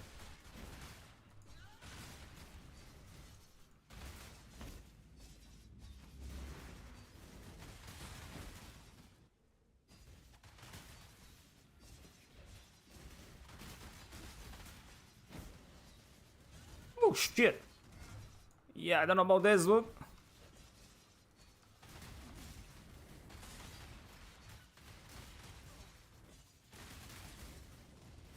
I'm so terrified of that fucking attack, I'm gonna goddamn die again.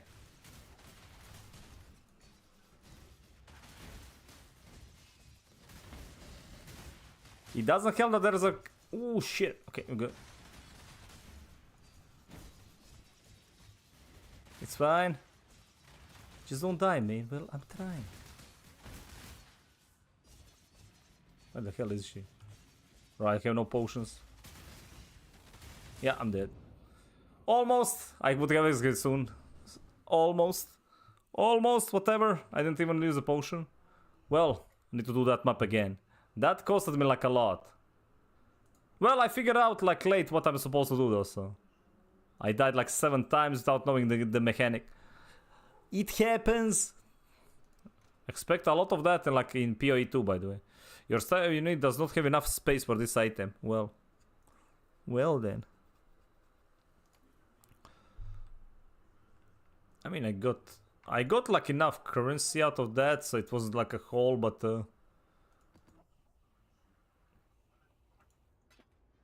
still a success, man. I'm just gonna run like some T14 maps or something. The porcupine. Right, we need to keep this one. Yeah, so bro, I need to keep like 60 breach rings or like 60 unique rings for like a seasonal achievement. It's like yeah. What's this one though? Alright, chat, I'm gonna be right the back though. I'm gonna be right the back. Need to grab the goddamn. I have a cappuccino and I forgot about it. That's why I died, cause like when I was talking earlier.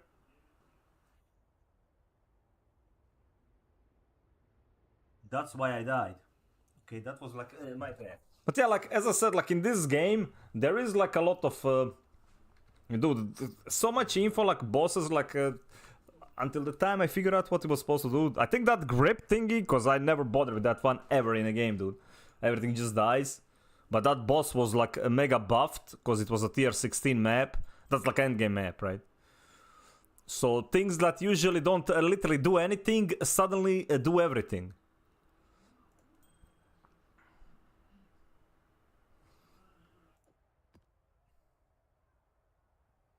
Okay, Gem Cutter's Prism. Let's get this one to max. Okay, how much is this mana? 11 mana though. That is good. Correlate, I don't think this one is worth anything. Let me see. Sell that, sell that, sell that, sell that, sell. Bro, hold on. Dude, that's a whole lot of... What the hell? Fire, cold, fire, lightning, all resist, bro. There's a lot of... 126 to all resist, that's crazy. That's actually crazy, man. No, I'm just gonna sell it. At this point in the league, like nobody actually like buying that. Alright, let's... we have like enough money, I can start... where is it? You? Manage town. Let's add some golden treasury. So the treasury is not depleted. 1 hour 48, okay. Okay, maps. Let's run some T15 maps. Which one I got? I have Terrace. Cannot Billy. I can't do that one is bricked. See the Jungle Valley, man. Reflect elemental damage. I can't do reflect either. I can do physical reflect. I can't do the... I can do blight. Need to add...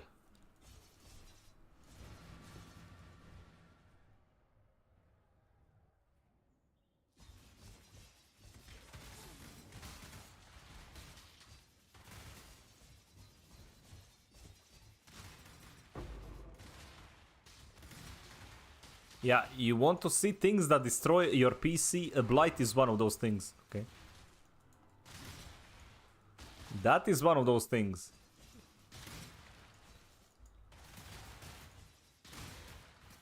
Because what frames? What are frames even?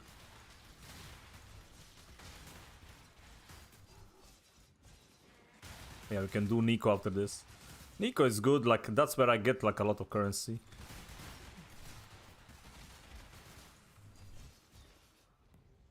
Okay, let's do this first.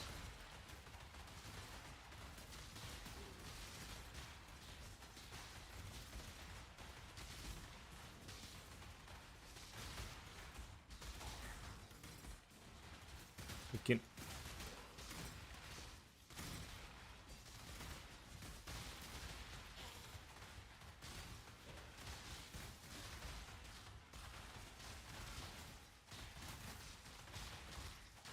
Where's the boss? The hell is... God damn, man. There's another one. Where is he? Okay, I guess it was only one.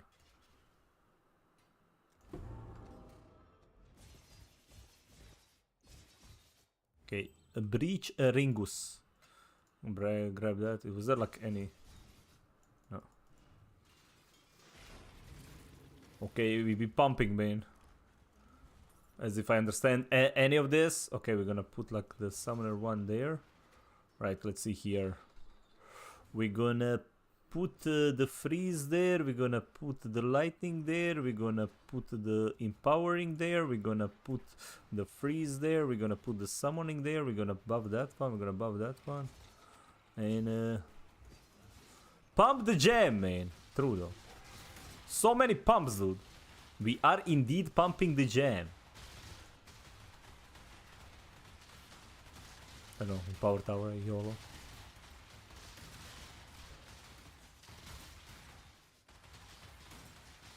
Oh no, they are on the other side as well.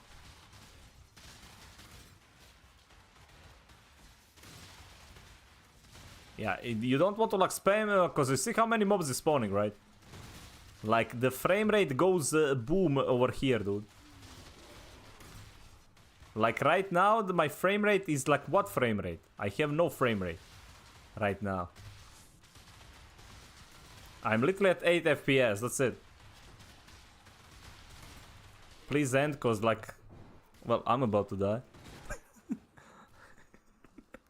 Like, I don't know how people played this. I don't know like if there is, I never watched like any mechanics around it.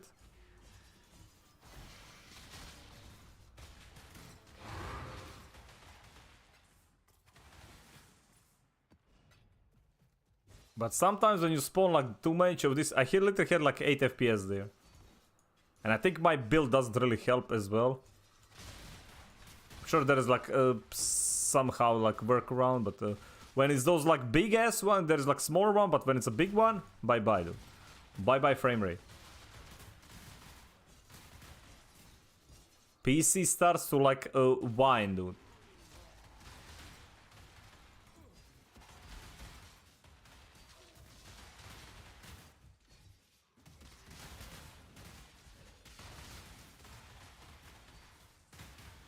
Ooh, Diviner though. I am the Lord Pump, true though. Pump the freaking jam. Oh shit. That's a whole lot of things. Man, there's so many things happening on the screen. I want the loot, man. I wanna die again picking loot. That's the worst thing. Hate when I have to die picking loot. I don't want that. Right, are we done? You, I don't know, do that. Oh nice, we can go visit the hideout though. Okay, what we got? What is this one? Fire, cast speed, fire, maximum life. It's core lightning, dual damage. It is not that good anyway. Alright, let's see here.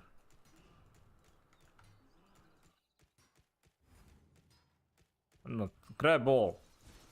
Free cards, dude. Okay, let's see here.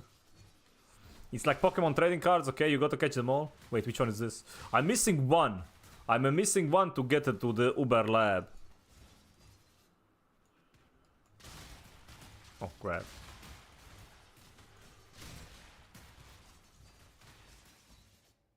I don't think it's this one. Wait, which one is it?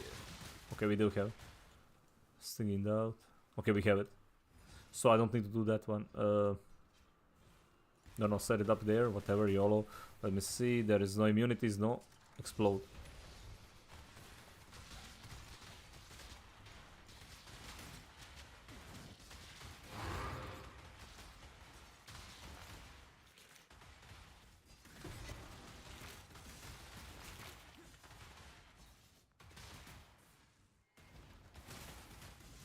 Okay, Nico mission complete.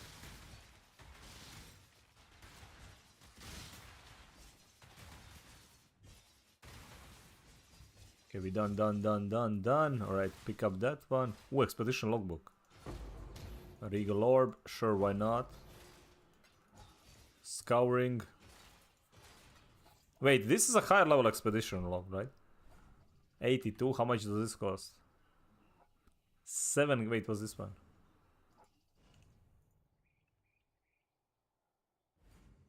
Like 8 chaos? Not too much.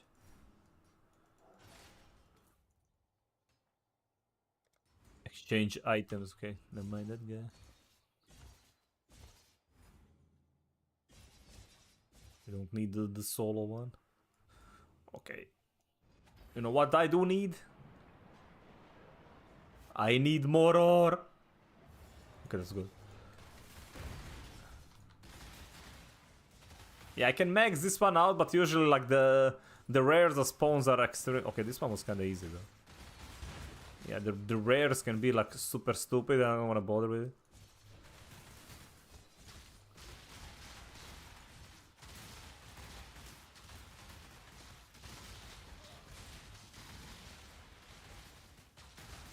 Such is the life of the...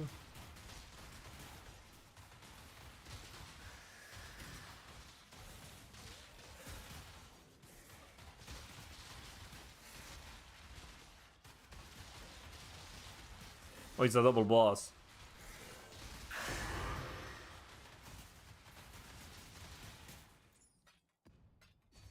Manual chisel procurement, what the hell is that? Improves quality by enhancing item rarity, replaces other qualities. Well, that one seems to be like money. Money! Alright, good.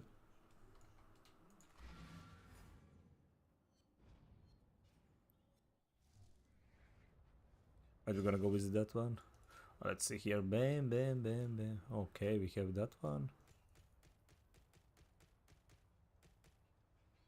Right, we didn't get a single new one. Let's see, can I... is that like a currency exchange? Can I put this one in there? I can't. Alright. I can't put that one, so I'm gonna have to keep it. But I don't know where the hell to go with these items, man.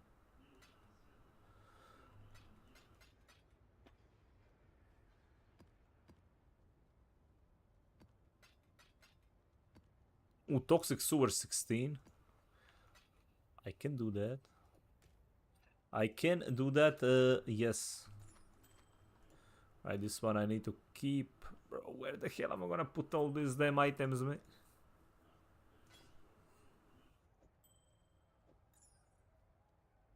Dude, that's a nice evasion, but like... he doesn't have anything.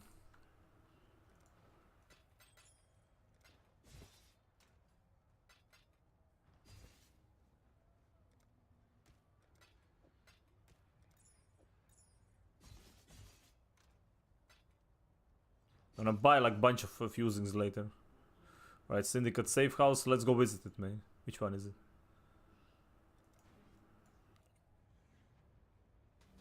I think I need to do like 19 more of these for like a seasonal challenge. I would have switched from Syndicate like a long time ago, but since I'm like finishing all the stuff. I killed this boss twice, like the main one. I still don't understand the actual mechanic behind the boss. Because like I didn't read up on any single boss in this game. Because they all have like a specific moveset. I just didn't die. Well, I died twice though. I did kill it.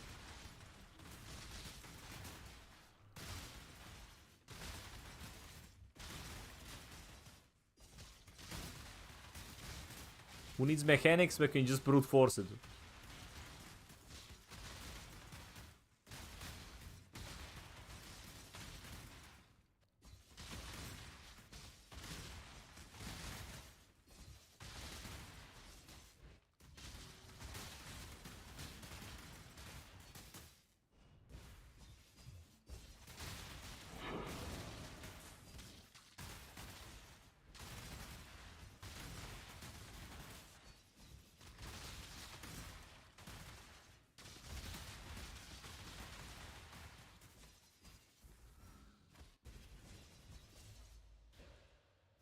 Hi, Hillock.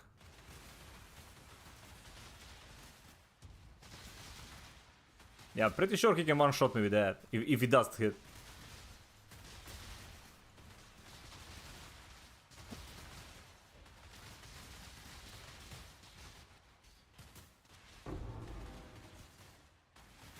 Did I get them all?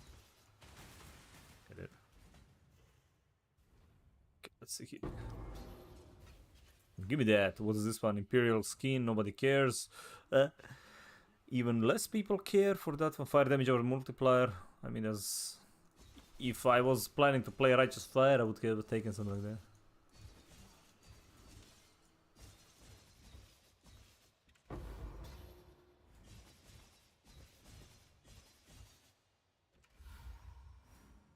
rude.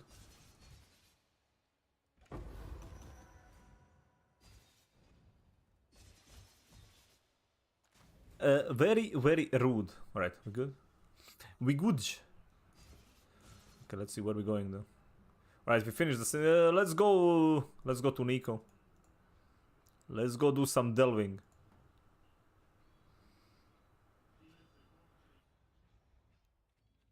Yeah, where's that shit stain, Steve? Bro is like 52,000 floors. I'm at like 160, bro. Pretty much the same. He's at like 52,000 floors. That's a whole lot of flooring, mate.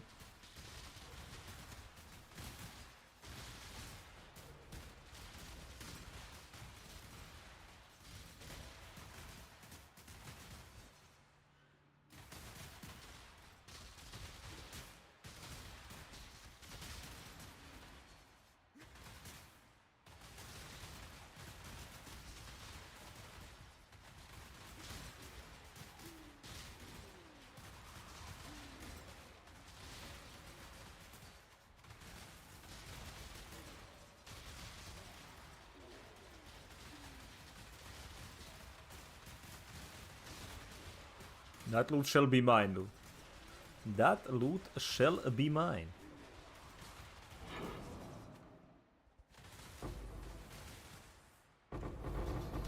Ah, that dopamine rush when you open this. Mine! Dude, 11 fusings though, let's go.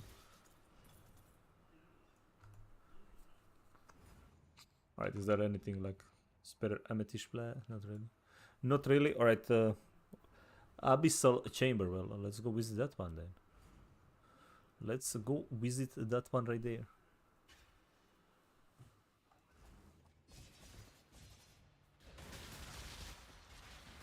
I'm dead. Because I want, like, my ear is itchy and can't even press the flask. That's fine.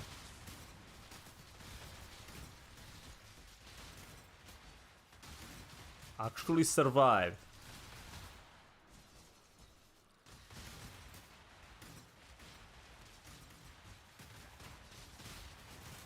Let's destroy all these first. Are you all dead? Yeah, you are. Okay, let's see.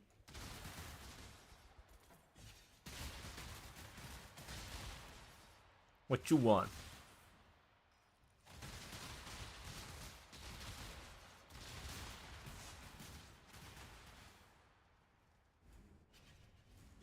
Okay, let's see. Hello, darkness, my old friend.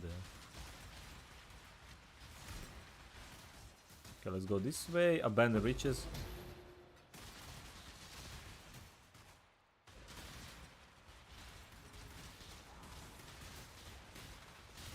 Can see a nothing captain.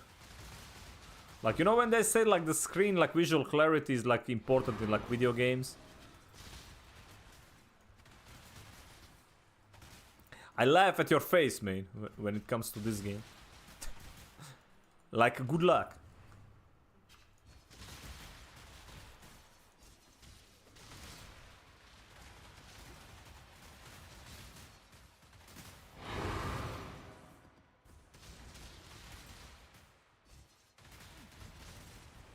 Oh fuck, there is that guy, the stealth boy though. I don't like that. I don't like that. Oh, primitive. But it's either good.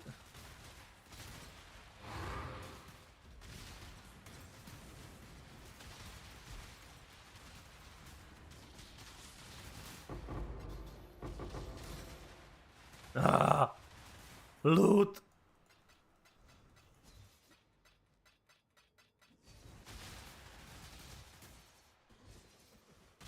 Okay, I'm out of here. Thanks for the loot, suckers. Alright, what's next? Let's see, that one is good. I don't know where this one is leading, I don't really care. Okay, we kept this one. I kind of want to like finish that one. But we can also like get here, do this one. Ooh, there's... okay. Now, focus this one first. The chest one is where the money is, at least for me, man. Because those resonators, I can get the one that costs like 50C. The big boy ones. And they're like easy sell as well. Player K. Did we get none? Okay, how about no?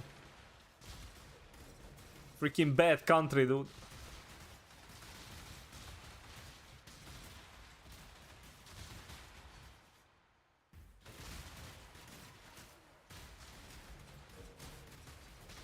That's a whole lot of bleeds.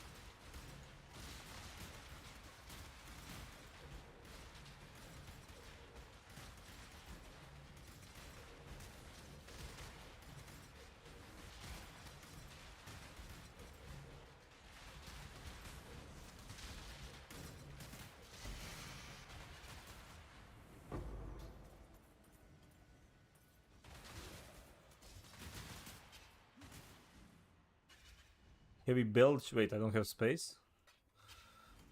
Okay, well, now we do. Alright, let's go back. Okay, we have a 6,000 here. Let's see. Upgrade that one, upgrade that one. Craft that one. Seems good. Alright.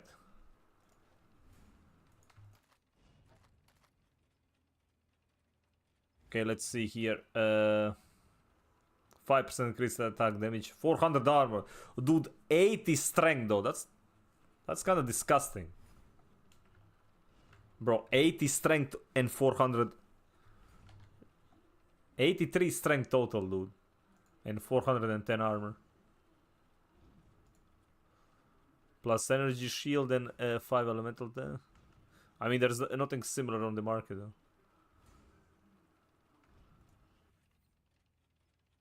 No, I usually put this stuff and like it doesn't really sell, so... And it's like a belt.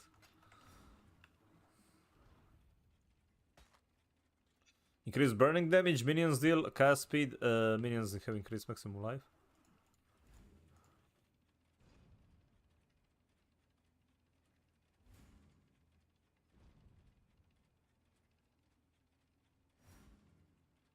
You know what? I really can't be bothered with like selling gear.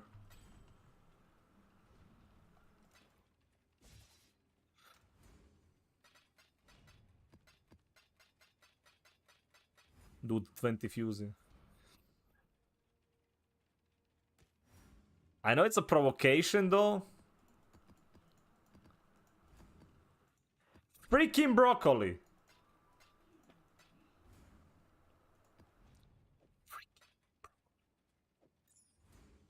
I will not fall for these cheap tricks, okay?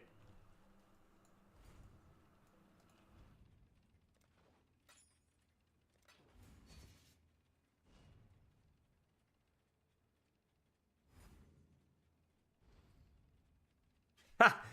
Held by auto. Dude, look, Wish! It was waiting for you. Get wrecked, man.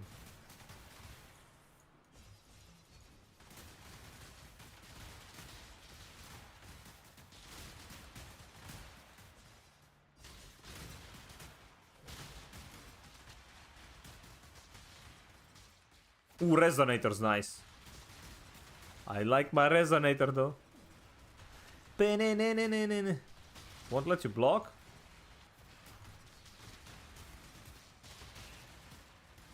Well, let's go now though.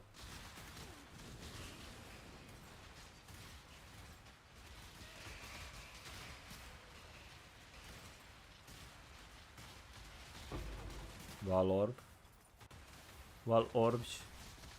Let me see, I'll see in a second. Did it work? Dude, I'm trying to not freaking lose like this 10% XP I get.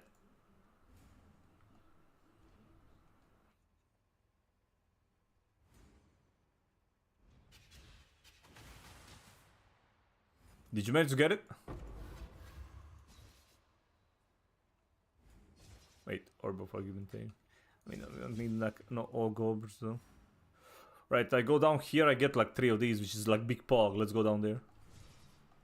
It's gonna be like a long travel time though. But if it's gonna be a resonators though. If it's gonna be resonators, man, me likey.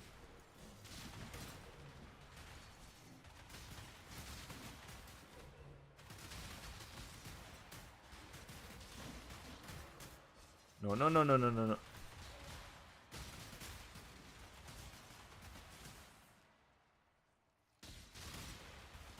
Oh no, no, where is it? Get wrecked. Freaking Soul Eaters. Bro, Soul Eater is the worst freaking mechanic in the entire game, I'm telling you. It's even worse than freaking Reflect. It gets like so many freaking buffs, you have to like leave for 2 minutes.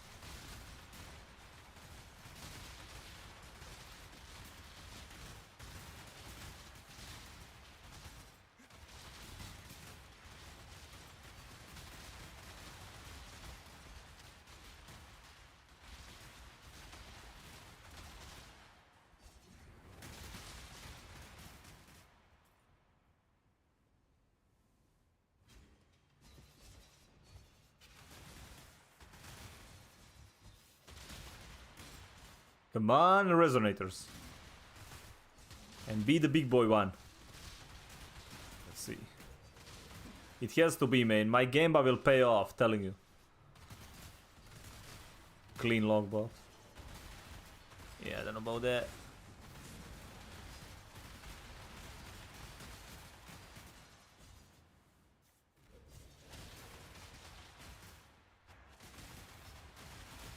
Do know about like clean log boxes and all that.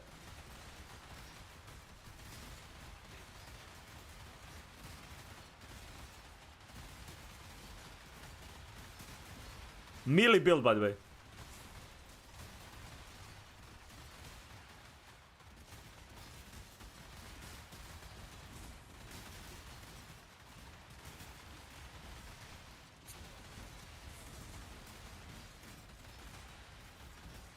How many is it?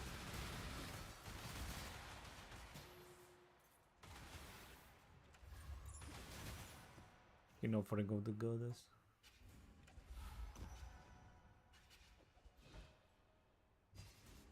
That's it. That was such a freaking waste of time, though.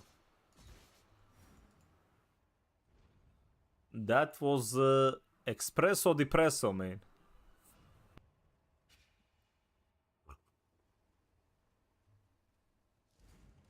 Like, I wasn't expecting much, but I still got disappointed. Ooh, forgotten loot.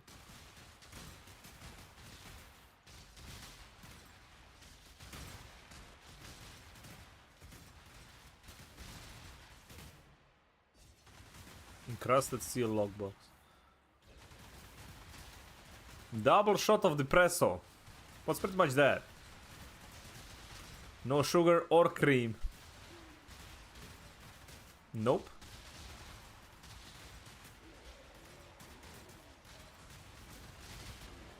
What's my... Do that toolbox, man. Toolbox. Freaking tooltip. It can go up to 1,000,000. Oh shit. I almost died at the end. That would have been most unfortunate. That's it. Loot so good. I want to like... I think it's gonna be like a triple shot. This point is like kinda stacking.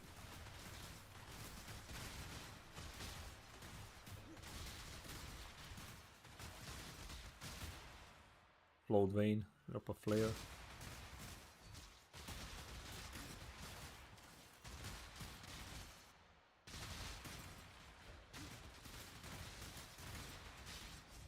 I see you there. Ooh.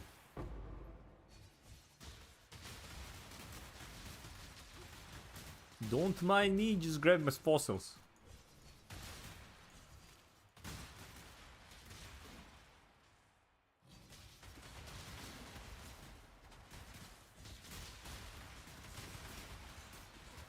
This one's not supposed to be like that long though. Where are you leading me, game? Oh, that is. Resonator cash, let's go. Come on. Come on, big boy. Chat, we're getting the big boy one. I'm feeling it. I'm feeling it. Something is telling me we're gonna get a huge one. Like, this one is huge. I'm telling you. Huge. Yeah, face tank, giant fireballs. That's how you do it.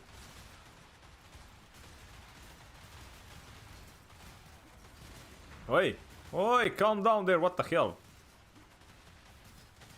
Fucking Pepega mobs.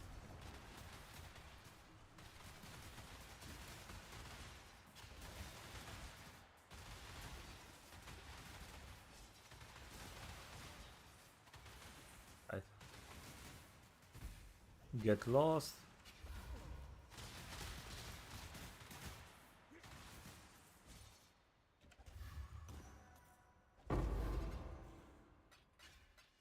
It's not the huge one, but it's still money. It's still money. This one is, how much is this one now? 7. Alright, we have like another box down there. We have some currency there. Right, we need to like grab this. Then we need to grab the bridge there as well. But let's grab this one. Let's grab all boxes, man.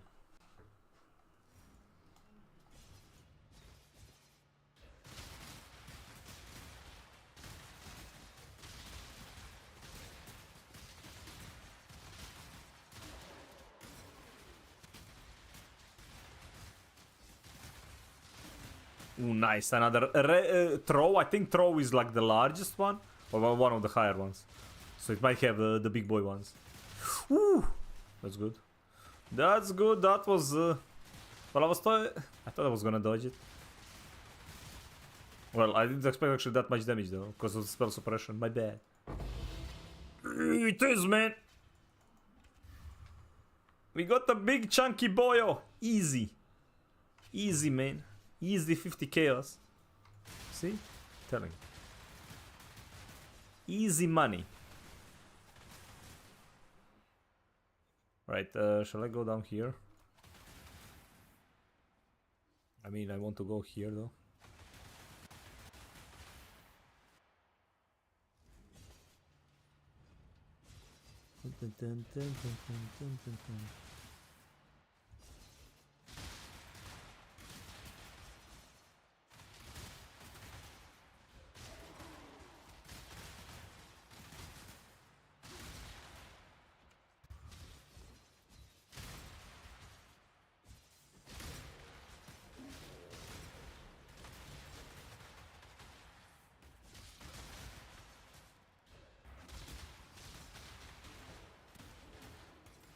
This one is fast because it's gonna spawn like a big boy one.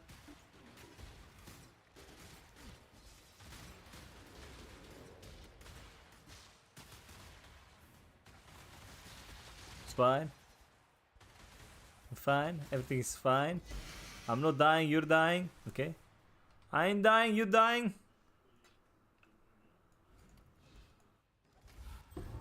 Pum pum pum pum pum pum. True though. Freaking jammies. By the way, like, what's our plan? I don't think I'm gonna listen to music, at least on the first playthrough of PoE 2. Like, I want to see, because I know that music is gonna be amazing. So it's gonna be a while before I start using mine. Also, most likely sound cue might play like a major role, especially on boss fights.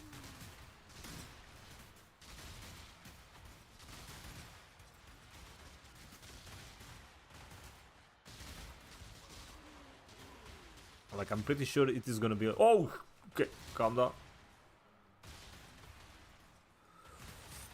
We good. There's another resonator, but it's a stash one. Oh no, not again one of these piece of shit. Okay, okay, bro. Like, Croc, how about you like stop eating every single freaking hit?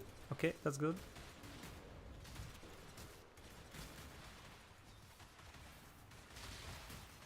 Wait, you just. Why did you need like 7 days to unlock the damn multiplayer in a...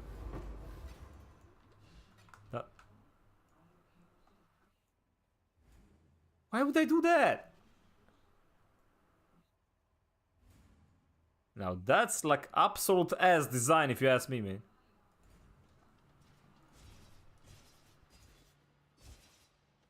Okay, let's try breach in this place.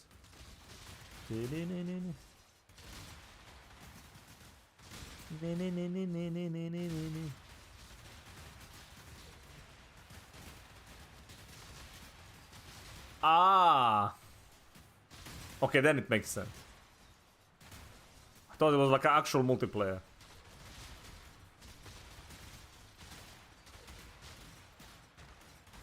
Oh, I see the hand. I see the hand. Talk to the hand, shit. Talk to the goddamn hand, bro. I don't know about this. Going into like this. Yeah, I don't know, like, some of these things seems super sketch.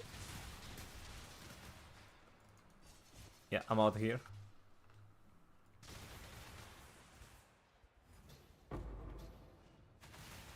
Let me see. Would that be the only thing I get from this?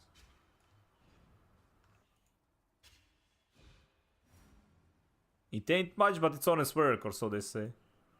Okay, so I go here, here. I mean, I need to grab this one, so I might as well keep going.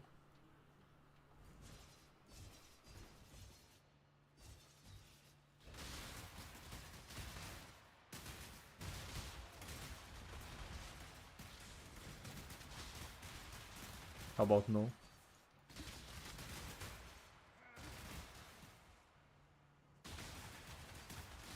Oh, hello there.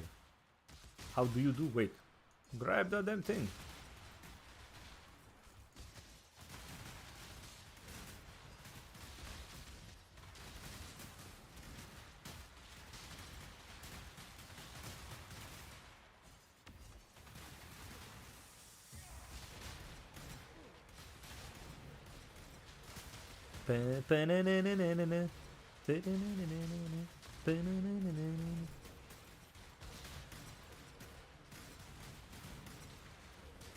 Like, look at us go!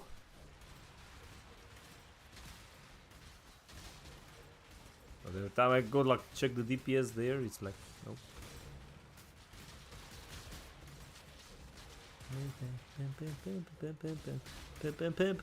Bitch, well, hello. Chris Avalone about to take Obsidian to task again, since they want to be woke trash? Also, I got reported on Twitter again for calling a retard a retard. Ah, man. I don't know. Like, you should take that as a badge of honor, dude. I think you should take that as a badge of honor, though. Bites. I think you should take that as a badge of honor.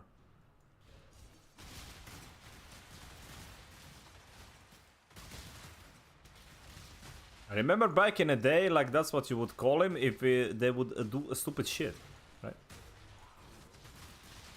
And it was totally fine. If words hurt you, man, well, don't be one.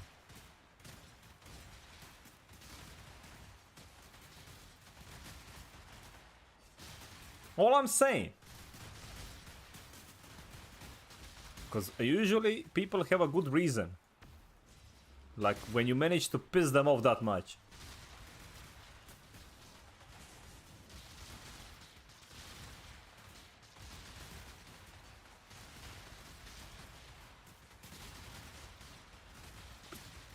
Wait, is that Bajir? Wait, whose emote is that?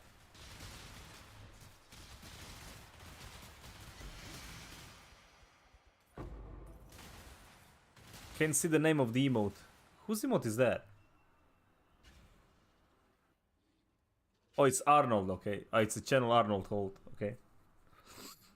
Nice, dude, it's super small. Why is it so small? Bro, there is no way, man. Like, now that I've seen it, I remember it, like, but, dude. Would lose my mind, like, who it is. Welcome back. Your steadfast loyalty is greatly appreciated. Get to the chopper, man. Can we get some booters in the chat for for... Okay. Don't touch the cookie, man. Put that cookie down. Wait. Put that cookie down. Wait. Still work in progress, man. Okay.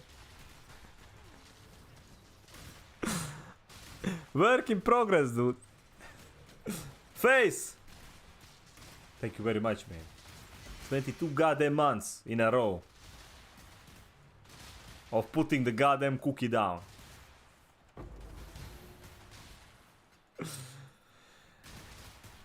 $22 goddamn months. Did you manage to get into Core Punk? By the way, like, have you seen the Core Punk chat? Dude, in Core Punk, you can literally... dude, that game is... it's literally very, very punk.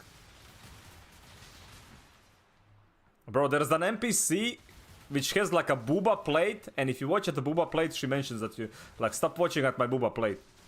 Okay, she says breast, but it's literally... Like, stop watching at my booba plate, dude. Also, there is like like giant, very punky, man. Very no Diablo, man. Hey, listen, I'm not sure about Diablo, but like Core Punk has like a giant dildo on the like in the game.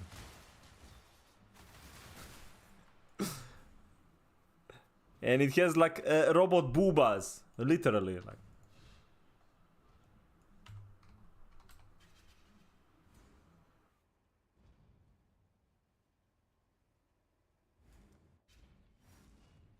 But yeah, like you can basically smoke a joint for a buff, but there is no animation to it. So wait, I'm out of like literally scrolls, dude. What is this?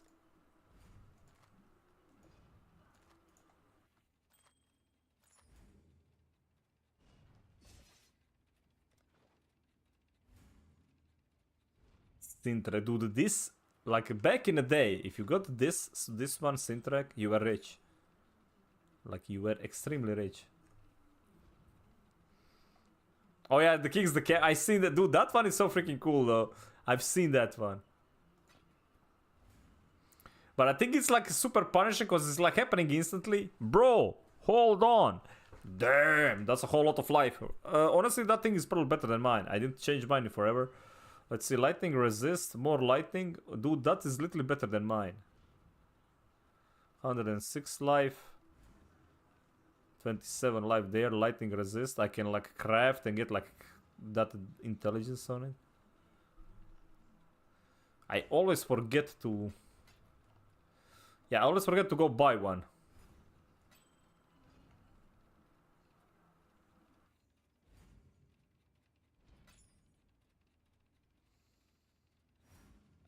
Red Dead Redemption 2 video mini poster looks nice. The AI one, I need to look into that.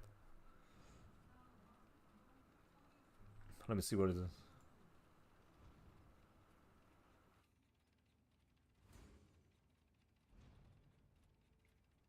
Holy crap, what? Oh, the detail. Okay, that looks very insane.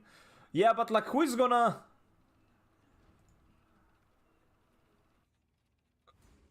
How much of freaking... like, computer power do you need to like run that shit? That's the... How intensive is that on a system, though? Just from the thumbnail, it looks insane, though. Bro, what are these, though? I don't even have a single one.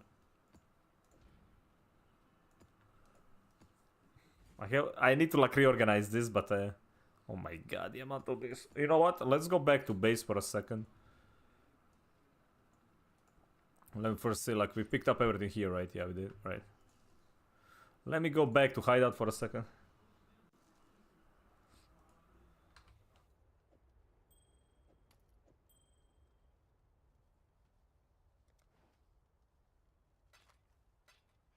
Yeah, I'm sure Blizzard is waiting for a chance to hop on that, man. So they don't have to, like, actually pay for the art. Imagine the cost they can make about that, dude.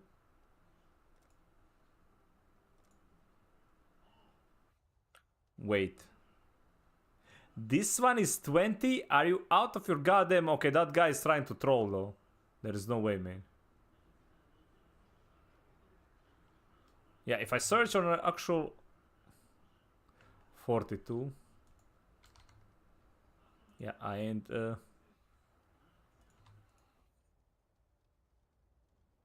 what is this, dude?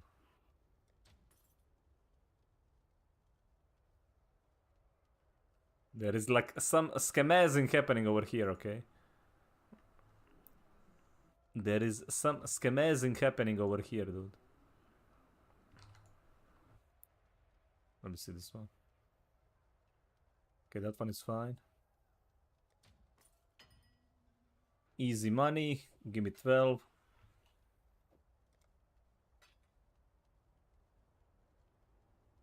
How much is this one? 7.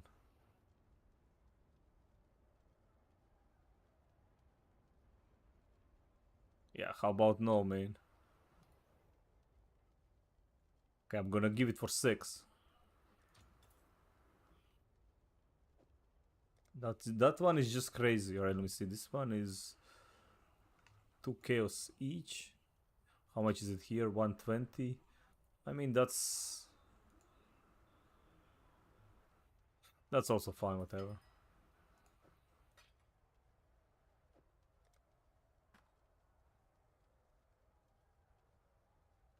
Aberrant fossils.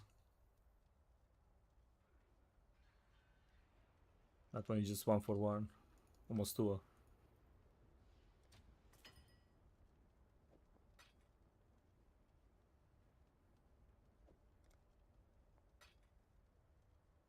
Okay, give me 2, man. Yes. Like, not only that, like, if you ever bought, like, all of these things, which are gonna, like, all these stash tabs and all this, is gonna be used in Path of Exile 2. Like, all the skins. Like, I'm not sure how will the skins be instantly in, like, PoE 2. Because maybe they need to, like, make art for all them if it's not ready yet. But everything that you bought in PoE 1 will be in PoE 2. Yeah, it is very cool. You know why? Because they're base scale. That's why we like them, man. But nah, that is very, very good. Right, so we are looking for strength and intelligence. Okay, let's put that one. Honestly, I think this one is better than mine. Let me see. At least for time being. Yeah, I get like more HP. Let's see, this one says like 51. I mean, it doesn't really matter because like we are not using like physical damage, so it's like whatever. Whatever.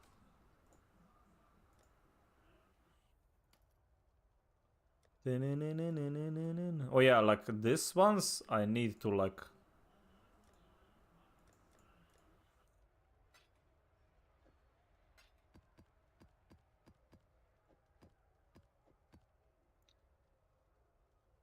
grab one more.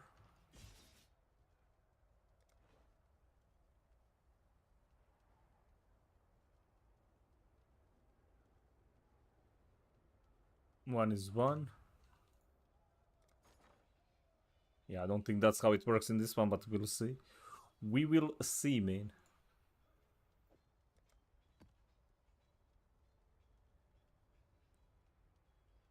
Two and a half.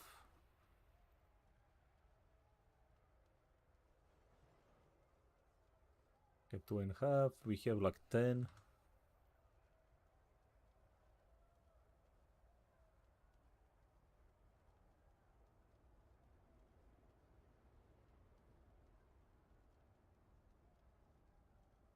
Market ratio. Let's go like that.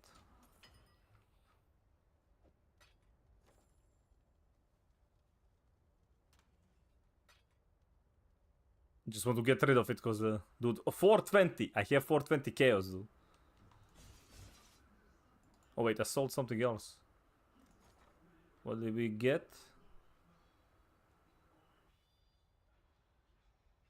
Wait, you got 2 there. Ah, fine.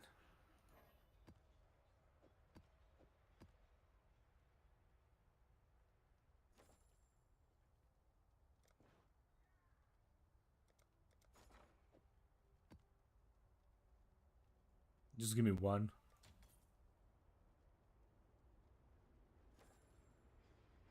If I can grab 1, probably can, but we'll see. Do we want to go back? Okay, let's go finish mine. Eh?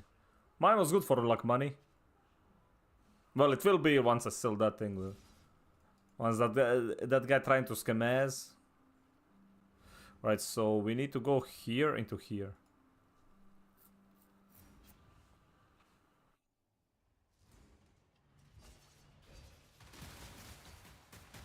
Is it freaking Slurricane?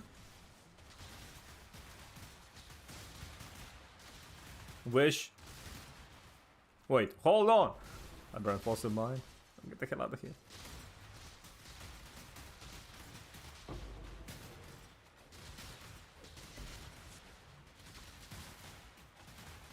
Strawberry punch, dude.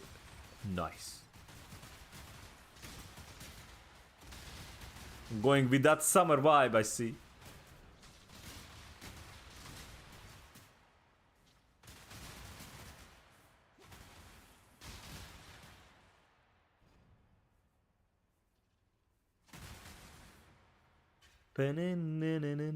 Sork or Witch? I don't know which. I'm torn. I'll help you there, Avanis. How about both? How about you play both and see which one you like the more? It's pretty easy. Game isn't going anywhere. Like as I said, just play both, dude.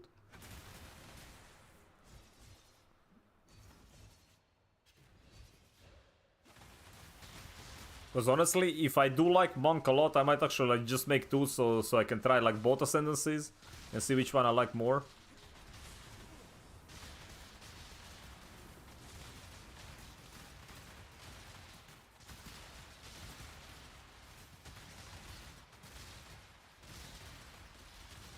No easy mode Righteous Fire yet. I would say like 3 months. I think they said every like 2 to 3 months is gonna have like a major patch. So it's like 3 or 4 months until like Righteous Fire. Maybe they just speed up production. Maybe like as I said, all that could change. But it would be roughly like something like that.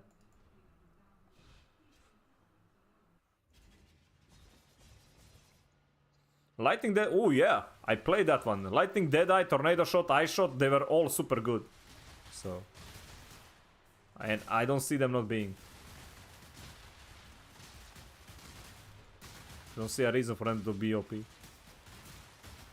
Yeah, I'm gonna probably like playing both. I'm actually super excited about like until the Templar arrives. Fetus can play one of your exchange. Hey! Dude, did I just read that as a fetus, dude? Faustus.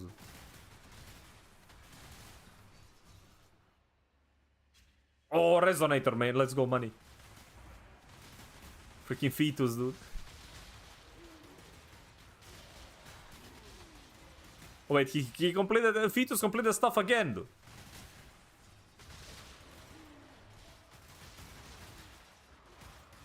But yeah, like, dude, if they took the inspiration from Amazon in Diablo 2, dude, she was such a cool character.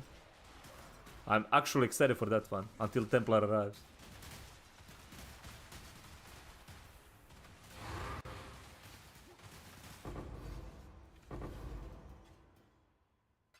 Hey.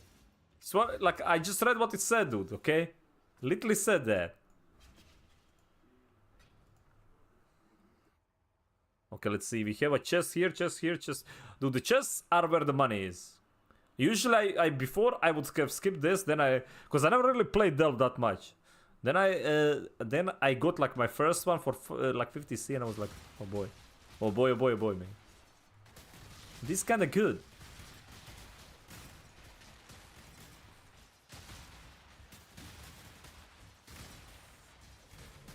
Can't really miss this. Good artist, man. Classically good artists.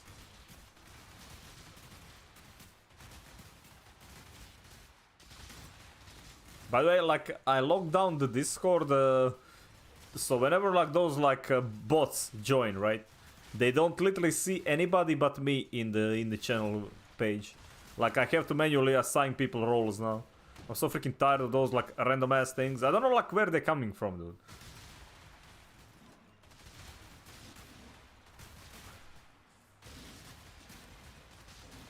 Cause like those like guarding like all those like bots that you have for Discord, right, that are supposed to like help.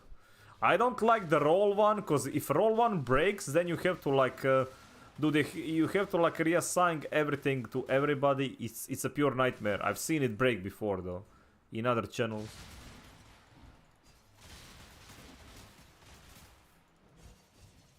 Like maybe if the Discord like becomes like large enough, then I'll just like try. Like I think it's easier to if you put it as a community one. I think it's you have like more options to like fight bots. But that one also opens it to even more bots because it's like it can be searched. Because mine can't be searched. It has to physically like click the link.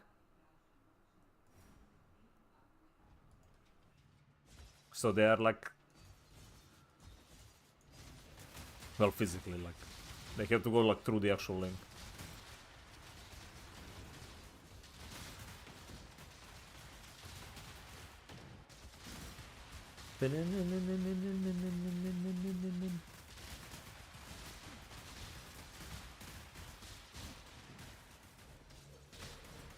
Okay, bro. Okay, calm down.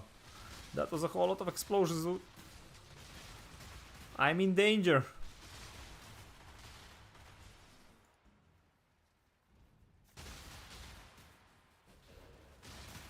Look at all that juicy XP. Now I'm gonna do like one map, get the boss and dive to boss like 3 times and lose all this XP.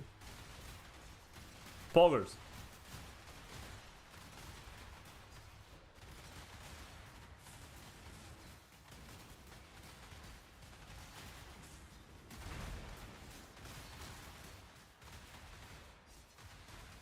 Yeah, I think I lost like around like a full level worth of XP now. Oh, another Prime, dude. Twitch Prime dropped in a game, bro. Easy money.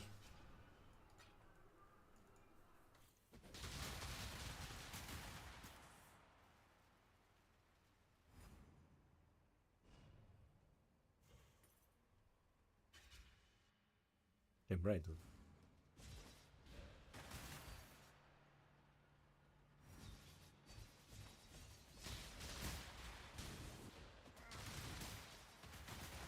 Calm down, Bezos.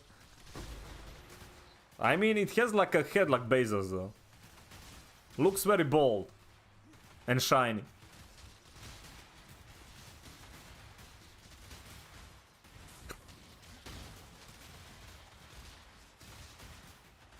Zero. Ooh. Man, today it's actually like not that cold here today, though.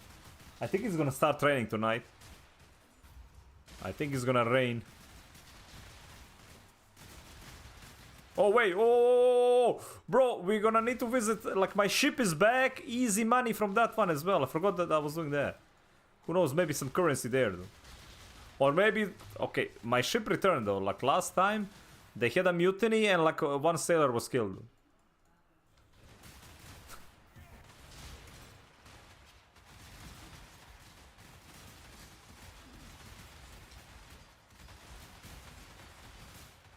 Okay, how much gold I got?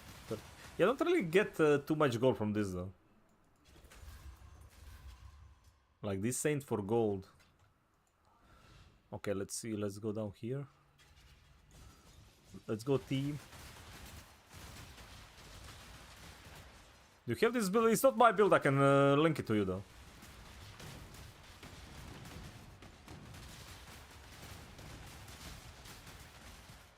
Yeah, this is from like a big streamer.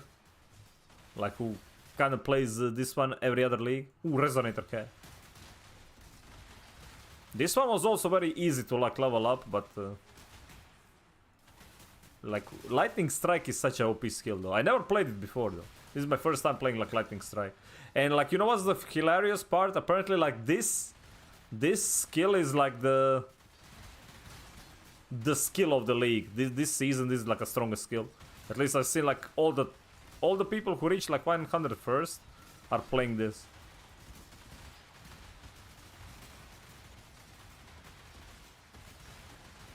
And when I took it, I just wanted to like play something I never played before.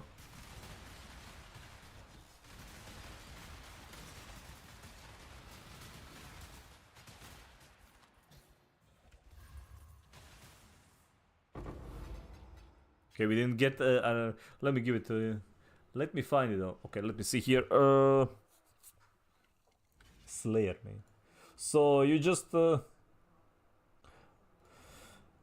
non-crit, crit swap early game, mid game early non-crit. You have everything here. You have like the PoB as well though. Actually, I think I need to give you the leveling one. Give me a second.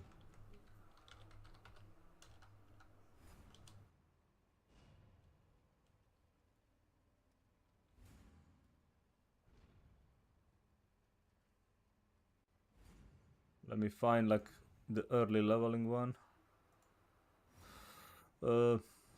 Slayer leveling.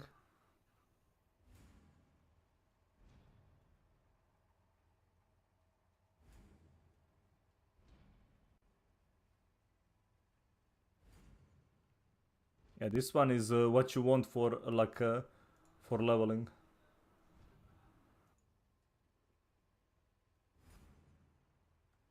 So that one, and this is like the end game stuff.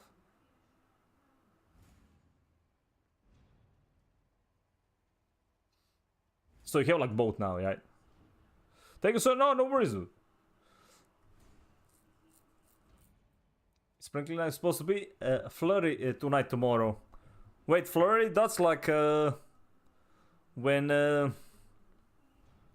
it's just like ice on a road, right? Like that very thin ice when it's fucking dangerous as shit.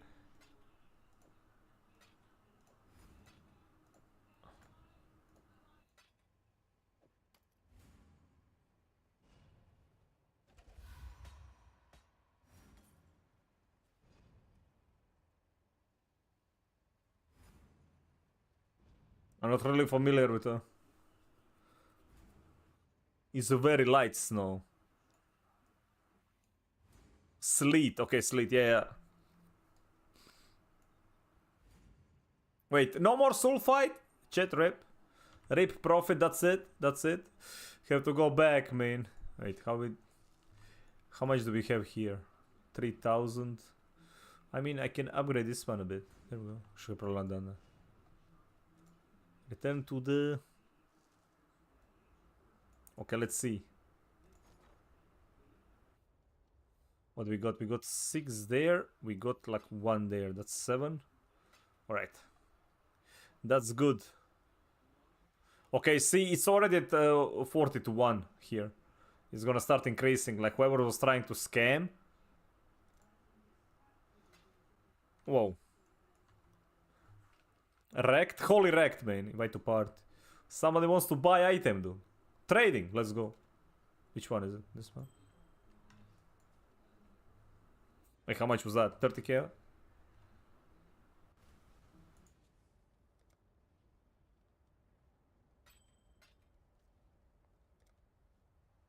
Here you go, man. Super, thank you. Easy money. Alright, what we got here? Money to ease.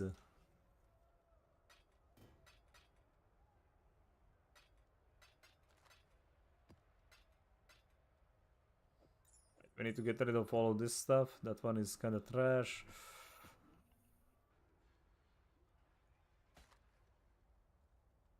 Cold lightning, man. That's a whole of resist and plateau map.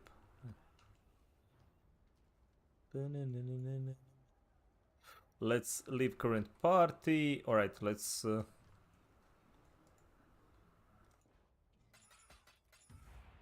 Sell all of that. Currency exchange. Let's go. Okay, we put that one already. I do want the chaos one. All right.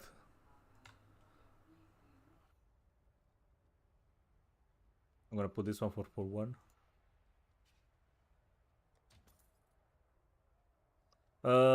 This is a duelist.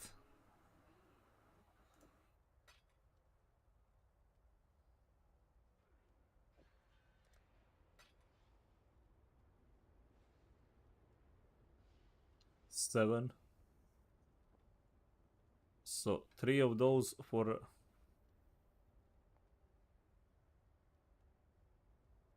Yeah, let's go for. I mean, it's fine. 21 is. 21 is how it's supposed to be. Okay. See, this one is 6.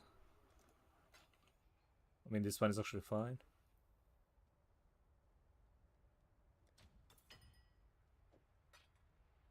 And this one is 2.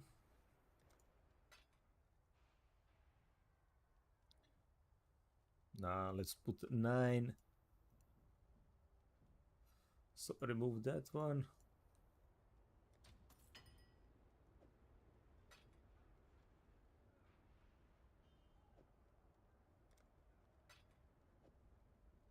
Jeez, man.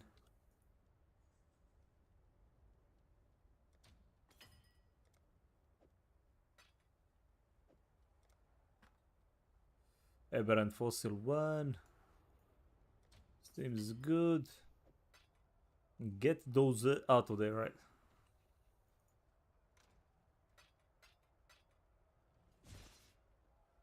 Okay, let's do some mapping, man. Let's do some mapping. Wait, no. Let's go visit my town.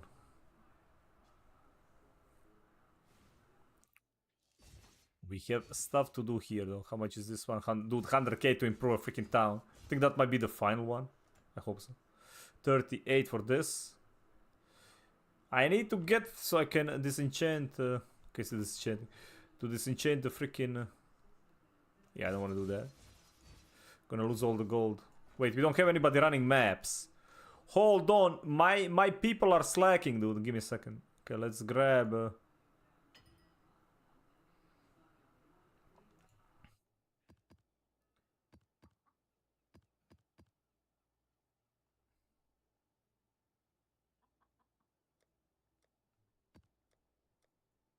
I'm gonna grab all this like low level crap. I could go higher, but too lazy to like set up that. I just want like them to run something.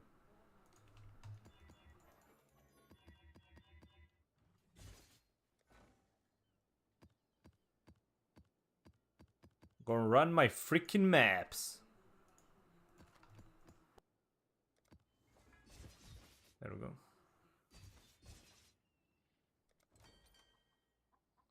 Okay, we're gonna have like 1 in 2 hours. Let's see, Chaos, no Divines, no Divine, what's this one? Bramble Jack, okay. Okay, rewards were kinda poop. Rewards were kinda poop, man.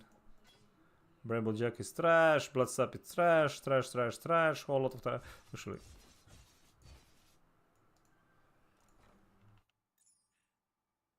Tear of Purity.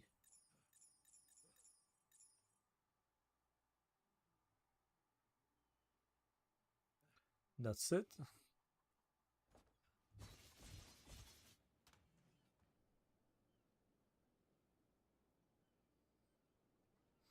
Map runner, man. Tizu.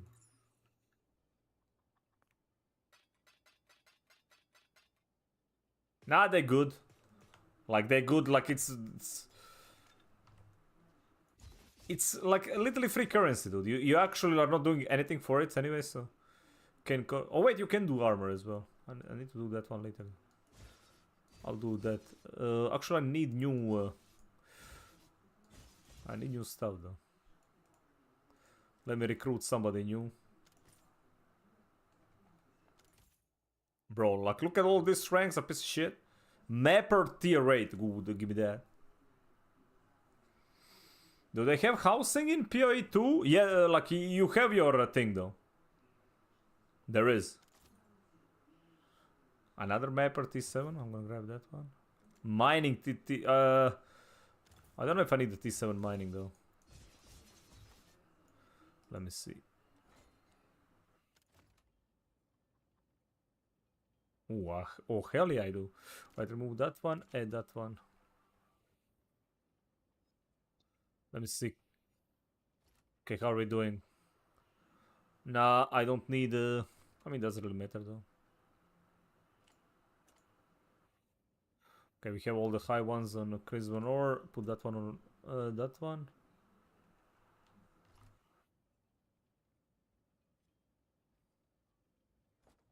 We don't need any of that.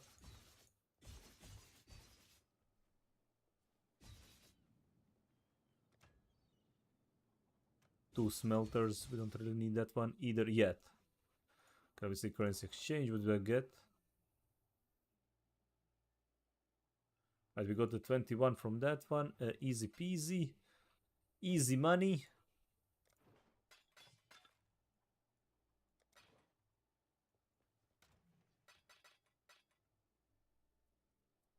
$500 chaos. I'm gonna have to do some shopping tonight though. I'm gonna have to like buy a better belt. Belt I don't need to like craft, so I'm just gonna buy something, man. Let's see. Let's go to hideout. Let's do some like a map or two. Let's see which one do I have. Maps.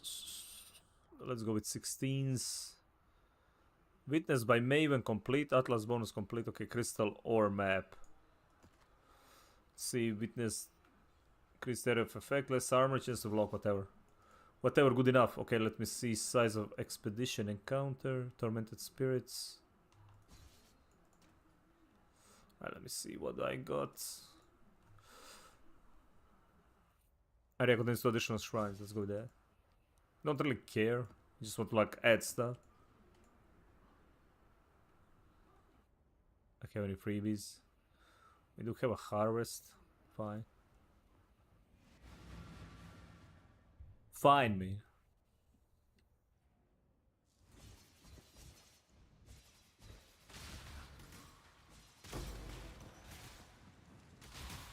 Just trying to finish stuff.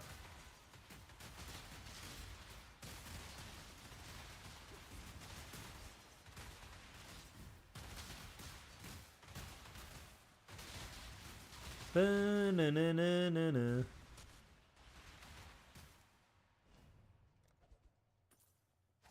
Execute.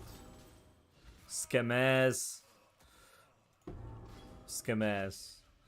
That's trash. That's mega trash.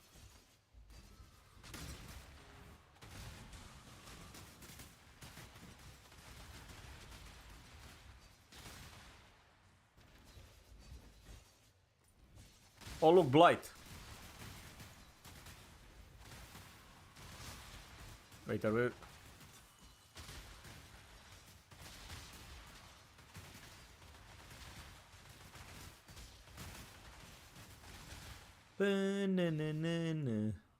Warichi already interrogate. Oh, we're gonna get the main boss soon. Life regen rate. Spell damage, trash.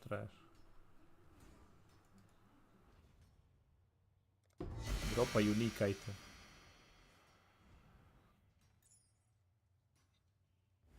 And all this, ooh, ring. I need like 60 freaking rings for like achievement though. Okay, hopefully like it's not gonna be too many of these goddamn pumps. So I can actually freaking finish this damn thing.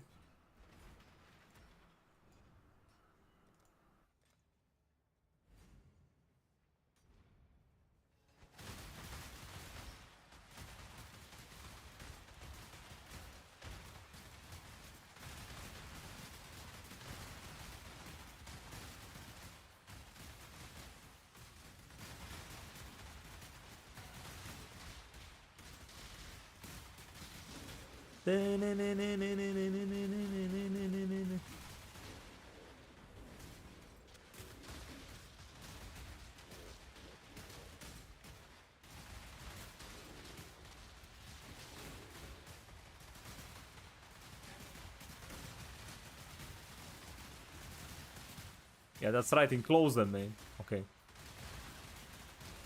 Let's see, give me that golden oil, dude. Yeah, I don't see any. These are all like cheap ass oils.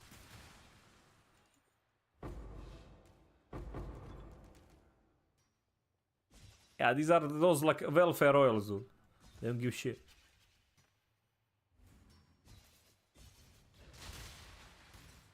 This were my olive oil, dude.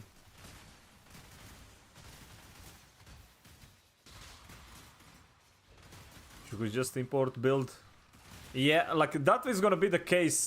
They are working on something similar in PoE 2 though. It won't be like import build, but like it's gonna import like the gem thing. So you're gonna be able, like, it's not gonna be on release, but it's gonna have it. Like, I don't know, maybe there is like a lot of add-ons for this game, right? But I don't think that's one of them.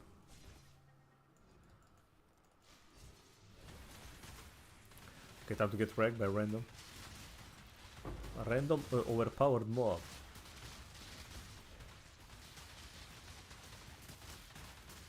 Like that guy.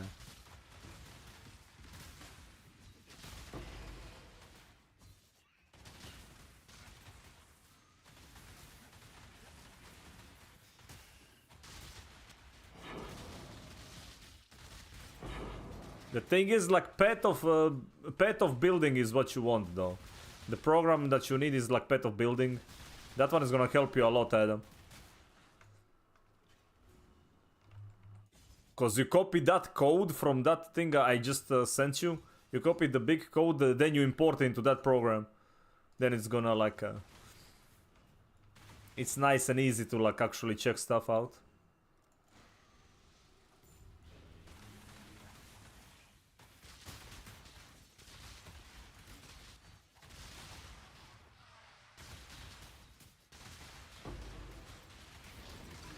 Get wrecked, son.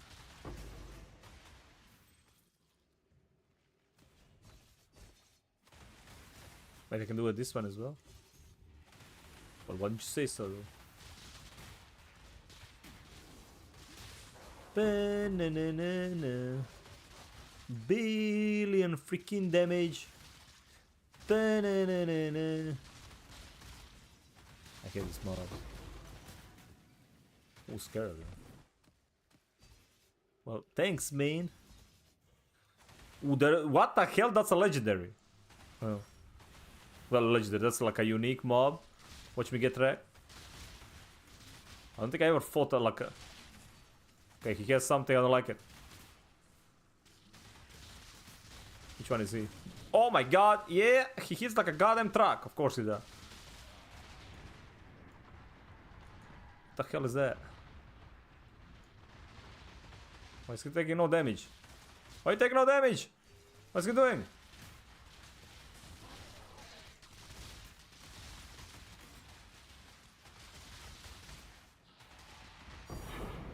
Okay, I don't know.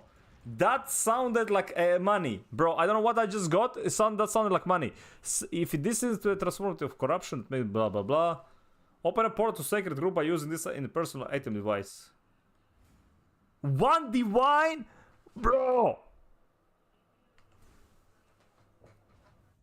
Bro.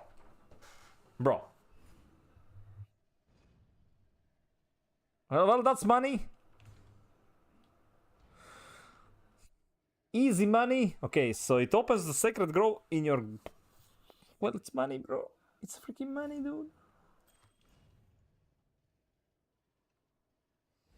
Need to know that all will be on Battle.net.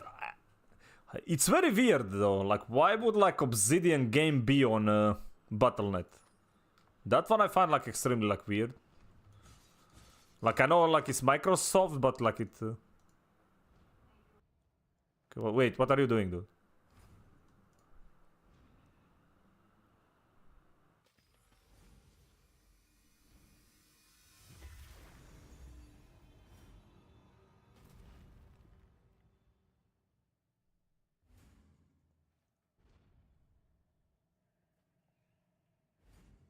Okay, I think I'm safe.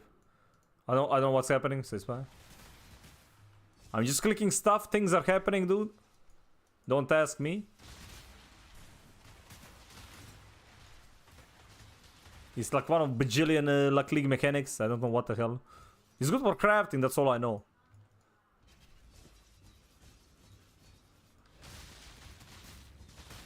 And I know that I can sell that for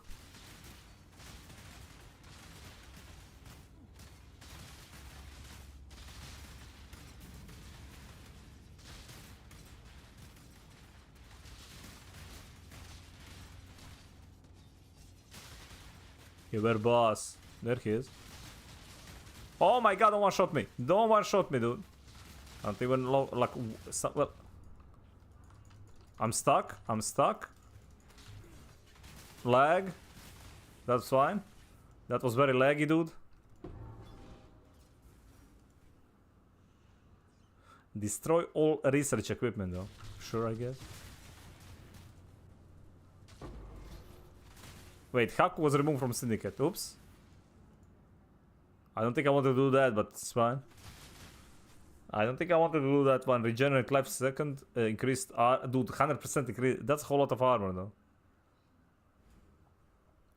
It's fine. We'll get him back.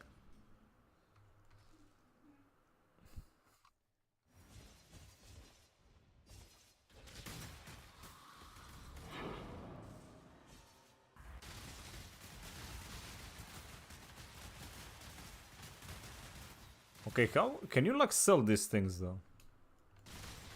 Can I like sell this for like money?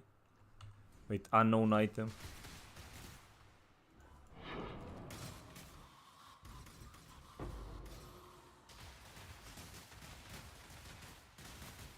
Can sell like cheap overfans. Like no. I got an error, so I don't think it is. I wish it was though. I wish it was like that. Whoa, whoa, whoa, whoa, whoa, whoa. I don't know what's happening. No, what's happening? Stuff is happening. I'm taking it.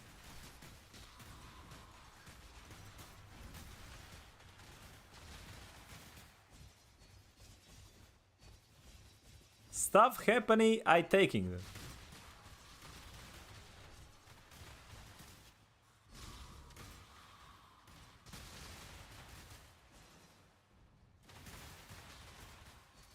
Okay, things exploding.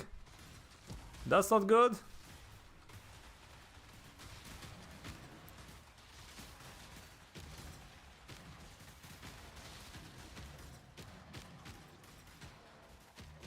The next skill maybe will be called that. Good. Wait, what? Why is... Bro. I'm getting like... Why are you not dying, dude? What is this? Get lost. Bro, 91. Okay. That shit got hit like so many times. I got...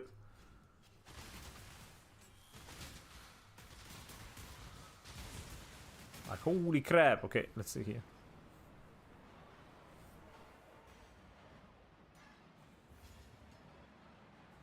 Oh no, I spawned a big fucking guy. This guy. Please don't be like a stupid rare that like one shots. Okay, this one seems okay though. Okay, there is one. I don't know what the hell he's doing. Well, he's one. He got wrecked this one. So we good, mate.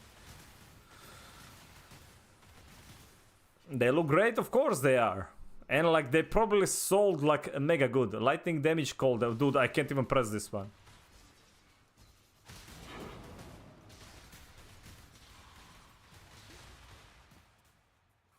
Like doesn't matter what, like they're gonna sell the... That's like, as I said, like one major issue I have like with that game, dude. You literally can't earn anything by playing. Problem like with Diablo like is that like one of the biggest problems is like you literally can't earn absolutely nothing by actually playing the game though. That's like a big deal. Wait, dude, I can't even freaking press this because it's...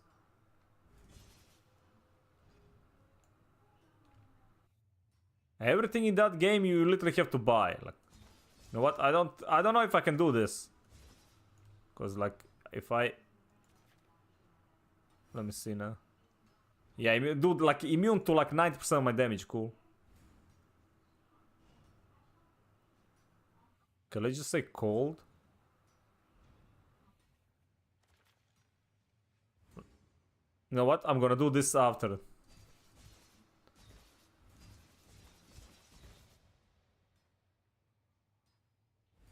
Actually, let me redo it. I want to finish it though, because I need it. Okay, I can put it like somewhere there though. Okay, this is gonna be almost like nothing on a map, but it's... As long as it's not touching the... Okay, now it's good. Don't really care. This one is scuffed, because it's literally anti-build.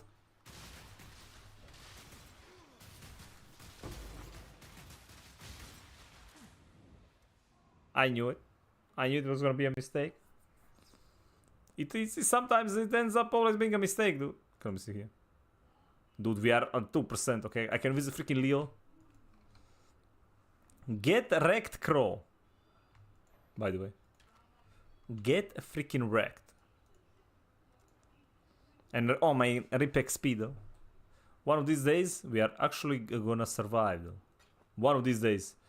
Today though, was not the day.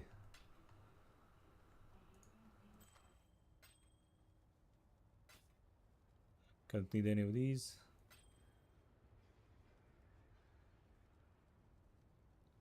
Let me see. This clear oil, like, it's really not worth, like... I have way too much of this stuff. I don't know where the hell to go with it. Oh, wait. You can't even sell it? I just got it back. Bro, I got the same thing back. Actually trolled. Excluding one unique map. That's good, though.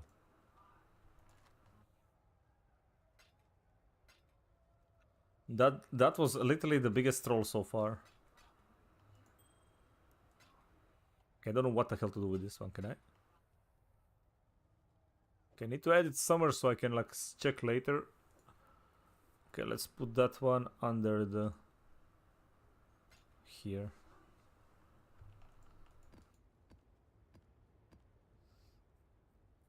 Diablo 4 free because this skin costs more than... Yeah! I can guarantee you that it might actually happen, man.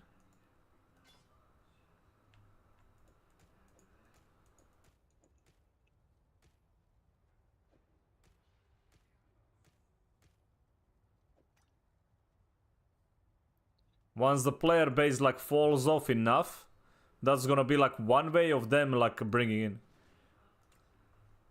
Dude, I really don't like this freaking oil. Get lost, destroy. I don't really care. Should have never picked up those like basic ones. Can't even sell it properly, dude. What was this one again? Oh yeah, that one is Unveil.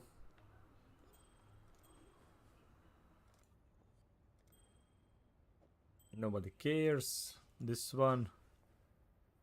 Damage value physical. Nope. Dead item it is.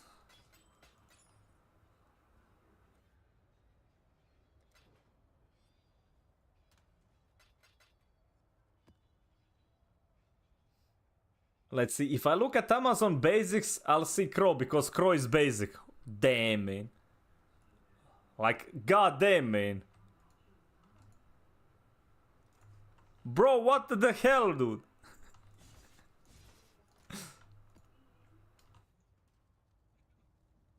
Freaking Mini going full duck over here, bro. What is this?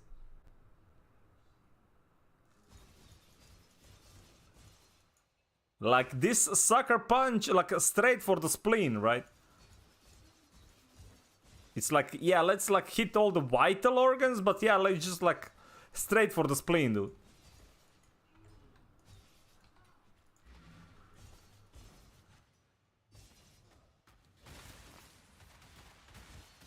Please don't kill me again. I don't even know like who killed me, dude. Bro, I don't see like any single mob here. How did I die? Bro, I died to air. What? No, no, no, no, what the? Freaking some updater on PC, like... Freaking AMD update. Like, I'm not even sure why am I getting that one. Get lost.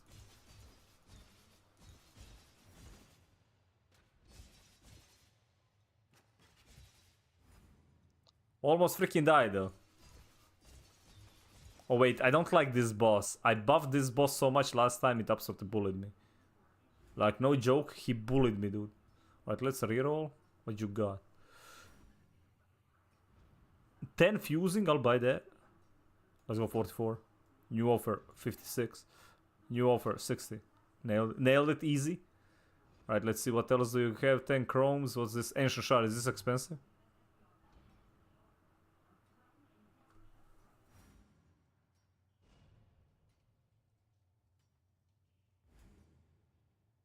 The hell?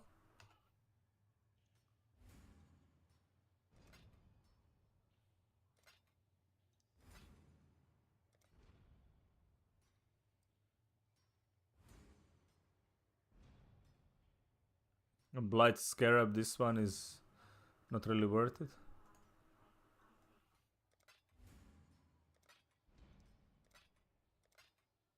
Let me like reroll one more.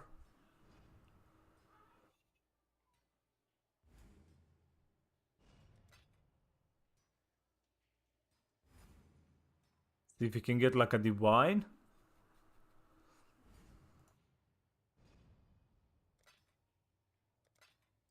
Bro. Page. Grand Black.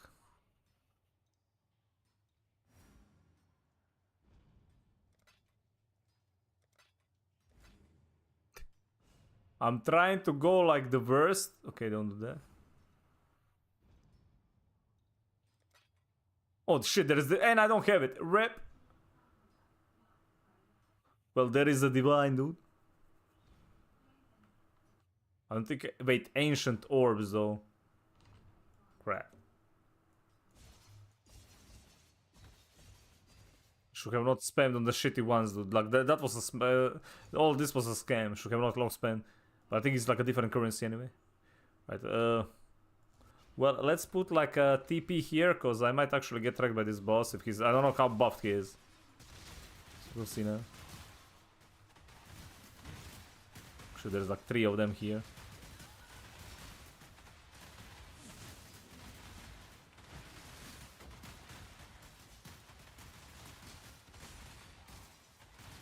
Okay, they hurt, but they are not as bad as the last time it was.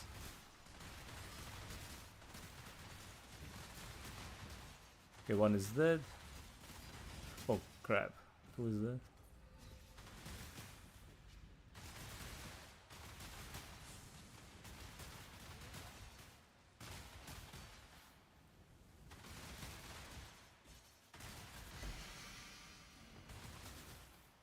Nice, easy peasy.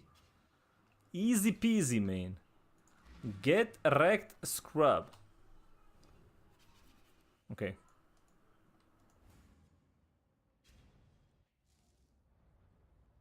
Okay, we're gonna do that one and we're gonna call it for tonight now.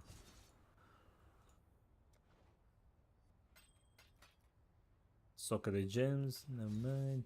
Right, let's actually like do some... let's spam these 50 fuses on this. See if I can get like 6 link. Live on stream, come on streamer Lou, dude. Nope, not really. Not really. Not really, man. It's fine, I don't need it. I don't need it. That's like 400 by now, man. Imagine being lucky.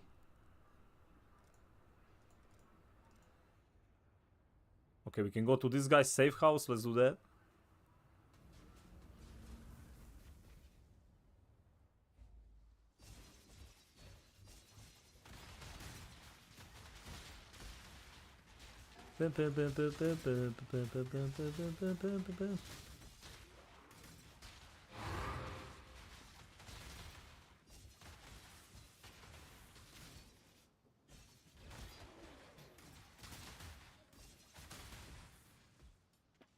Oh, give me that.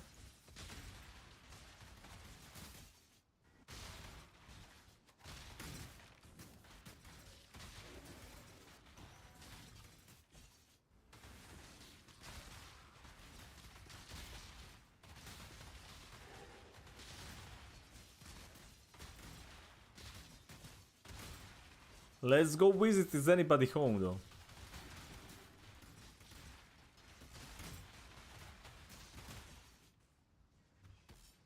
Nope. My nose is itchy. Game is trying to slow me down. Freaking disgusting. Gotta do that.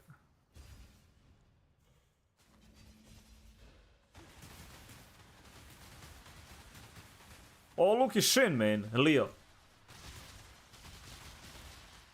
Get. Oh, ouch. I don't know who it was. Somebody in there freaking hurts.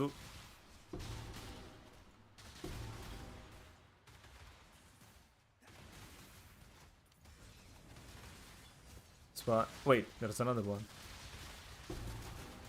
Get wrecked, man. Cold damage over multiplier. Nah, never mind.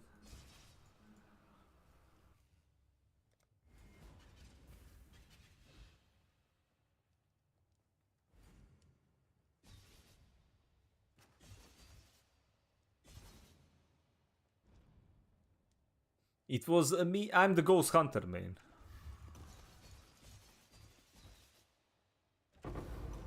Did you change your class again? Dude, like all I think I'm seeing on like whenever like PoE like puts like a new like teaser on it, like out, right? Every single time I see people like they are switching. First they switch from like freaking Necro to Sork. Like today is probably gonna be something like for like Mercenary. So everybody's just gonna switch to Mercenary. I can guarantee you that. I can guarantee you that, man. Yeah, now you're a minion rogue, dude. Oh, look, my treasury is empty. Was nice having money, I guess. Was nice having money. Wait, what the hell?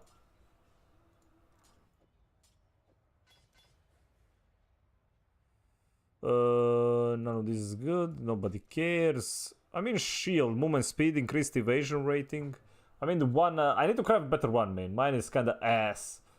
I only like 27 life there. It has like max life roll as well, but good, decent evasion. I can get better one on that one, especially like with the damage roll. Yeah, so like the damage roll would be good.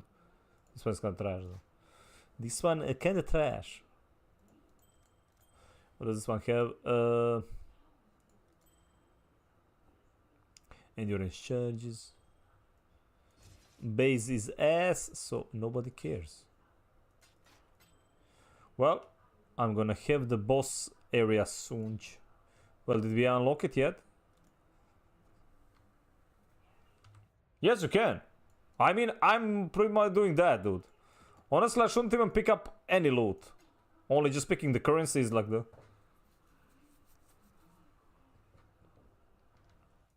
Like, you literally don't need to do absolutely nothing when it comes to, like, picking up loot. If you can just buy yourself, like, farm currency and buy yourself, like, gear, what you need. That's what a lot of people do, right? But, like, in PoE 2 it's gonna be easier to craft your own gear, though. Like, much easier to craft it. Like, we're not sure about the end game. Like, it costed me a whole lot to freaking craft this one. It's not even that OP, man. It's decent, but it costed me, like, a lot. Just to learn, like, how to craft. Okay, this is the... So, this is the... Like, battle pass for PoE, right?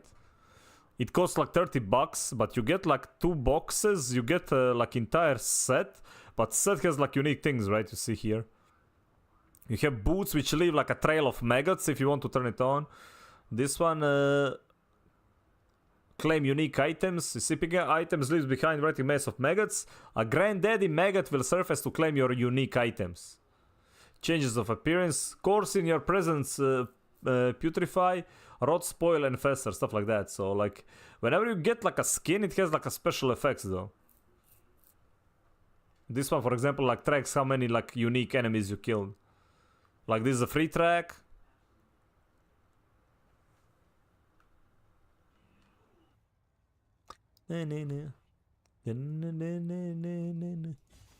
Right, let's get Johan some money, man. There we go. Work on my treasury, dude.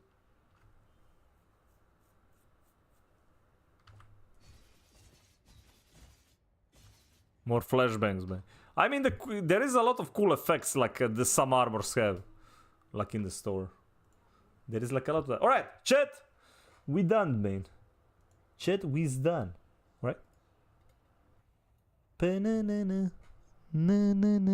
yeah, chat, thank you very much for today. See you actually Thursday. I'm not sure. I don't think there's gonna be like a stream Thursday, dude. GG React through though. Be back on Friday more reacting, dude. More reacting, more PoE. I don't know. Like, actually we'll see what I'm gonna do on Friday. Like, I have like that as I said, we do have that game I didn't try. Which one was it? Mistfall Hunter. That like it's like Dark Souls, but dark and darker. Like a third person, like it's more like a Souls, but dark and darker game. Like, you can apply for, as I said, like if you guys want to check it out, there is like a playtest. This one, but yeah, I am gonna see you on Friday, man. Chat, salute, good night, and bye.